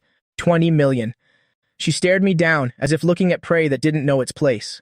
My Adam's apple bobbed, and my voice was so low it was barely audible. I fold. Subaiho gave a soft chuckle. Gave up so soon, darling. She flipped her whole cards. Q, Q, K. Gui Ruduang slapped the table and laughed loudly. And Xia, you dare to bluff in front of President Su? Truly an egg striking a stone. My cheeks burned hot as I picked up a glass of whiskey from the table and took a big gulp. Cough, cough. The strong alcohol burned like fire in my throat, bringing tears to my eyes instantly. Subaiho suddenly leaned over, one hand grabbing my chin, and forced a hard candy into my mouth, the cool minty flavor spreading immediately, causing me to choke even more, nearly spitting the candy out. Gui Ruduang laughed so hard she couldn't stand straight. President Su, your way of sobering someone up is truly wicked. Jingshi silently unwrapped a strawberry candy and gently placed it in my palm. I sucked on that overly sweet candy, finally narrowing my eyes and giving her a sincere smile. Kishi, thank you, casually handing her one too. Happy birthday. Subaiho's gaze instantly turned cold. She stood up abruptly, bringing the smell of alcohol and cold air as she stood before me. You lost, so it's time to fulfill your bet, darling. As soon as she uttered that darling, the group of watching second-generation rich kids, led by Gui Ruduang, immediately erupted into whistles and suggestive jeers, but I knew clearly in my heart that Subaiho's sickening darling wasn't meant for me, but was a jab at Kishi. She was blatantly using a cruel sense of boasting to tell me that she had easily defeated the idol I worshipped. What do you want me to do? My neck was stiff from looking up and I lowered my head in humiliation. Consider this another way for me to submit, before the elites. Kiss me now. Damn it! I snapped my head up, looking at her like she was a lunatic. She was trying to disgust me on purpose. I understood. 2 months of following her orders, I thought meant she would intentionally torment me, at work or in life, treating me like a pack mule. But now Subaiho was telling me to kiss her, in front of all these top capital elites, even in front of Fu Yichen. Subaiho gave me no chance to refuse, one hand gripping my wrist tightly, while the other casually grabbed my SpongeBob thermos from the table. Kiss me here, or come up to the room upstairs with me. My fingers rubbed nervously against my jeans, and my throat trembled as I struggled to swallow. My gaze quickly flickered toward Fu Yichen, standing by the card table. I looked at his pure, white, lotus-like face, and a thought flashed through my mind, making me realize instantly. Subaiho had definitely taken an interest in this newcomer, or perhaps they had a fight earlier. So now she was deliberately using me as a tool, saying these scandalous and misleading things to me in front of Fu Yichen, all just to provoke that pretty boy. Clinging to this self-righteous thought, I miraculously held back and didn't push Subaiho away on the spot. I just viewed her as a hateful boss who had gone mad, and I was just a lowly worker bee selling my looks to pay a debt. Yeah, as long as I didn't see this as romance but merely as a business deal, my heart felt much more at ease. Just like that, under the eyes of everyone, she forced me to hold her hand as we left the rooftop bar. Gui Ruduang was still behind us, laughing and teasing without a care for her life. Don't be in such a hurry, President Su. The spring night is short. Take your time. Kishi silently watched my back as I was pulled away. She had actually known from the first glance that I and this group of carnivorous lunatics in this bar were essentially from different worlds. I wasn't the kind of person who treated others like dogs, unlike them. She didn't know what Subaiho would do to me after taking me upstairs, but she didn't dare to ask much either, not even a single question since her own life was already in jeopardy. Looking up in despair, right into Lu Yuanyi's gaze, full of mockery and sadistic desire, her fingers slowly tightened as she took a deep breath, walking toward Lu Yuanyi like a soulless corpse. Walking through the extremely quiet and luxurious corridors of the Teach Club, Subaiho pulled me all the way, straight to the private area on the top floor, Suite 1101. A beep of the code lock sounded, and as soon as we stumbled into the room, the heavy soundproof door was dead-bolted shut by her with a click. Only then did Subaiho release my wrist, which she had squeezed to the point of pain, and the SpongeBob thermos, which totally ruined the mood, was casually tossed onto the foyer cabinet. I looked at the room's decor in shock. This wasn't just a simple living room, it was a completely luxurious private penthouse. I had just seen with my own eyes how expertly Subaiho entered the code, so this was definitely her private domain at the. Outside the massive floor-to-ceiling windows was an endless forest of jade green shrouded in the night. What on earth do you want to do? I turned my head sharply, only to be stunned to find that Subaiho had somehow closed in right in front of me, our noses almost touching. I was so startled that I kept backing away. Subaiho took a long stride, pressing me back step by step until my back hit the cold white wall, with nowhere left to run. You agreed at the table earlier. She pressed against me, her breath smelling of strong, aggressive alcohol. Agree? Bet on what? Didn't you lose? Her voice was husky, and her hand naturally gripped my chin, forcing me to look up, leaving my panicked eyes no choice but to stare directly into her bottomless peach blossom eyes. It was me, I admitted through gritted teeth. So shouldn't you listen to me now? Her warm fingertips, with their slight, rough calluses, dangerously brushed against the corner of my mouth. And Exia, you're a man who stands by his bets, right? Subaiho's hand slid upward, covering half of my face, her cool fingertips playfully teasing, gently flicking the eyelashes that were trembling violently from my nerves. I was forced to look up at her again, and the moment I opened my eyes, she suddenly leaned in, and a sudden moist, hot sensation spread across my lips. Everything happened so fast that my rusty brain couldn't even react in time. My eyes were red with rage, and I bit down hard, regardless of the consequences. Hiss. She let out a cry of pain, finally pulling back a bit, her chest heaving as she panted, the metallic taste of blood on her tongue making her frown. Tisk! This little wildcat is quite fierce. I grabbed her lapel with one hand, wiping her warmth from my lips, and in my fury, I kicked her in the butt. Subaiho groaned in pain but didn't dodge, only looking down at me, a flicker of helplessness in her eyes that she didn't even notice. Anexia, you're really ruthless. She licked her bitten tongue, her voice terrifyingly hoarse, yet tinged with a doting laugh. I reached for my SpongeBob thermos on the foyer cabinet and thwacked the back of her head twice. After a few thwacks, I was genuinely afraid I'd kill the granddaughter of the capital's richest man right then and there, so I quickly stopped. I gripped the black card in my pocket, held onto my SpongeBob thermos, and bolted out the door without looking back. From the moment she dragged me into the room to my successful counterattack and escape, the whole thing took less than 10 minutes. Clutching the highest-tier black card from Elder Su, I left the TH Club with extreme ease. The lobby manager, seeing me emerge alone with red eyes, assumed I had suffered some great grievance, and respectfully arranged for a top-of-the-line Maybach to take me back to the old mansion.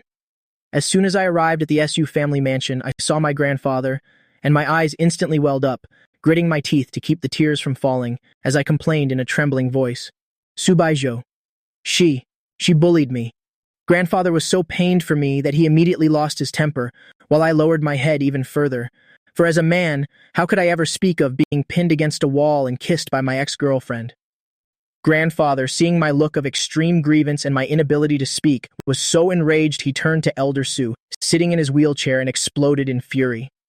Su Taihua, you'd better call that wretched granddaughter of yours back here right now. It had been decades since anyone dared to call Elder Su by his full name. His face turned from pale to flushed, and he turned to look at Assistant Song with authority. Assistant Song swallowed hard, hurriedly taking out his phone to call the little devil who, whether she answered or not, was guaranteed to bring no good outcome. The phone rang for a long time, but Subaiho didn't pick up at all. Assistant Song wiped the cold sweat from his brow and had to keep calling persistently. I stealthily raised my head from my grandfather's chest, glancing at Elder Tu's unsightly expression, and roughly wiped away the tear I had forced out of my eye. Grandpa, I don't want to see her. I'm going back to my room. I feigned a heavy nasal tone after crying, playing the part very convincingly. Sia, let Grandpa come in with you. I can't rest easy seeing you like this. Grandfather looked at me with worry. It's okay, Grandpa. I just want some peace and quiet on my own. I wiped my tears and covered my face, running to the second floor, leaving the three elders behind in the living room. Was frantically calling Subaiho repeatedly. The club, penthouse apartment 1101, the door, which wasn't fully closed, was slowly pushed open from the outside. Subaiho was currently sitting on the carpet in an unrefined manner, one leg pulled up casually, her tired arm resting on her knee. Hearing the noise, she coldly raised her eyelids, looking towards the person at the door. That boy's face looked very innocent, like a harmless white lotus, still wearing a white shirt and the black vest of a professional dealer. Subaiho looked at him, letting out a cold, mocking laugh. What's the matter? That old man Su Liang is too stingy toward you, his illegitimate son, not giving you enough pocket money, that you have to come out here and sell your smiles. Fu Yichen stood at the door, backlit by the hallway lights, giving a slight chuckle. His voice was gentle and harmless. You misunderstand, sister. I've never used a single cent of his. The money I spend is all my own, clean money earned from working while studying. Don't you have a grandmother hospitalized year-round? Why have you run off to the capital? A flash of disgust flickered in Subaiho's eyes. It just so happens grandmother needed to come to the capital, hospital for her second surgery. I've already discussed it with the lead doctor and took advantage of the summer break to accompany her. Working here as a dealer is also to raise money for the surgery. Fu Yichen's explanation was seamless. Subaiho didn't care about his pitiful situation at all. It was just that his frequency of appearing before her had been way too high lately. Back when he was in high school in Beijing, at various arcades, billiard halls, and even the pastry shops she frequented, she would always happen to run into him. After all, he was the son of the mistress, who had destroyed her family, which made her unable not to suspect, if beneath his pure and kind face he had other intentions. She propped one hand on the carpet and stood up. Along with her movement of rising, the oppressive aura of a top-tier predator immediately spread. Her eyes were dark as she slowly approached Fu Yichen standing at the door. Don't tell me that sneaking into my private room uninvited now is also to solicit services to earn money from me. Subaiho stood tall, her 1.78 mm height plus high heels, making her half a head taller than Fu Yichen. A cold, deep voice rained down from above Fu Yichen's head, carrying a powerful sense of intimidation. The smile on Fu Yichen's face froze. He didn't answer. Subaiho's slender fingers idly rested on the emergency call button on the wall. Answer me. Either I ring the bell now too. Have you pack your things and get lost immediately? Take your pick. Her voice was cold and lazy, as if she were just deciding what to have for dinner, a trivial matter, rather than deciding whether someone would lose the high-paying job they relied on to survive. Before starting work, Fu Yichen had looked through the training manual. If a top-tier black card VIP pressed that bell, within seconds a swarm of security personnel would rush up. That she could stay on this private floor so openly proved she definitely had the power to decide his fate, with just a single word. Fu Yichen loathed the humiliating feeling of his life and death being held arbitrarily by someone else, but he was used to masking it. President Su, you misunderstand. I'm just very worried about classmate Xia. After all, you were the one who forcibly dragged him in just now. Fu Yichen lowered his head slightly, his tone conveying just the right amount of concern. Hearing that name, Subaiho let out a snort, her eyes full of disdain. What, you two are friends too? Subaiho suddenly remembered that night, outside the bar in Beijing. Fu Yichen had answered a call and stepped out, and it was because he said an Xia on the phone that she had been inexplicably driven to follow him out, only to see Shenju as soon as she stepped outside, that woman holding me in her arms. This pretty boy Xia, the wild bees and butterflies around him were truly so numerous they made one's head spin. Fu Yichen knew very well that with Subaiho's arrogant personality, even if he intentionally revealed we were friends, Subaiho would never stoop so low as to deliberately confront an Xia about it. It was just that what he never expected in a million years was that an Xia hadn't been discarded by Subaiho yet, and the two were still entangled. He originally thought a brainless fool, like Sia would at most, be a temporary toy for Subai's house amusement, and within 2 months, Subaijo would definitely get bored and kick him away. Fu Yichen had always been like a patient hunter, hiding in the shadows, waiting for Subaijo to be disappointed in love so he could take the opportunity to step in. But now it seems, an Xia's influence on, Subaijo far exceeded his expectations, and clearly, staying still and waiting was no longer a good decision. He had to accelerate his progress in this circle. After all, he heard his mistress mother mention in secret that his useless biological father, Su Liang, wanted Subaijo to apply for study abroad at Princeton in her junior year to take the opportunity to seize back control of the company. Before that happened, he had to act, so Su Liang and his vain, selfish mother would receive their due retribution and punishment. And Subaijo was his best chess piece. Xia and I aren't exactly close friends, but we have each other on WeChat, so we can chat a bit. Fu Yichen carefully observed Subaijo's expression, trying to stir up her possessiveness, but Subaijo only coldly raised her lids as if looking at non-recyclable trash and glanced at him. You intentionally ran here to tell me this, just to brag to me that you managed to add his WeChat? Her tone was filled with extreme irritation and contempt, leaving Fu Yichen stunned on the spot. The green tea lines he'd prepared got stuck in his throat. He completely couldn't understand what kind of strange brain Subaijo had, why she thought he was, bragging to her about such a boring, trivial thing. Get out before I lose my temper. Subaijo looked at him coldly, her fingertip already resting on that red call bell. Fu Yichen grit his teeth and, hiding the gloom in his eyes, turned to retreat outside. Outside the Su family ancestral home, Subaijo exited room 1101 and took the elevator straight down to the parking garage. She took out her phone to check. The screen was densely packed with missed calls from assistant song. As she frowned at it, the screen lit up again. Another call was coming through. Her deep black eyes stared at the vibrating phone screen for half a second. She took a deep breath and pressed answer. Get your ass back here right now. From the other side came those forceful words, thick with extreme anger, immediately followed by a loud click as the call was cut. Hearing that old but majestic roar of fury, Subaijo was momentarily stunned. The last time Old Master Su was this angry was when her brainless cousin was exposed by the media for having an illegitimate child with a young model. Subaijo's mind involuntarily flashed to the series of smooth counterattacks, like flowing water, that an Xia had performed so mercilessly. She laughed out of frustration. Her bitten tongue still felt slightly numb. She couldn't help but press her teeth into the inside of her lower lip, trying to use the pain to suppress that unusual tingling sensation. Subaijo drove her bright yellow supercar back to the ancestral home, and before she even entered the hall, Old Master Su's powerful scolding came crashing toward her. You brat, you actually dared to crawl back here? Subaijo slammed the car door shut with one hand, casually tossing her keys to the valet who rushed over. She idly picked her ear and walked in with long strides. Weren't you the one blowing up my phone for me to come back? How could I possibly disobey? Her casual and improper attitude completely enraged Old Master Su in his wheelchair. In a fit of rage, the old man threw his sandalwood cane, but Subaijo reached out and caught it steadily in midair. As her hand gripped the cane, blue veins bulged on her cold white skin, exuding a powerful aura of control and ambition. How did you bully him, you bastard? I told you over and over to take him out and treat him well, but look at you. You let him run back here crying his eyes out. Subaijo casually tossed the cane to Assistant Song standing nearby. I did take him out properly, even personally took him to see that actress idol he's always dreamed of meeting. He's the one who got angry and ran back. I didn't abandon him. She snorted coldly to herself.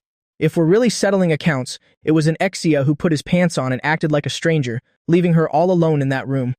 Old Master Su wasn't listening to any of her nonsense. If you didn't bully him, how could a good kid like Xia be crying so hard he can't even breathe? This time, Subaijo didn't argue back. She just asked plainly, is he upstairs? Old Master Su paused for a moment at her mention of him being upstairs, then snorted, Oh, so now you care where he is? Subaijo stopped arguing and walked straight into the living room. She saw Xia's grandfather sitting on the sofa with an extremely grim expression. Their eyes met. Grandfather raised his hand, signaling for her to sit down. Subaijo paused for a moment. Normally, she hated listening to the lectures and rules of her elders, but thinking that this was Xia's grandfather, she patiently sighed and went over to sit. Grandfather N. By now, grandfather had calmed down significantly. Though the anger was gone from his eyes, they held a cold, scrutinizing gaze. Are you and our Xia really dating? Subaijo remained silent. Grandfather let out a long sigh. I know you young people hate listening to our old generation's rambling, But as Xia's grandfather, there are some things I must clarify today. Subaiho looked up at the old man, slightly pulling her legs together and sitting upright, rare for her to shed her casual air. You two don't match in social status. You're not suited for each other at all. Grandfather spoke bluntly. Subaiho glanced over and raised an eyebrow, her tone carrying a hint of dissatisfaction. Grandfather, it was your grandson who was thick-skinned enough to chase me first. She found it baffling how the situation had shifted, so it looked like she, Subaiho, was the one clinging on, trying to steal him away. Then I'll tell you the truth. Grandfather stared into her eyes, imposing without being angry. Xia, this child has been pampered by us since he was little, so maybe he's just interested in something new for a moment. Seeing your beauty and your ways, he got curious. But he's never suffered since childhood, so he can't persist in anything for long. His parents and Dr. Zhang think that if Xia wants to get married in the future, he should find a normal family, a girl whose background we know well. If he doesn't want to get married, the family can provide for him comfortably, letting him be a worry-free young master for life. It's not that I'm intentionally looking down on you, but even if Xia's parents were sitting here today, they'd never agree to let Xia climb into a top-tier family like yours that eats people whole without spitting out the bones. Grandfather was truly worried. He didn't understand how an Xia got entangled with this young miss of the Su family. Having lived in the capital circles for over a decade, he knew better than anyone the filth and complexity here. He sincerely felt Xia's simple personality was no match for Subaiho. So what you mean is that I, Subaiho, am not even good enough for Xia? Subaiho laughed out of pure anger. Old Master Su was pushed over by Assistant Song and slammed the armrest of his wheelchair, counterattacking. Can't that mouth of yours say anything gentle? Now you've bullied someone's son to tears. Look at yourself. Is this something a decent person would do? Irritated, Subaiho ruffled her long, slightly curly hair. Fine, I get it. Basically, all of you are taking his side now, right? Subaiho didn't feel like arguing with these protective elders anymore, and just stood up. Is he in the guest room on the second floor? Are you going up there to cause trouble and bully him again? Old Master Su yelled angrily. Grandfather also looked at her guardedly. Xia is still crying in there. Don't go provoking him. Subaiho completely ignored the warnings behind her, walking straight toward the stairs and then throwing back a sentence without turning her head. I'm going up to coax my man, all right? Subaiho stood outside Xia's guest room door, looking at the tightly shut door and gritting her teeth in frustration. This little fool, he actually remembered to close the door this time. No, this definitely wasn't just closing it. He was guarding against her like he was guarding against a thief. She tried turning the doorknob. With a click, the door opened, and Xia hadn't locked it. Subaiho's heart softened slightly. She thought, back at his home in Beijing, his parents and grandfather must have deeply respected his privacy, never entering his room uninvited to rummage through his things. That's why he grew up in such a secure environment, never developing the habit of closing or locking doors. Unlike her, who lived in the grand but cold Su ancestral home, like living in a man-eating wolf's den, where the door always had to be locked tight. Right now, Xia was like an ostrich, curled up tightly under the covers. Subaiho stepped lightly to the bedside, looking down at the bulging pile of blankets. Still crying? She intentionally lowered her voice, for once without a hint of sarcasm, as if to show some sincerity. She patiently called out again, Xia. But Xia, hiding under the blanket, ignored her completely. She sat down on the empty edge of the bed and poked at him through the layers. Who was the one at the card table who said so boldly that if they lost, they'd let me do whatever I wanted for 2 months? Angry, Xia thrashed and threw off the blanket, sitting up with a flushed face and grabbed the soft pillow to hurl it at her face. I'm working to pay off a debt. Who gave you permission to kiss me? Subaiho didn't dodge. She just sat there, enduring the storm of pillow attacks, until Xia was too tired to throw anymore, and the pillow flew out of his hands, landing on the carpet in the distance. Xia panted as he pulled the blanket back, tucking himself in tightly. I don't want to see you right now. Get out! His muffled voice drifted out from beneath the covers. Subaiho stood up, her tone carrying a hint of helplessness that she herself didn't even realize. Then when will you want to see me? Get out! Subaiho had grown up, always having others look at her for approval. She simply didn't know how to lower herself to coax anyone, let alone how to soothe a fuming ex-boyfriend. In the past, there were male models who didn't know any better and tried this tactic to control her. She hadn't even spared them a glance before telling them to get lost. Hearing an Xia tell her to leave so mercilessly, her meager patience ran dry, a fire of anger flaring up inside, and she turned around to walk out of the room. Hearing the door slam shut outside, there was silence for a long time. Only then did Xia slowly lift the blanket, eyes red as he looked at the empty room. He took the new phone out of his pocket. On the day of the finals, his old phone had been crushed by Subaiho in that alley. He hadn't gone back for it. The screen was shattered to bits and it probably wouldn't have worked anyway. He had bought a new one, and many of his usual apps still hadn't finished downloading. Even the wallpaper and theme had changed, reverted to the cold system defaults, making him feel very out of place. He didn't know who to talk to about the absurd things that happened tonight. It didn't seem right to tell Zhang Yunzhao or Shen Jue. He turned off the screen and irritably pulled up the blanket, covering his head as his heart felt like a tangled mess. At the same time, in the study downstairs, after Subaiho irritably walked out of an XCS guest room, she was called into Old Master Su's study by Assistant Song as soon as she went downstairs. She still had her messy hair from when an XCS splashed her with water. She didn't even bother to fix it, as if she completely didn't care about others seeing her looking so disheveled. When the old man saw her in this state, he was naturally beyond furious. Can you pay a bit of attention to your image as the eldest miss of the Su family? Seeing you acting so unrefined all day, not doing anything proper, the old man's heart was already ablaze. Isn't my image quite good? Just like yours when you were young. That rebellious second half of her sentence was softly poured into Old Master Su's ear. Sit down, Old Master Su couldn't be bothered with her improper attitude anymore. His sharp, majestic eyes stared her down.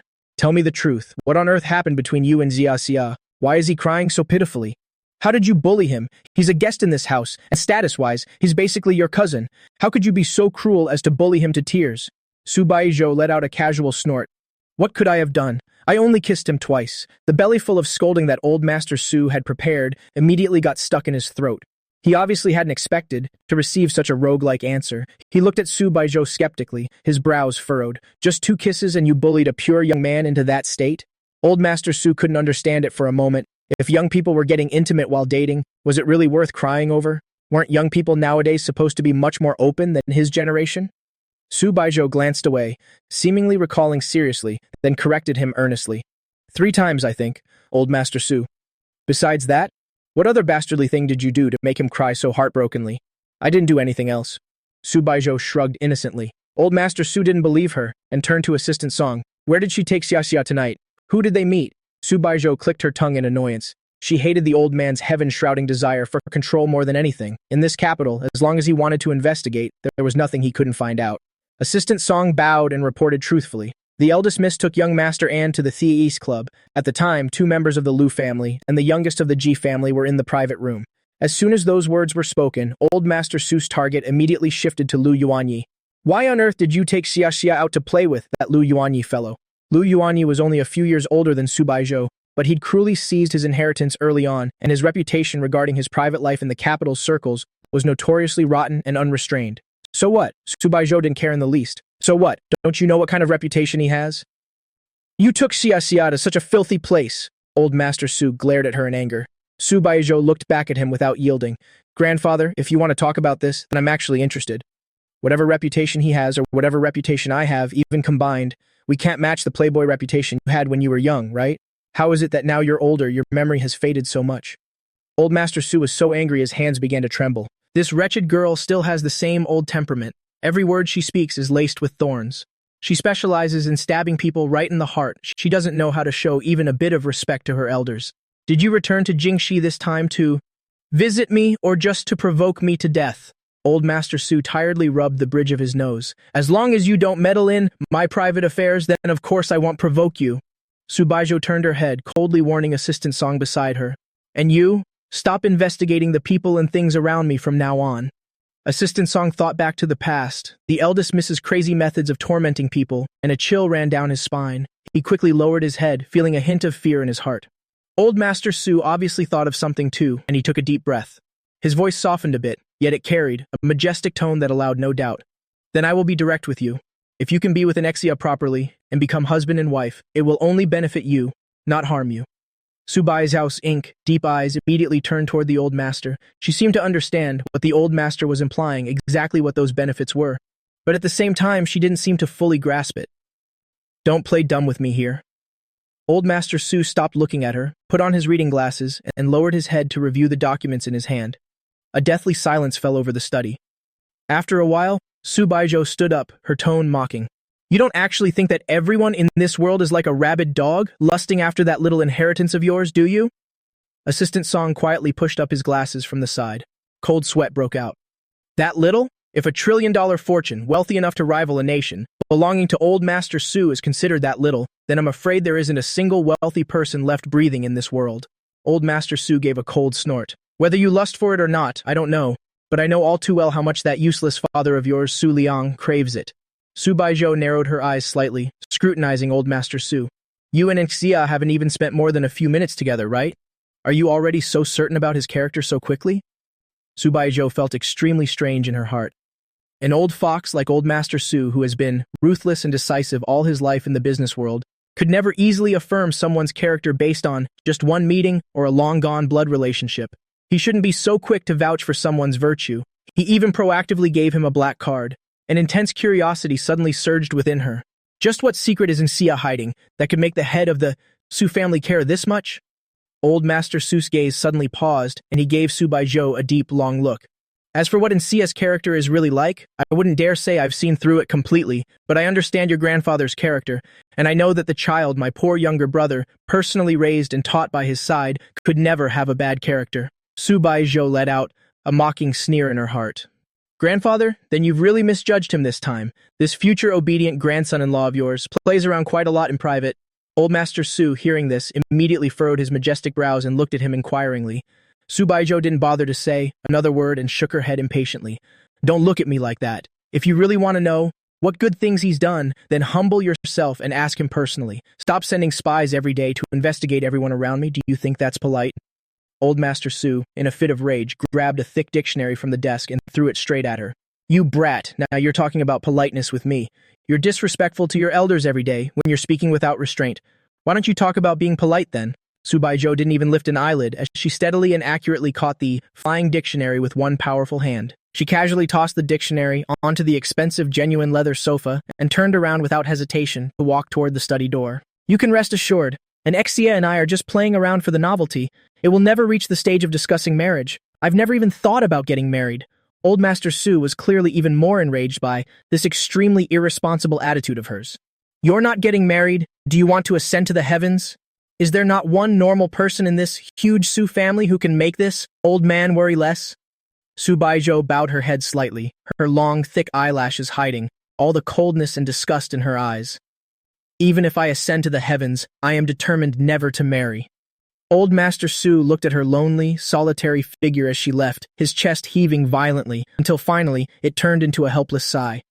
Since childhood, she has been badly influenced by that beast of a father, Su Liang. I'm afraid she has long since seen through and grown cold towards so-called family and love. But as her biological grandfather, he didn't want to see her spending the rest of her life all alone.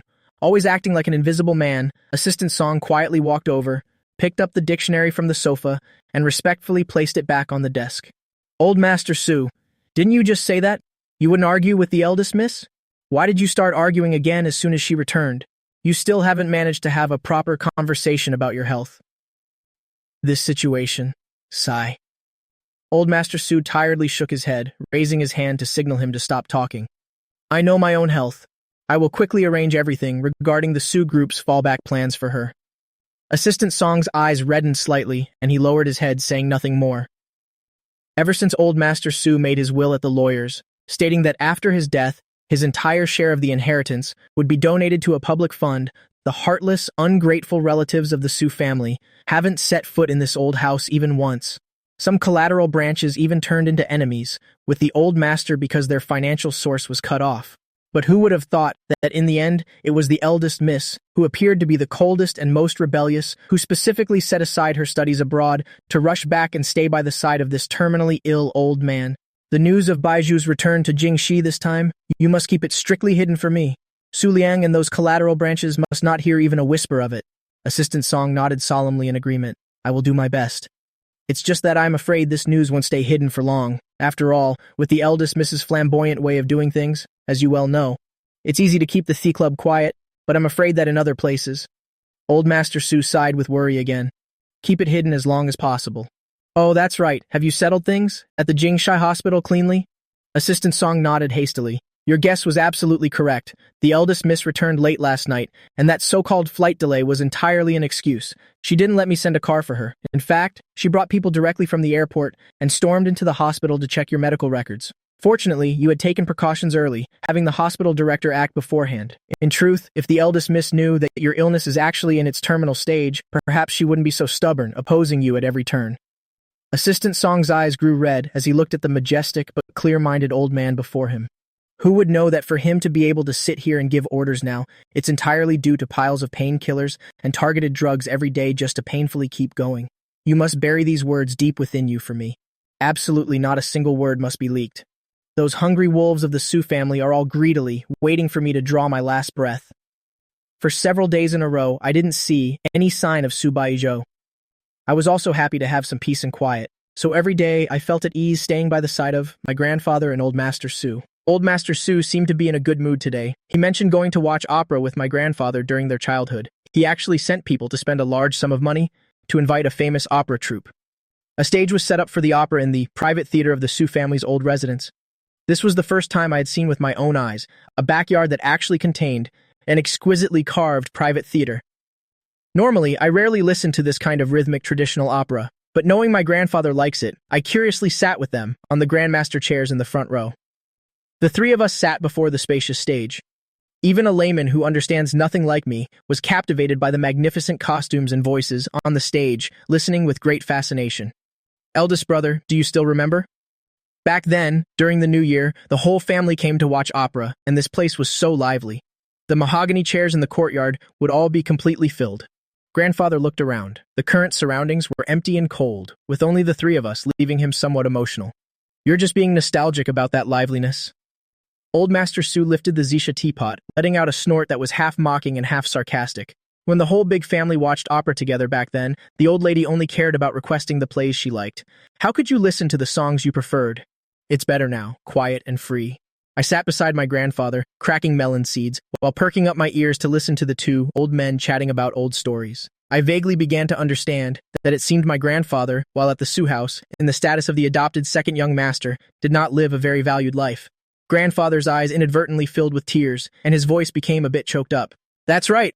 I remember once, the old lady rarely opened up and asked what you wanted to hear, and you deliberately named several plays that I liked to hear most. Old Master Su, hearing this ancient story, stiffened, suddenly turning his head to glare at Assistant Song, who was standing behind him. Old Song, did you secretly tattle on me? Assistant Song gave a bitter smile and repeatedly begged for mercy. Old Master Su, how could I have the courage for that? It was the second young master who proactively asked me about the past last night. My life was originally saved by the second young master when he picked me up from the snow back then. Having worked by the second young master's side for so many years, how could I intentionally hide anything from him? Grandfather smiled and wiped the corners of his eyes, shaking his head. Eldest brother, don't blame Old Song. So what if I know? You people in the Su family truly pass down this habit of vanity from generation to generation. Even when you care for someone, you have to go all the way around the mulberry bush. Sitting beside them, my ears were practically perked up in excitement. Listening to this dialogue between grandfather and Assistant Song, it meant that Assistant Song used to be the one, especially taking care of my grandfather, his confidant. That's why when he first saw my grandfather, he excitedly called him the second young master. My God, it suddenly dawned on me. No wonder I had felt the way the three of them addressed each other was very strange from the start. It turns out Assistant Song was only later transferred to take care of Old Master Su. I just don't understand why Old Master Su would keep the former person my grandfather used by his side and place him in a position of trust. Weren't there rumors outside that grandfather had long since cut ties with the Su family just so he could marry grandmother?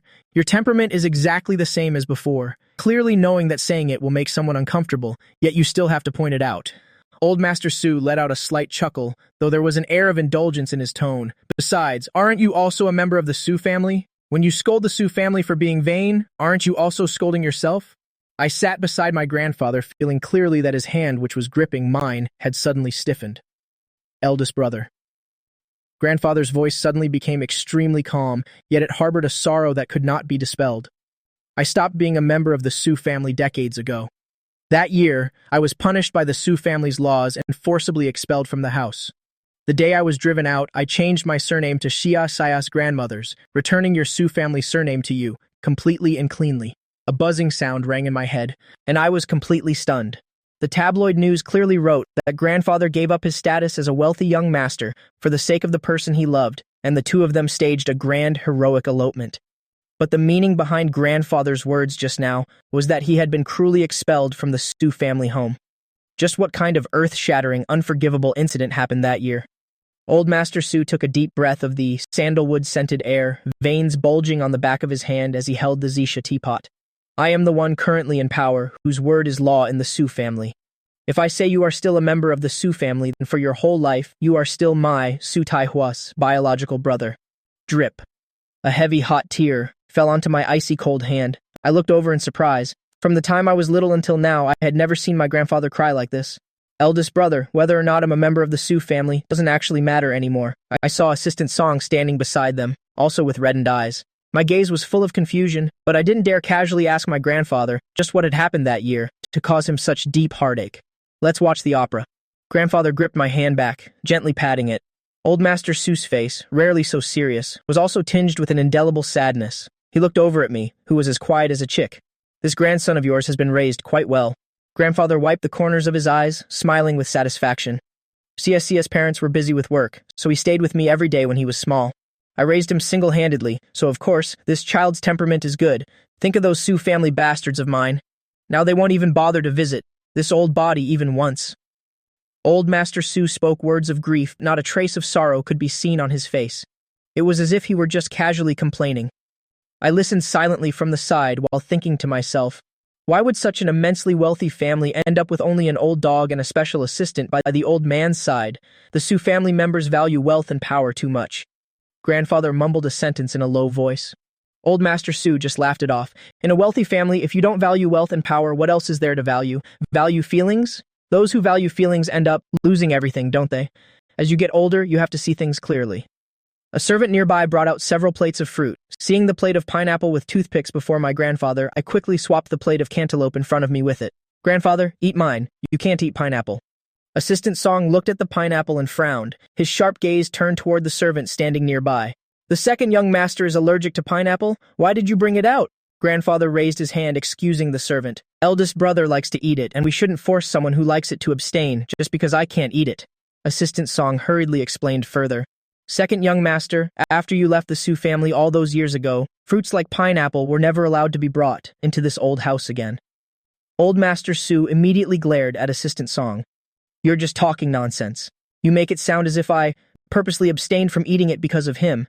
It's just that I'm old and my tastes have changed. I simply don't like eating pineapple anymore. Sitting there, my mind became more and more confused. I kept feeling that the atmosphere between these two old men was both arrogant and strange.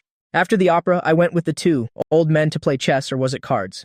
Luckily, this time, perhaps grandfather knew my IQ only allowed for Fight the Landlord, so these two business titans worth trillions actually had the patience to play the simplest version of Fight the Landlord with me. In my wildest dreams, I never expected to be defeated 10 vanguards in a row by two old men whose ages combined were nearly 200. I was finding it hard to keep a smile on my face, even though my card-playing skills are truly terrible, even in the lucky rounds where I held a pair of deuces. They still outcalculated me until I lost everything.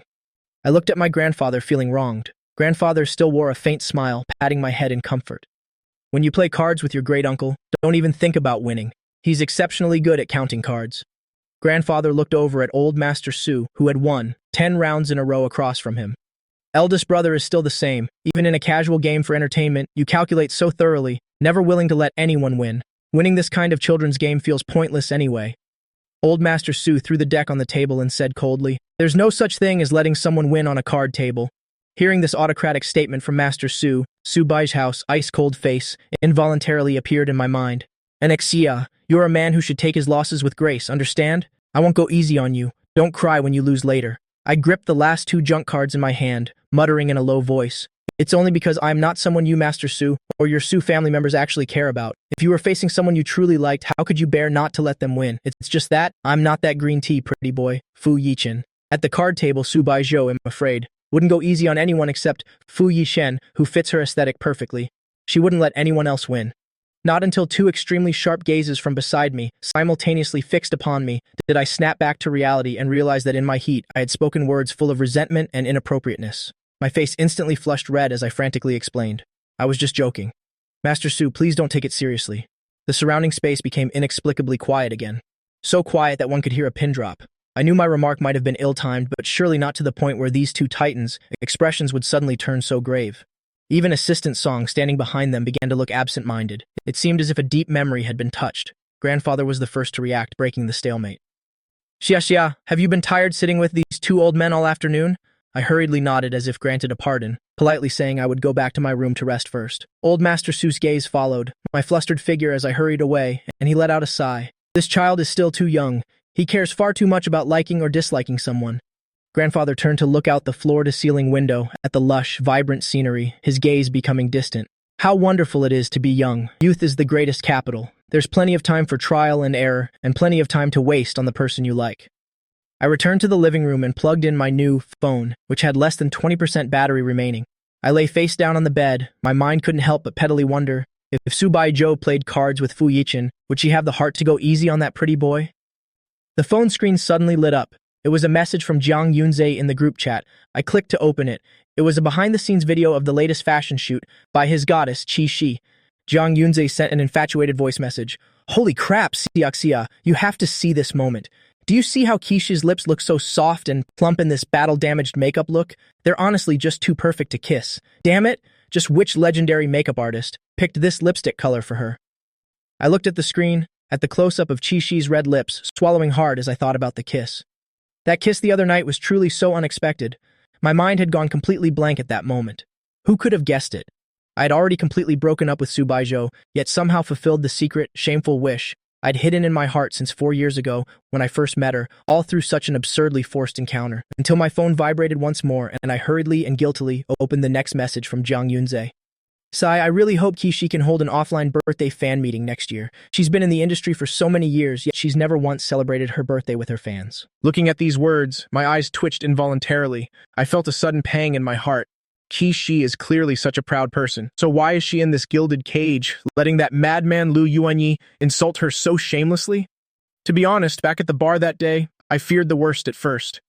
Was Lu Yuanyi the benefactor who promoted her, and did she willingly sell herself for resources? But after seeing Kishi personally hand me that strawberry candy, that broken look in her eyes, along with the image of the dedicated and gentle war goddess I saw in the behind-the-scenes footage, it made me firmly deny that filthy speculation. Kishi is absolutely not the kind of person who would use any means necessary to get ahead. To this day, I still haven't told Jiang Yunze the dirty truth I saw at the club that night. Looking at the passionate messages constantly flooding the screen, I know just how much Jiang Yunze loves Kishi. After thinking it over, I still deleted the long paragraph I had typed in the chat box. In the end, I apathetically typed a string of "as" to play along with his excitement. I locked my phone screen, lay flat on the bed, and stared blankly at the white ceiling. Subaiho definitely knows something.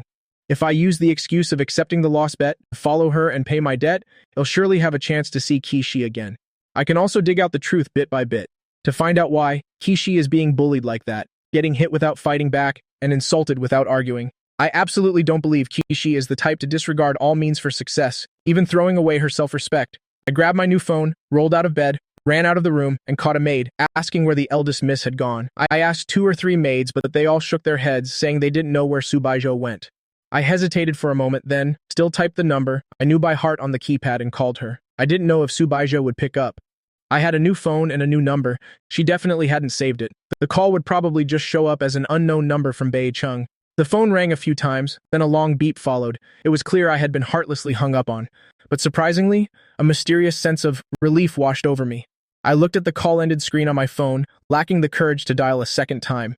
I was about to turn off the screen when the phone suddenly vibrated and rang violently. The sudden noise made me jump. I thought it was Subaiho, that terrifying goddess, calling back. Looking closer, Shen Quest's name was on the screen. Only then did I pat my chest, the tension vanishing instantly. Hello, queer. I answered the phone. Xiesia, I've been so busy with my part-time job lately, I haven't had time to check on you. How's your stay in Jingshi? Are you getting used to it? I nodded out of habit, then remembered Shenque. Couldn't see my actions right now. It's great. Everyone here is very nice. Old Man Su's house even has its own private theater. I just finished watching a play with grandfather. In the afternoon, I played cards with the 2 big bosses. Heh. They teamed up and crushed me. I lost 10 rounds in a row. I poured my heart out, telling Shenque all the trivial things that happened over the past 2 days. Shenque responded softly on the other end, but there were rustling sounds in the background. She seemed busy with something else. What are you doing? I asked curiously. I'm calling you. I didn't believe her vague answer. But everyone has their privacy. No matter how close friends are, there needs to be distance and boundaries. So I didn't ask further.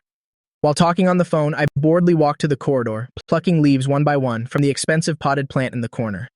I didn't notice that outside, grandfather was pushing Old Man Su, who just finished his walk, into the hall. A maid stepped forward and whispered a few words to grandfather. He frowned upon hearing them. He handed Old Man Su over to Assistant Song, then turned to walk toward me. Xia, Why were you looking for Subaiho everywhere just now? My grandfather's stern voice suddenly rang out behind me. I froze for a moment, then spun around to see him standing right behind me. In the receiver, Shen Kue's voice, which was just telling me to make sure he eats less salty and oily food, suddenly went silent, plunging into a deathly stillness. My heart skipped a beat. Shen Kue must have heard grandfather's loud questioning just now. Now she knows Subaiho is also in Jingshi. Grandfather waited for me to turn around before noticing the phone at my ear, realizing I was still on a call. He had only asked out of concern because he heard I was looking for Subaiho, fearing I was being bullied again. Grandfather nodded in apology, pointed at my phone, signaling for me to continue. Then he took a few steps back to give me space. I stood there stiffly holding the phone, cold sweat nearly breaking out. Is Subaiho also with you? Shen Kue's cold voice came through the receiver, carrying a hint of hidden tension. In an instant, my mind went blank, not knowing how to answer Shen Kue. If I admitted it directly, Shen Kue would surely think I'm pathetic again, still not over Subaiho, and that I followed her to Jingshi on purpose. But if I said no, I wouldn't be able to hide it for long. She's in Jingshi too. I only found out after I arrived. I had to answer vaguely. The old man Su you mentioned, is he Subaiho's grandfather? I grit my teeth, screaming internally. Is this the perverted logical reasoning of the city's top science student? This reaction speed is terrifying. While I was frantically brainstorming in my head, hesitating on how to explain this absurd coincidence to Shen Kue, she suddenly dropped a fatal question. So is Subaiho now your nominal cousin? I guiltily glanced behind me, seeing the two old men chatting quietly. I quickly ran upstairs, and not until I hid in my room and locked the door did I answer Shen Kue in despair. How is every one of your guesses so accurate? Big Boss Shen, it's a waste of talent that you're not a detective. There was no sound from the other end for a long time, only the sound of very faint breathing. For a moment, I was at a loss for what topic to bring up. Are you and Subaiho living in the same house now? Shen Kue's voice finally came through, carrying a strange, suppressed coldness. Even though we are under the same roof, I haven't seen her for days. Absolutely don't worry about me being mistreated. I hurriedly raised my hand as if making an oath. Xia, do you want to move out? On the other end, Shen Kue seemed worried about something, eventually swallowing the rest of her sentence, which turned into a heavy sigh. I knew what she was going to say.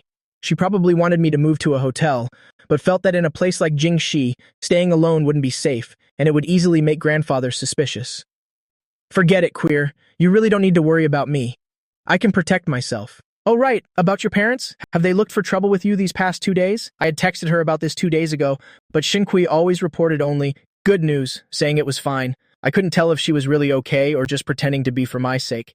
It's fine. They just have outbursts occasionally. It happens a few times every year. It's just about money, Shen Kue said on the other end, trying to sound relaxed. I held the phone, really wanting to blurt out, if things get bad, I'll support you. But I swallowed those words, because I knew such words would be an insult to someone with as much self-esteem as Shen Kue, like a pitying gesture from above. Previously, my parents had offered to pay for her university, but Shen Kue refused without hesitation, so it wasn't convenient for me to bring up any sensitive topics regarding money in front of her. Jingshi's top private club, C10. In the luxurious VIP room, on the circular sofa in the center, several young masters and socialites were hugging hot male and female models and singing. Waiters respectfully moved in and out with food carts, quickly clearing empty bottles from the table and replacing them with newly opened expensive foreign wines. Subaiho sat leaning against a single sofa in the far corner, with Fu Yichen in his club uniform standing before her. Beside them was a playboy, wearing a moss-green silk shirt. Drink up, why are you just standing there staring at Xiao Su? What, do you two actually know each other? Liang Yang swirled the wine glass in his hand, looking at Fu Yichen provocatively. Earlier, when Fu Yichen brought the wine, he said he didn't know Subaiho. Liang Yang intentionally poured a full glass of strong liquor to make things difficult, but this pretty boy didn't drink, instead looking at Subaiho with those wet, aggrieved eyes. Damn, what's with this green tea act? Fu Yichen's forbearing yet weak gaze remained fixed on Subaiho. However, Subaiho didn't look up at him, once from beginning to end. Whether it was when Fu Yichen initially pretended not to know her to distance himself, or when Liang Yang deliberately made things hard for him. Subaiho leaned lazily against the leather sofa, a pink strawberry-flavored hard candy in her hand.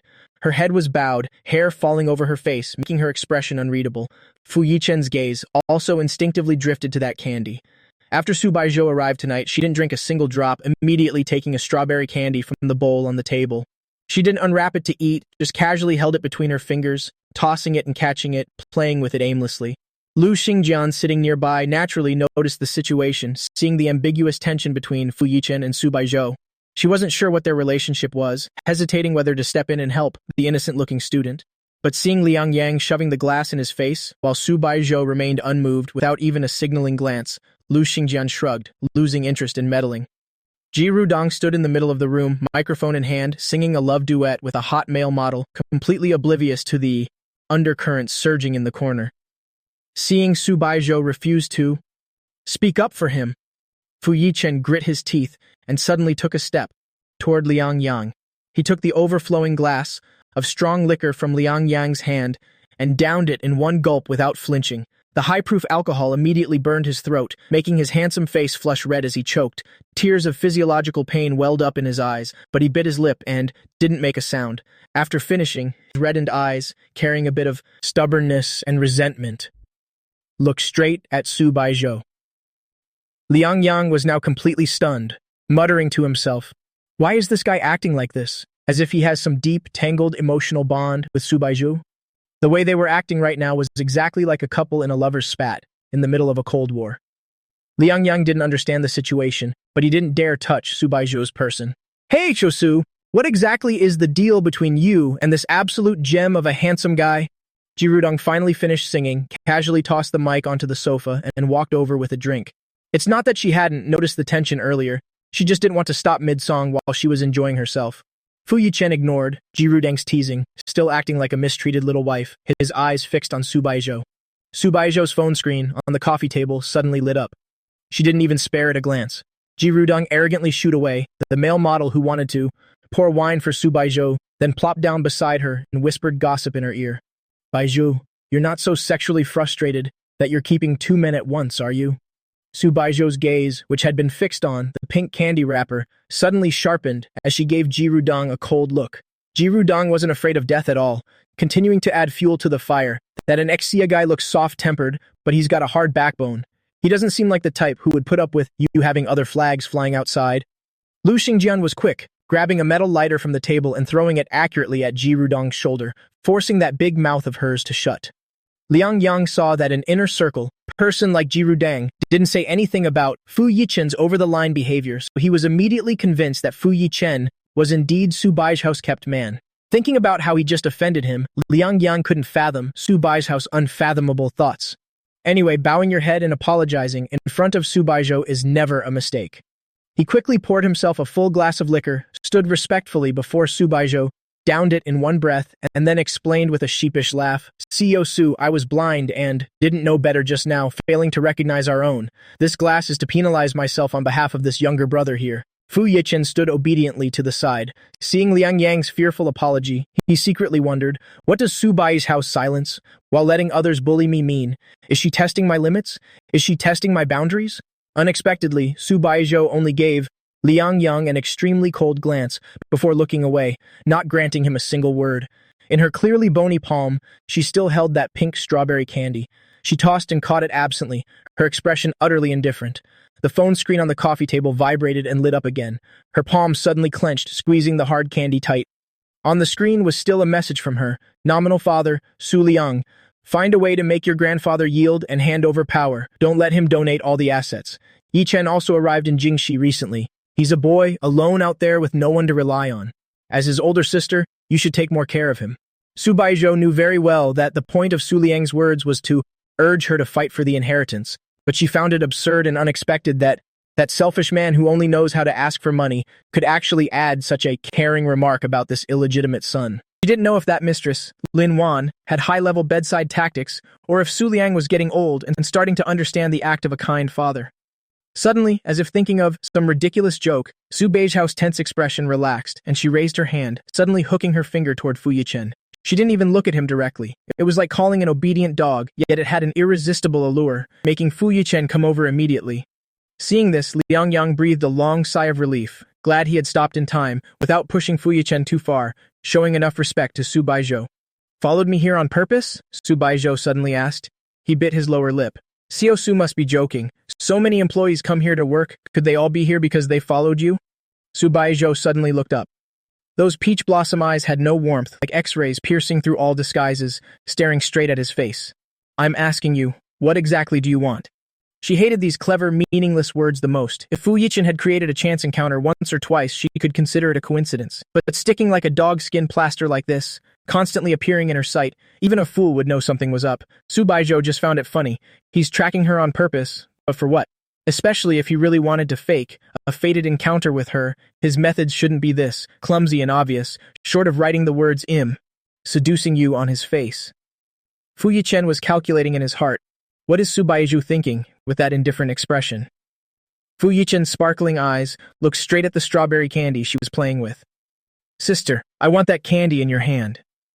The young man's voice was actually quite soft. At least in this noisy, chaotic club environment, it wasn't very clear. But Subaiho heard it very clearly. It was as if someone had exposed some secret thought of hers, and her dark peach blossom eyes instantly looked up. She narrowed her long eyes slightly, her cold pupils reflecting the flashing neon lights of the room.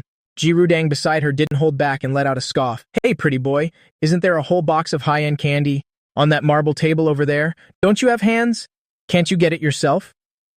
Lu Xingjian sat on the side holding her glass, unable to guess what kind of riddle these two were playing. Fu Yichen suddenly smiled, an innocent and harmless smile. But I only want the candy, that's in your hand. The deafening music was suddenly cut off and the surroundings fell into a strange silence. The young socialites playing nearby all noticed the tense atmosphere in the corner. Even those who were hugging male models and singing in the center stopped. People whispered and discussed fervently about who this student in the waiter uniform was. To be bold enough to ask for the thing Subaiho was playing with in her hand. Jirudang excitedly glanced at Lu Xingjian. The two even opened a private bet out of boredom. Jirudang moved her fingers with bright red nail polish, secretly pointing at Subaiho, mouthing that Siosu would definitely not give it.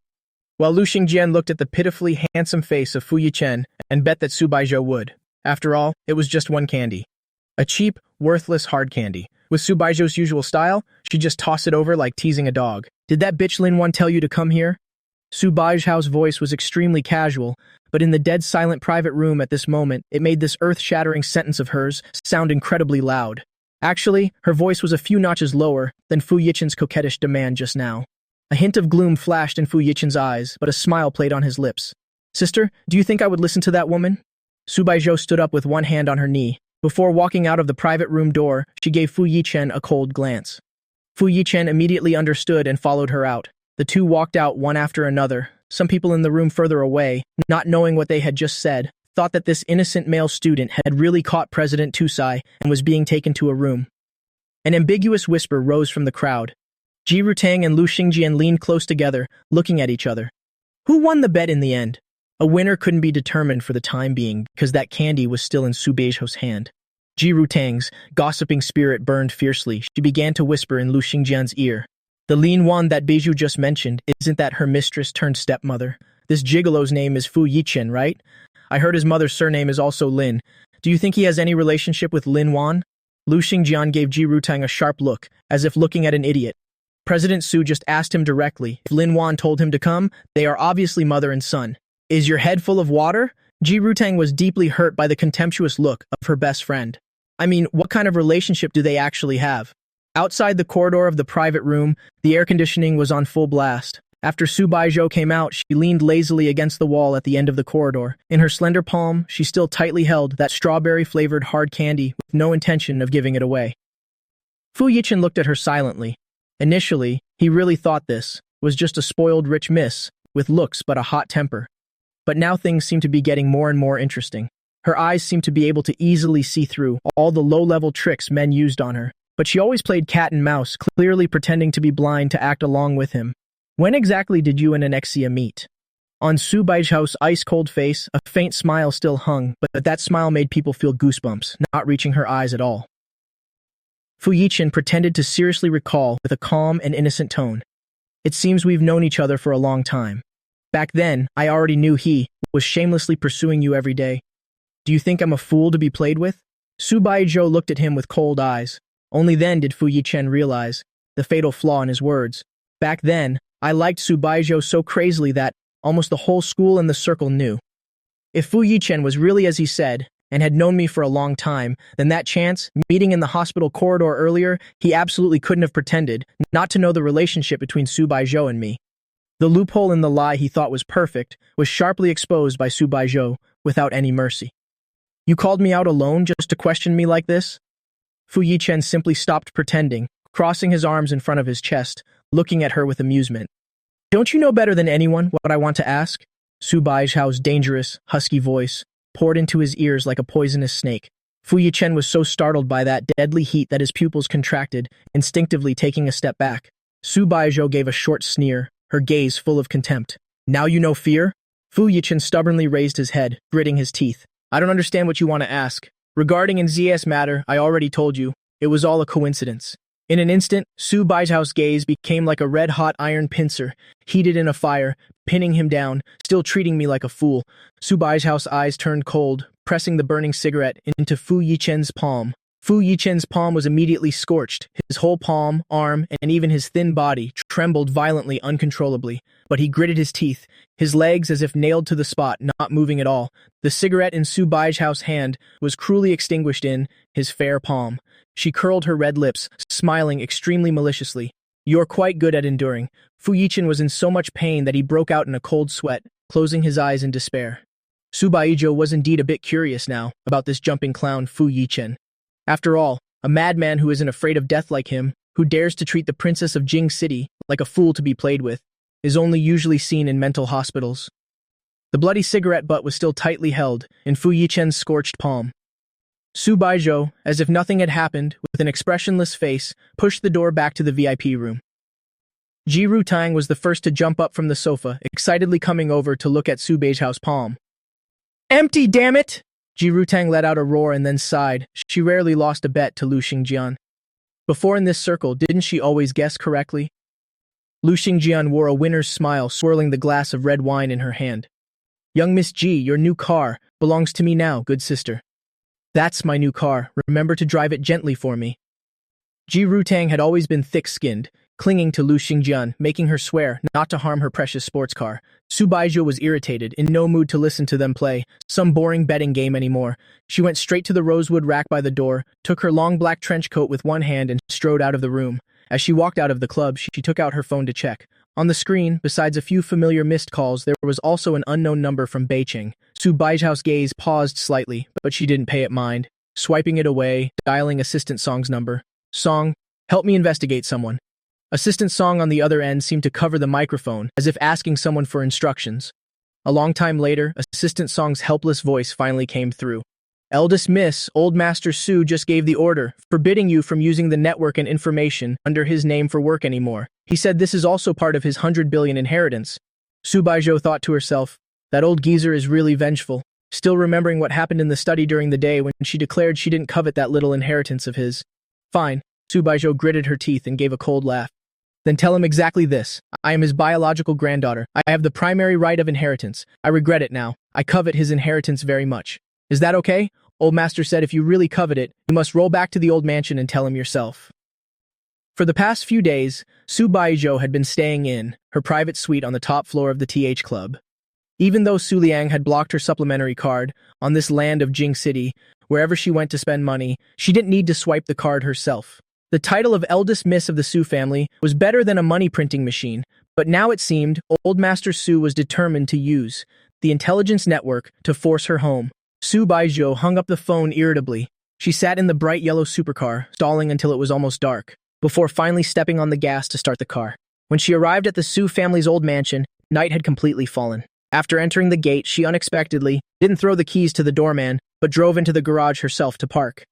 After coming out, she went straight into the villa before even taking off her coat, went straight to the third floor, and pushed open the door to Old Master Tu's study. When she came out of the study, the old wall clock on the wall was nearly midnight. Subaiho also somewhat admired herself, being able to patiently sit and talk nonsense with that stubborn old man in the study for 2 whole hours before finally reaching an agreement. She went downstairs, walking to the second-floor corridor. My room door was tightly closed. This little idiot had learned to be good. He was guarding against her breaking in, at night as if he was guarding against a thief. Don't know if it was out of a desire to probe secrets or some other factor that couldn't be clearly stated. By the time Subaiho's brain reacted, her hand had already grabbed the cold metal door handle. She pressed down slightly. With a soft click, the door opened, still not locked from the inside. He remembered a bit, but not completely. She tiptoed in and placed the strawberry candy Fu Yichen asked for gently next to the glass of milk. Then she turned and left, returning to her own room. Sia, why did you wake up so early today? I just came downstairs. Grandpa was helping the servants set a hearty breakfast on the table. Old Master Su liked traditional Chinese food. Breakfast was also Beijing-style soy milk, freshly fried dough sticks, and millet porridge good for the stomach. I was watching a movie last night, watched for a while, then fell asleep. Going to bed early naturally means waking up early. I still had a hard candy in my mouth. My speech was a bit unclear when talking. I subconsciously covered my mouth with my palm. You just woke up early? Why have you already started eating candy? Grandpa asked casually. I curled my eyes and smiled, nodding. Probably the maid who brought the milk last night left it by the bed. I was too sleepy last night, so I didn't see it. Found it when I woke up this morning, so I just ate it. It tastes quite good. It's strawberry flavored. As soon as I finished speaking, a gust of wind carrying a cold, woody scent suddenly blew past my side. Subaiho brushed past my shoulder and went out. She mimicked my tone extremely nastily, her voice full of big sister aura still, carrying the sleepiness and hoarseness of the morning that hadn't faded. It's strawberry flavored. Finally, she didn't forget to give a cold, sarcastic remark. So childish, like a child who hasn't been weaned. I totally didn't expect Subaiho to come back to the old mansion. Like a piece of wood, I stood frozen on the spot, staring at her blankly. When did you get back? She really did appear out of nowhere. Clearly didn't come back last night, then this morning suddenly like a ghost appeared behind me, giving me a real fright. Just flashed back. She strode to the dining table, naturally pulling out the rosewood chair next to Old Master Su and sat down. I sat obediently next to Grandpa. Breakfast passed extremely stiflingly. Everyone at the table was very quiet. After breakfast, Old Master Su put down the antique porcelain teacup in his hand, looked up at me, seemingly having something important to say to me. I noticed his serious gaze, hurriedly put down my chopsticks, and obediently followed him into the study. Subaiho curled up on the genuine leather sofa in the living room, holding the latest model phone, the screen showing a fierce combat game interface. But her gaze was always wandering, constantly looking toward the study at the end of the first-floor corridor. Last night, she had to hold her nose and talk nonsense with the old man for 2 hours. The old man agreed to help her use the intelligence network to investigate the background of that green tea guy, Fu Yichen. But in return, today she had to represent the old man at an extremely important auction. This auction was organized by Jing City's top group, Kasheng and Theth Club. According to regulations, the head of the Su family should have personally made an appearance. But Old Master Tu's current health condition was totally unsuitable for appearing in such public places. Previously, such occasions were handled by Assistant Song representing him with full authority. The heavy wooden door of the study finally opened. Subaiho suddenly looked over. I walked out of the study with my head down, my expression a bit complicated. Assistant Song beside me respectfully led me, seemingly wanting to take me somewhere. Subaiho's body involuntarily leaned forward, her eyes intently following my back. Until the phone screen suddenly turned into the gray interface of death. Only then did she suddenly realize, because of her distraction just now, she had been taken down by the opponent's mage hiding in the grass, with a set of skills. In the game voice chat, her teammates were messaging and calling her a burden. Subaiho directly locked her phone screen, completely ignoring the mess in the game, striding with her long legs, walking quickly toward the study. She leaned both hands on the vast red sandalwood desk, looking down at Old Master Su, who was wearing reading glasses and practicing calligraphy. Where did you let Lao Song take him? Old Master Su didn't even raise his head, the brush in his hand as steady as Mount Tai as it touched the Zhuan paper. You're not even marrying Xia. Why do you care where he goes? The second time I saw Subaiho was when I was already sitting in the stretched Rolls-Royce, prepared to go to the auction. I sat quietly in the spacious leather back seat, wearing the wine-red velvet suit that Grandpa had specially ordered for me. Inside was a slightly long black silk shirt. On the left lapel was pinned a very gentle white pearl brooch, enhancing my lazy and noble temperament. Subaiho pulled the car door and leaned in to sit. She was tall and had an extremely overwhelming aura. As soon as she sat in the car, I immediately felt the surrounding air being sucked dry. I lowered my head and clicked frantically on the phone screen, pretending to focus on playing Candy Crush, not even bothering to glance at her. Assistant Song, who was over 50 years old, sat in the passenger seat and turned his head, smiled respectfully at Subaiho. Eldest Miss, this was personally ordered by Old Master Su, young master, and will accompany you inside today. You are responsible for being his companion and guiding him. I didn't look up, but gave a cold snort. If President Su feels aggrieved and doesn't want to go, she can open the door and get the hell out of the car now. Subaiho let out a very soft, cold laugh. I'm going. In this life she rarely had, to be a foil for someone else. The car drove steadily on the road. Subaiho tilted her head, breaking the silence first. What did that old man just secretly say to you in the study? My fingers swiped quickly across, the squares in the game, deliberately playing dumb. Huh? What did you say? Are you hungry? Didn't you eat a lot this morning? Are you the reincarnation of a pig spirit? Assistant Song, sitting in the passenger seat, thought and thought, scratching his head and ears. He couldn't understand how the dialogue of young couples nowadays could be so out of sync. He didn't understand a single word. The car stopped steadily at the private entrance in the basement of the TH Club. Subaiho and I stood side by side. Assistant Song followed behind us. The two of us looked like companions, but in reality, there was a Pacific Ocean between us, each going our own way. As soon as I entered the magnificent auction hall, I clearly felt the scrutinizing gazes pouring in from everywhere. My scalp felt numb from being stared at. I couldn't help but turn to look at Subaiho beside me. I subconsciously frowned and muttered softly, "It's definitely because you're dressed too, revealing that people are looking." I really thought people in this circle noticed Subaiho's uninhibited appearance, so they were constantly looking toward us. Subaiho knew well that it was my first time attending such a high-end Vanity Fair. She lowered her eyes and glanced at her collar, completely ignoring my complaint. She suddenly reached out and pulled me toward the first row of VIP seats. They aren't looking at me, they're just curious why Lao Song, who represents the highest power of the Su family, is following behind you and me like a respectful bodyguard. She leaned into my ear and explained softly. My eyes immediately flicked toward Assistant Song behind us. Looking closely, the eyes of the wealthy people around were indeed secretly scrutinizing, guessing what the relationship between the three of us was. But people qualified to sit here were all famous shrewd people in Jing City. They quickly retracted those not-so-polite scrutinizing gazes. I was pulled by Subaiho to sit in the first row. Assistant Song sat very seriously, to the left of Subaiho, while I was forced by Subaiho to sit in the seat to her right. As soon as I sat down, a young man also sat down, in the empty seat right next to me. I subconsciously looked up. It was Lu Yuanyi. "Young Master An, what a coincidence. Rest assured, your martial arts idol is very well behaved today. I've locked her up at home." I immediately retracted my gaze in disgust, gritting my teeth and not saying a word to him about Jingshi. Subaiho leaned lazily against the velvet chair, looking indifferently at the auction stage, as if Lu Yuanyi wasn't beside her. "Ladies and gentlemen, next we introduce the only purple jadeite in the world, the Ziwei Emperor Star.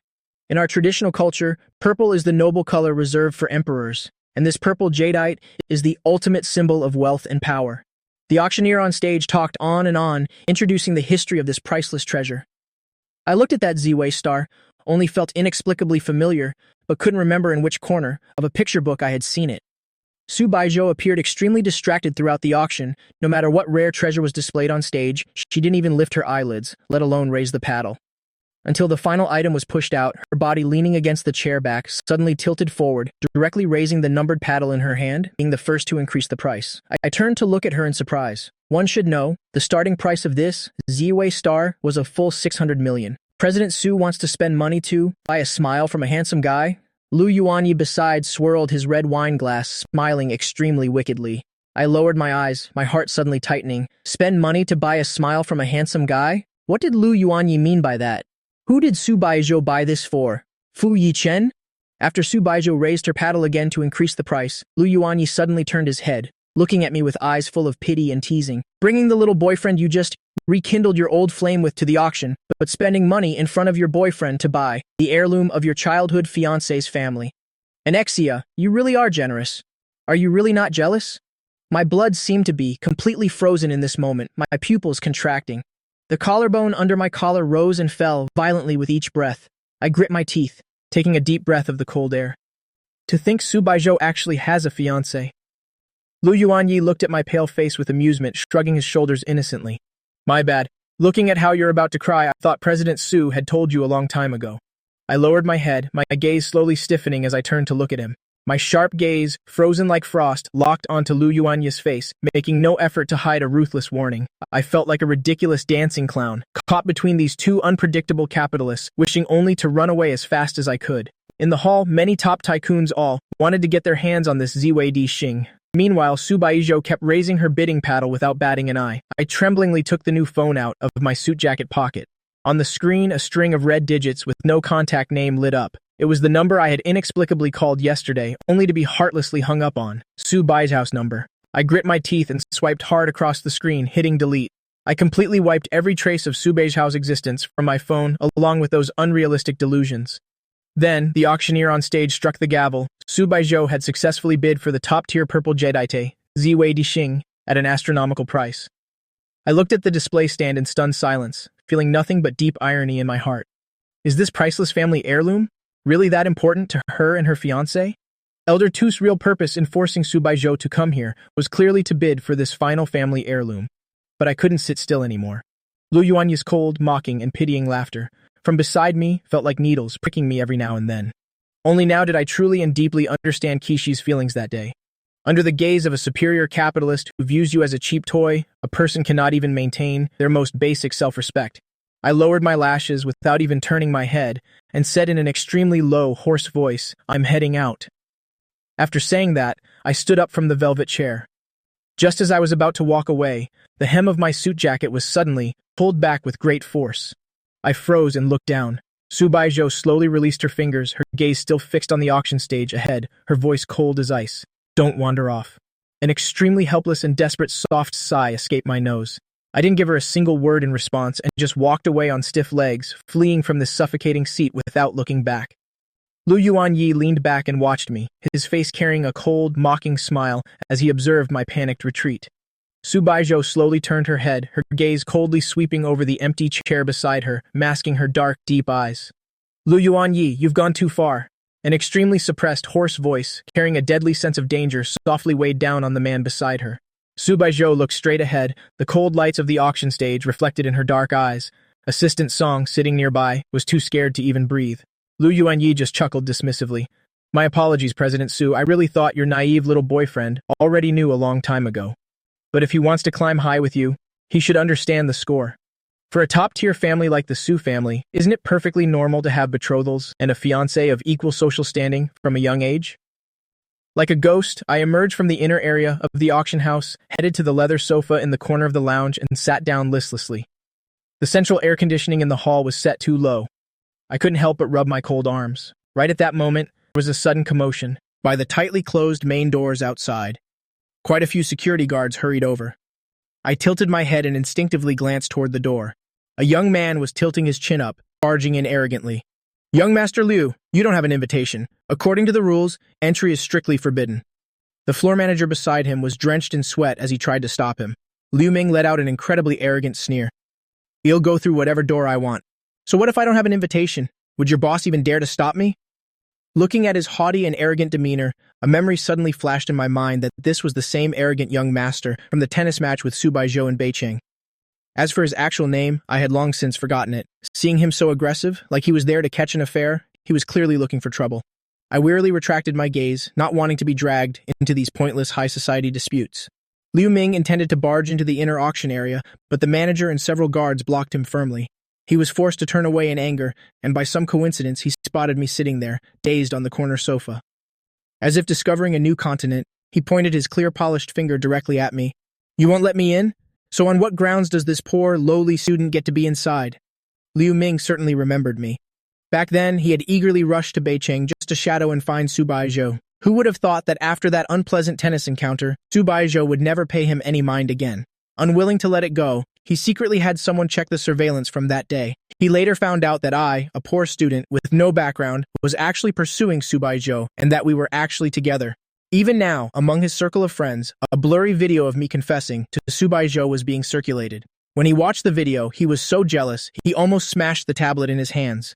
He had also used his connections to investigate my family background thoroughly, discovering that I was just an only child from an ordinary middle-class family. Fortunately, hearing that we had broken up later made his twisted psychological state feel a bit better.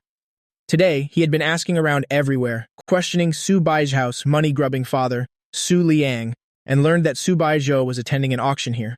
He rushed over to assert his claim, only to be blocked at the door because he lacked an invitation. A dignified young master of the Liu family doesn't even have an invitation, so how could an ordinary nobody with no power or influence like him possibly have one? To appease Liu Ming's anger, the manager specifically walked toward me, and while his tone was polite, it carried a hint of suspicion. "Hello, sir. May I ask if you have an invitation to this auction?" I slowly raised my eyes, looking at Liu Ming in front of me.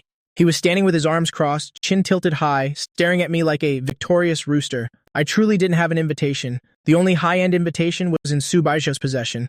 I didn't feel like explaining much, so I stood up and said nonchalantly, "I don't have one. I'm leaving right now." The manager clearly didn't expect me to admit it so bluntly. He was stunned for a moment, then took a step forward to ask another question. Sir, if you don't have an invitation, may I ask how you entered just now? Liu Ming, standing nearby, immediately seized on the weakness and spoke up mockingly. How else? He must have sneaked in on his own. To keep pestering Subaiho, a poor kid like you actually had the nerve to follow her all the way to Jingshi. You're supposed to be a man, yet to get into a top-tier wealthy family, you'd even throw away your basic face and dignity? Truly disgusting. His words were incredibly sharp and venomous, each sentence laced with condescending sarcasm. My stiff footsteps, which were meant to head out, suddenly stopped. I turned around, straightened my back, and faced Liu Ming without backing down. Young Master Liu, I searched my brain for a long time and still couldn't remember his full name, so I could only call him Young Master Liu coldly. What? Did I hit a nerve? Hurry up and get the hell out of here! Liu Ming stared at me as if he were looking at a pile of rotting trash. Young Master Liu, may I ask, as you shout here, do you have an invitation? I countered without any expression. I was still clutching the newly purchased phone in my hand. The phone suddenly vibrated. I looked down at the screen. It was a WeChat message from Assistant Song. Where are you? I stared at those 3 words on the screen, suddenly finding this cold and rigid tone extremely strange, not at all like Assistant Song's usual, respectful, and cautious manner. However, in this tense situation, I had absolutely no time to worry about a phone message. When Liu Ming heard my question, he let out a short sneer, as if he'd just heard the biggest joke in the world. You think with my Liu family status, even if I don't have an invitation today, I'd be kicked out by security like some country bumpkin like you? If the rule of this club is that only those with invitations can enter, and neither of us has one, then both you and I should be asked to leave immediately. I turned my head, my gaze calm yet sharp as I looked at the sweating manager beside me. But if the rule is, as this young Master Liu implies, that one can stand here talking nonsense without an invitation, then may I ask why I cannot sit here perfectly legitimately? The manager was left speechless by my irrefutable logic, his expression becoming extremely awkward and embarrassed. He had only been transferred to this top club a few days ago, and he knew well that everyone attending this high-end auction was either rich or noble, and no one was to be offended. But even in his dreams, he never thought that on his first day, he'd encounter such a difficult clash between elites. Liu Ming was a wealthy young master, whom this floor manager could not afford to offend, which was why he hadn't dared to have security remove him. But I, a poor student who, though dressed expensively, was an unfamiliar face to him, was someone he had never met.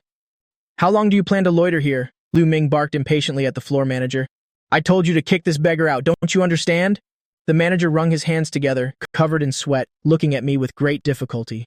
Sir, I don't know how you entered without an invitation, but this top-tier auction is absolutely not open to outsiders. I must ask you to leave now.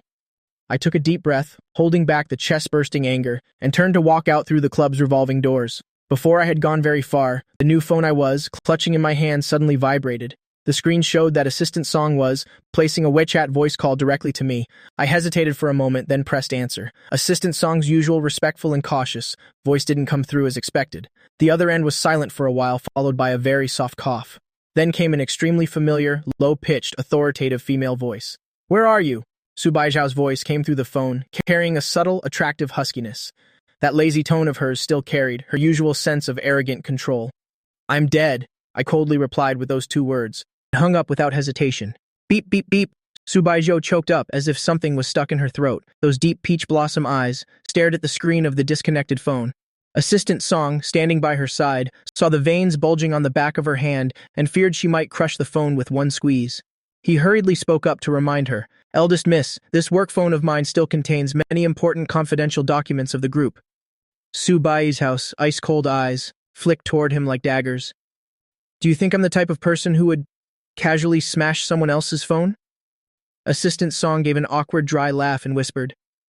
That day in the Beijing alley, when you returned after the fight, you were holding a phone case that you had crushed underfoot. How could he not be afraid that this ancestor might throw his phone right then and there? Subaiho, speechless, tossed the phone back into Assistant Song's lap. You stay here and watch. Assistant Song clutched the phone and looked at her in surprise. Elder Su instructed that you must personally bid for the final item today. He just helped you investigate Nam Ha-kwan. Stop the investigation. Subaiho coldly dropped those 3 words and stood up abruptly, leaving the first row of VIP seats without looking back. When she passed by Liu Yuanyi, her frost-frozen eyes gave him a warning glance. Liu Yuanyi shrugged indifferently, holding his red wine glass with a light smile. Why so fierce, President Su? Subaiho ignored him completely, quickening her pace toward the exit. My recent words rang in her ears. I'm dead. She knew I had left in anger again. As soon as Subaiho stepped out of the auction hall, she ran into Liu Ming, who still hadn't left. Her eyebrows furrowed instantly, and her sharp eyes quickly scanned the entire hall and lounge area, but there was no sign of me at all. Her expression turned gloomy immediately, and she headed straight out of the club, but the eagle-eyed Liu Ming stuck to her. "Baijiu, you're finally out." Liu Ming ran over like a dog seeing meat. "You were intentionally avoiding me before. Today, I've done you a huge favor." Wearing a gaudy white suit, Liu Ming excitedly ran toward her. Su Baijiao's pace didn't slow down at all. In fact, she walked even faster. She didn't even spare him a second glance. "Su Baijiao, I personally took action and helped you drive away that annoying, shameless Xia." Seeing that she was deliberately ignoring him, Liu Ming's face showed unwilling anger as he shouted. Su Baijiao's hurried footsteps came to a sudden halt. She slowly turned around, looking down at Liu Ming. "Who did you say you drove away?" Her gaze was deep as she pointed directly at Liu Ming's nose. "Follow me again, and it'll break your legs." She turned away, exuding an icy aura as she walked out of the club doors. The sound of her high heels clicking on the tiles was hurried. I was extremely unaccustomed to the stiff cowhide shoes I had to wear to match the designer suit. My heels had already been rubbed raw and were bleeding. Limping along, I just took off the expensive leather shoes, held them in my hand, and walked barefoot on the scorching pavement. Rows of bustling skyscrapers of Jingshi lined the streets with endless traffic on the asphalt roads, waves of heat rolling off them. Suddenly, an extremely familiar voice called out from behind me. She raised her usually indifferent voice, and seeing me stop, she sped up and ran toward me. "Didn't I tell you to stay put and not wander off?" Her chest was slightly heaving as she questioned me sternly. She stood firmly in front of me, her gaze shifting downwards, suddenly stopping at my dusty bare feet. Her long lower lashes cast a slight, trembling shadow over her eyes. I actually sensed from those eyes, which were usually arrogant, cold, and dismissive of everyone, a fleeting moment of heartache and tenderness. "If you felt wronged and ran out, couldn't you have at least sent me a message?" She grit her teeth, her voice carrying a very gentle reproach. It was too suffocating in there. I couldn't stay. Without a second word, Subaiho grabbed my wrist firmly and pulled me toward a wooden bench under a tree by the roadside. She placed both hands firmly on my shoulders and forced me to sit down, allowing no resistance. "Not even wearing shoes? Are you a 3-year-old? The expensive leather shoes in my hand suddenly slipped, falling onto the asphalt with a clatter. I lowered my lashes and turned my head away in anger. "Why do you even care about me?" Subaiho let out a very faint, cold, mocking laugh. "Who wants to care about you? If you go back looking this pathetic, Grandpa will hit me with his cane later." Subaiho saw my feet were injured by the shoes, tossed the custom-made leather shoes aside, and pulled me into the shopping mall nearby. A salesperson, her eyes filled with irrepressible curiosity and a hunger for gossip, carefully approached and glanced at my bare feet on the floor. She asked softly, "Sir, may I ask if you need any help?" I thought for a moment, then looked up at the salesperson. "Please get me a pair of the new classic Starwalk canvas shoes. Size 42, thank you." Quite coincidentally, the store Subaiho had just dragged me into within the mall happened to be the casual brand I liked wearing most at school. Since size 42 is a common size, the shop didn't have it on display, so the clerk had to go to the back warehouse to find it. The soles of my bare feet were stepping directly on the cold marble floor of the store. As the cold air blew over, my toes immediately turned red from the cold. Unable to bear the chill, I instinctively lifted my feet. But holding them up got tiring, and just as I was about to helplessly put them down again, my right ankle was suddenly wrapped tightly by a warm hand.